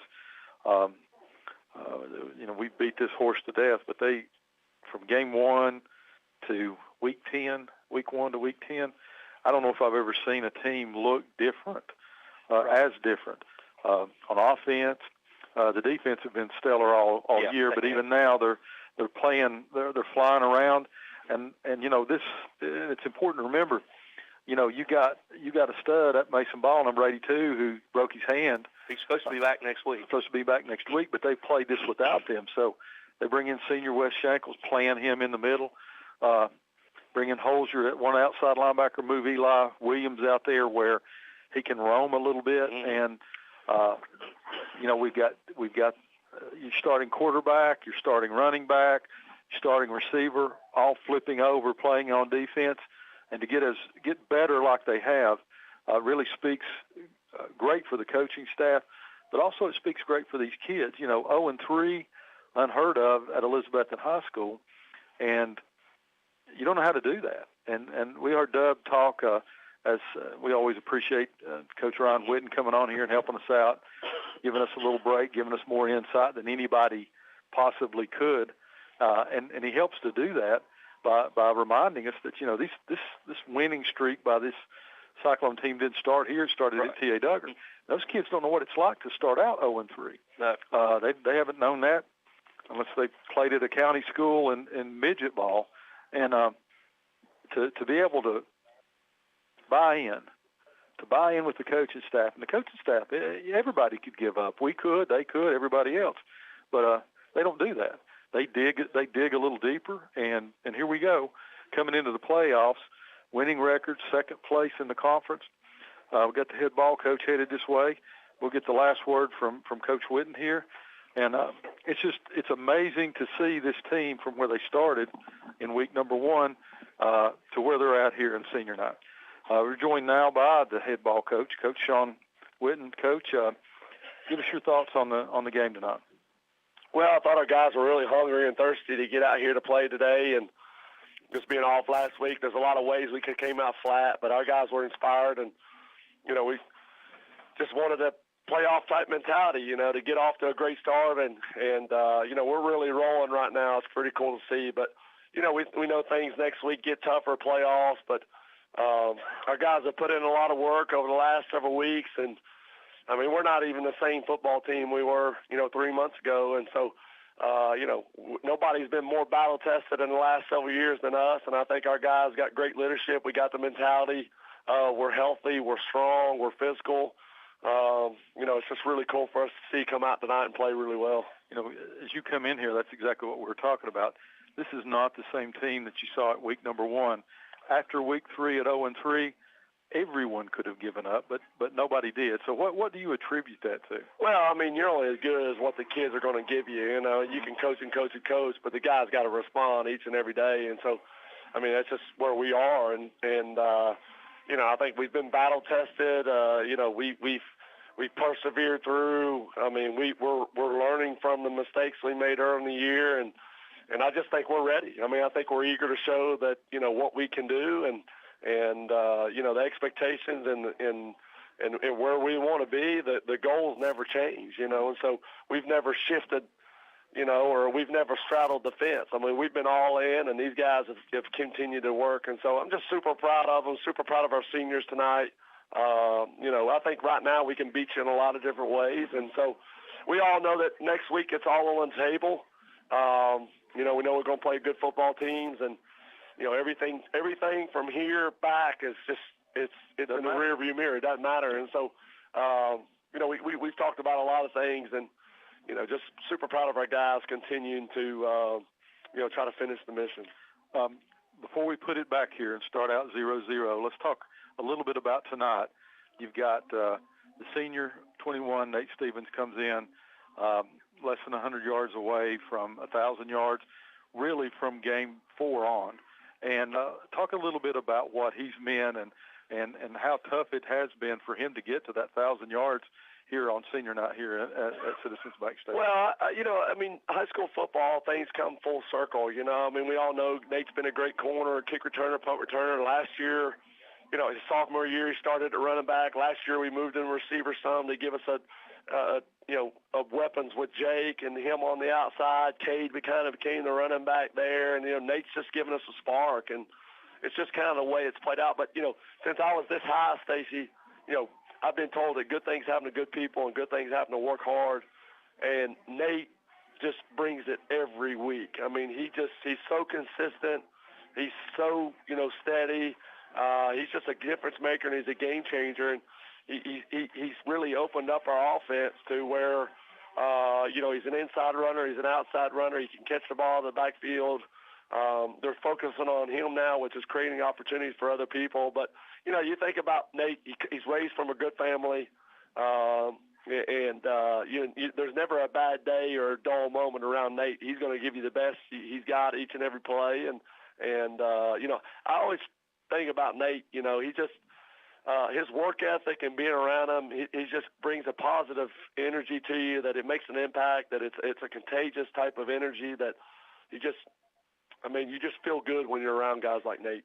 When he buried his head and scored his touchdown here, Dub's up here behind me, and he says that's what happens when you don't miss a practice in 7 years. Yeah, you know, it's what these guys, what's all of these guys too, you know, like as coaches, we're indebted to these guys because they've never wavered, you know, and the coaches, you know, I think it gets harder the more you get involved in this in 16 years, that tonight's, it doesn't get easier to go through senior nights, because you think about, you know, guys like Cade Russell and they'll Sam, that, I mean, all the things that they've overcome to, you know, to be here, and all the moments, that the ups and downs and the tough conversations you may have with them. But man, they every day, they just keep coming back. They just keep coming back. And so, just proud of those guys. And, you know, as you've been in as long as we have too, we've seen these guys in youth football and middle school and high school. I mean, it's just, you know, when these guys were in junior peewee, they went undefeated, you know, and so these guys know how to win. They believe in it. You know, and the coaches too, like,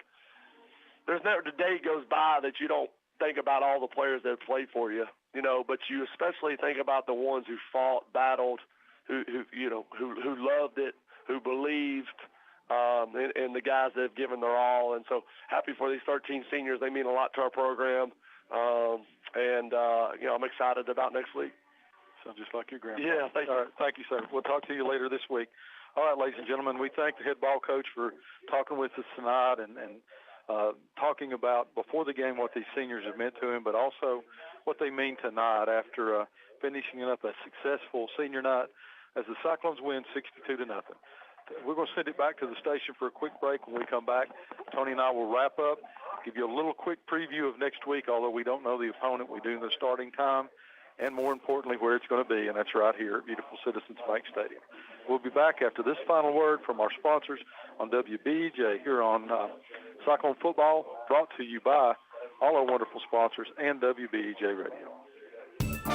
Hey Cyclone fans, this is Lisa from Eagle Center Co-op in downtown Elizabethton, where you'll find the best collection around of sports cards, coins, furniture, tools, and antiques. We're sending love to our Cyclones this year. Bring it home. Eagle Center Co-op is in downtown Elizabethton at the corner of Elk Avenue and Armed Forces Drive. Be sure to shop Eagle Center Co-op any day, Monday through Saturday, 10 to 5, where there's a wide selection of books and collectibles too, and 2 full floors to shop from, upstairs and downstairs. Your exclusive and authorized Case Knives dealer is Hampton Pharmacy, Highway 321, Hampton. Hampton Pharmacy's Case Knife selection features large knives, gift and collectible knives, folding knives, hunting knives with cases, pocket knives, and even Case Knife gift sets. Also buy Case gift lighters and look over all 5 Case Knife displays and the Case shirt and cap case too. You'll find over 400 unique Case products at Hampton Pharmacy, Highway 321, Hampton, across from the elementary school. Your authorized Case Knife dealer. For all your landscaping needs, including landscaping installation, new yards seeded and strawed, landscaped maintenance, and yet more, contact Jason Bowling at B&G Landscaping right here in Elizabethton. Jason Bowling has been providing landscaping and lawn maintenance for years and also provides mulching, trimming, and even junk removal services. B&G has it all. So no matter what your landscaping need is, call Jason Bowling at B&G Landscaping Elizabethton at 512-1036. In an ever-changing, fast-paced real estate market, you need local agents who have knowledge and experience of the local market. Jay Crockett and Shauna Weddle with RE/MAX Checkmate have a proven record of success in handling all aspects of your real estate needs. Jay and Shauna put their expertise, hard work ethic, and nationally backed RE/MAX advertising to work for you to obtain results. For any of your real estate needs, call Jay Crockett at 341-6884 or Shauna Weddle at 946-2068 or the RE/MAX office at 282-0432. Go Betsy and bring home the gold ball. For the best carpets, hardwood floors, vinyl, ceramic tile, laminates, and waterproof flooring, see Winchester Quality Flooring, 110 West Elk Avenue, Elizabethton. Better than ever, WBEJ. All right, ladies and gentlemen, welcome back here to Citizen Bank Stadium for the final time tonight. As we're going to put a bow on this. We appreciate the head ball coach stopping in and taking a minute out of his time to talk to us. And Stacy, you know, he alluded to one thing. You kept hearing him talk. You know, he kept talking about the players, but also the coaches having to. Coaches are, you know, the coaches buy in, everybody buys in. It's a new season. As Ryan says, you know, next season starts now. Well, this is the next season for us. Yep, it is. I mean, we all scratched our head down there in Greenville when we couldn't dial up anything. And there was a deer in the headlight type looking, and you thought, man alive, this is going to be a long year. Well, it is a long year, but they've gotten better every single week. And here we start playoff week, and that's in and of itself hard to believe. Next week is first round of the TSSAA playoffs, but Cyclone persevered. They were able to persevere, come in here, secure a second place finish in the conference, and you know, for the past couple of years, that's a huge difference because we don't have those Chattanooga teams anymore. We got those Knox County teams that come in here that run that gauntlet that is Knox County and those teams in surrounding areas. So that first-round playoff game now is going to be here. Yeah. It could be Gibbs, it could be Carter, it could be Fulton. We don't know. We may have a personal preference, but it doesn't matter. Cyclones have got to prepare, and I don't know of what they could have done to put themselves in a better position to be ready for next week, to come in here after a week off. And, you know, Seymour team was not good. Yeah, not good, and you know, I forget. I quit listening to like maybe some of our listeners about how many bad snaps it was, 12, 13, something like that. But you know, we come in here and hang 62 points. To do so, defensive touchdown, great kickoff returns, great punt returns, a lot of people scoring. The senior leaders come up. Nate goes over 1,000 yards. Dalton continues to perform well. Role players played a big role in this game tonight. The defense hung really tough at a lot of things. And, you know, this Cyclone team's has seen a lot of things. And you start 0-3, but you do so by a combined 21 points through those 3 games, or 28 points of getting beat. We just always said, get a little confidence, and let's see what they can do. And we've seen that, and they've gotten that confidence. So here we start with a clean slate like everyone else across the state. It's going to be in this playoff system next week with the chance not just to make some noise, a chance to go back for the 4th year in a row. Yeah, it's a legitimate. You know, you always, last year everybody said stop 10, stop 10, stop 10. You stop 10, you stop the Cyclones. Well, this year with this coaching staff and Sean putting in different formations, different plays, you can't focus on one particular player because when you start focusing on Nate, you see what happens. You get Cade slipping out. You focus, for the last 2 or 3 years, the old saying was follow 5, 5 will take you the ball. Yeah. Well, now 5's not taking you the ball. Yeah. Well, and that's a credit to the coaching staff, and we still got Coach Whitten up here with us, Coach Ryan Whitten, and every year for the past 4 years, we've told the listeners that when we have our first game, this is going to be the toughest coaching year for Coach Whitten and his staff. Well, they get over the hump. Well, now it gets tougher. You got to repeat.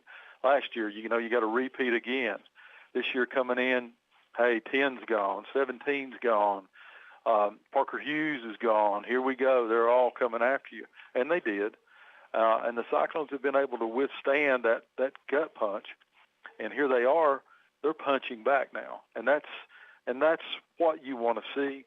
The goal has never changed. He's talked about that. And, he said, at 0-3, you're like, come on, change your goal.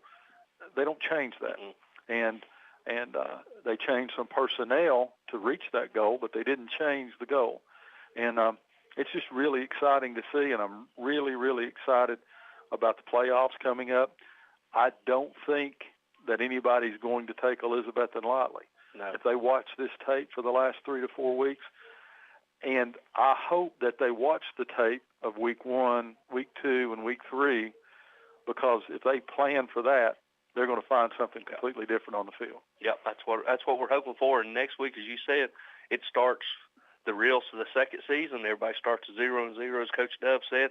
We'll be here live at Citizens Bank Stadium at 7 o'clock kickoff, so which means me and you will be live at 6:30. Coach Sean Whitten's show will be on at 6, and Murphy will be. I think he's off at 5:30. I don't think he does playoffs, so we'll have somebody at 5:30, whether it be Carter County Sports or Murphy Farabee at 5:30. We'll even get the expert opinions of David Miller at 5:30. That's right. We might get that's right. Dave Miller, Talking Sports. Yep. Will be at 5:30. We appreciate each and every one for you all tuning in, allowing us to do what we love to do during the regular season. Now, just get ready for this. Hopefully, it's a 5-game ride as we head down to the goal in Chattanooga. Coach Whitten's got a shirt that says, and the motto is, the best is the standard, and the standard's never going to change. So good night in honor of our old buddy John. Good night. God bless, and go Cyclones. We'll see you next week. And go Vols. Oh, yeah. You said it.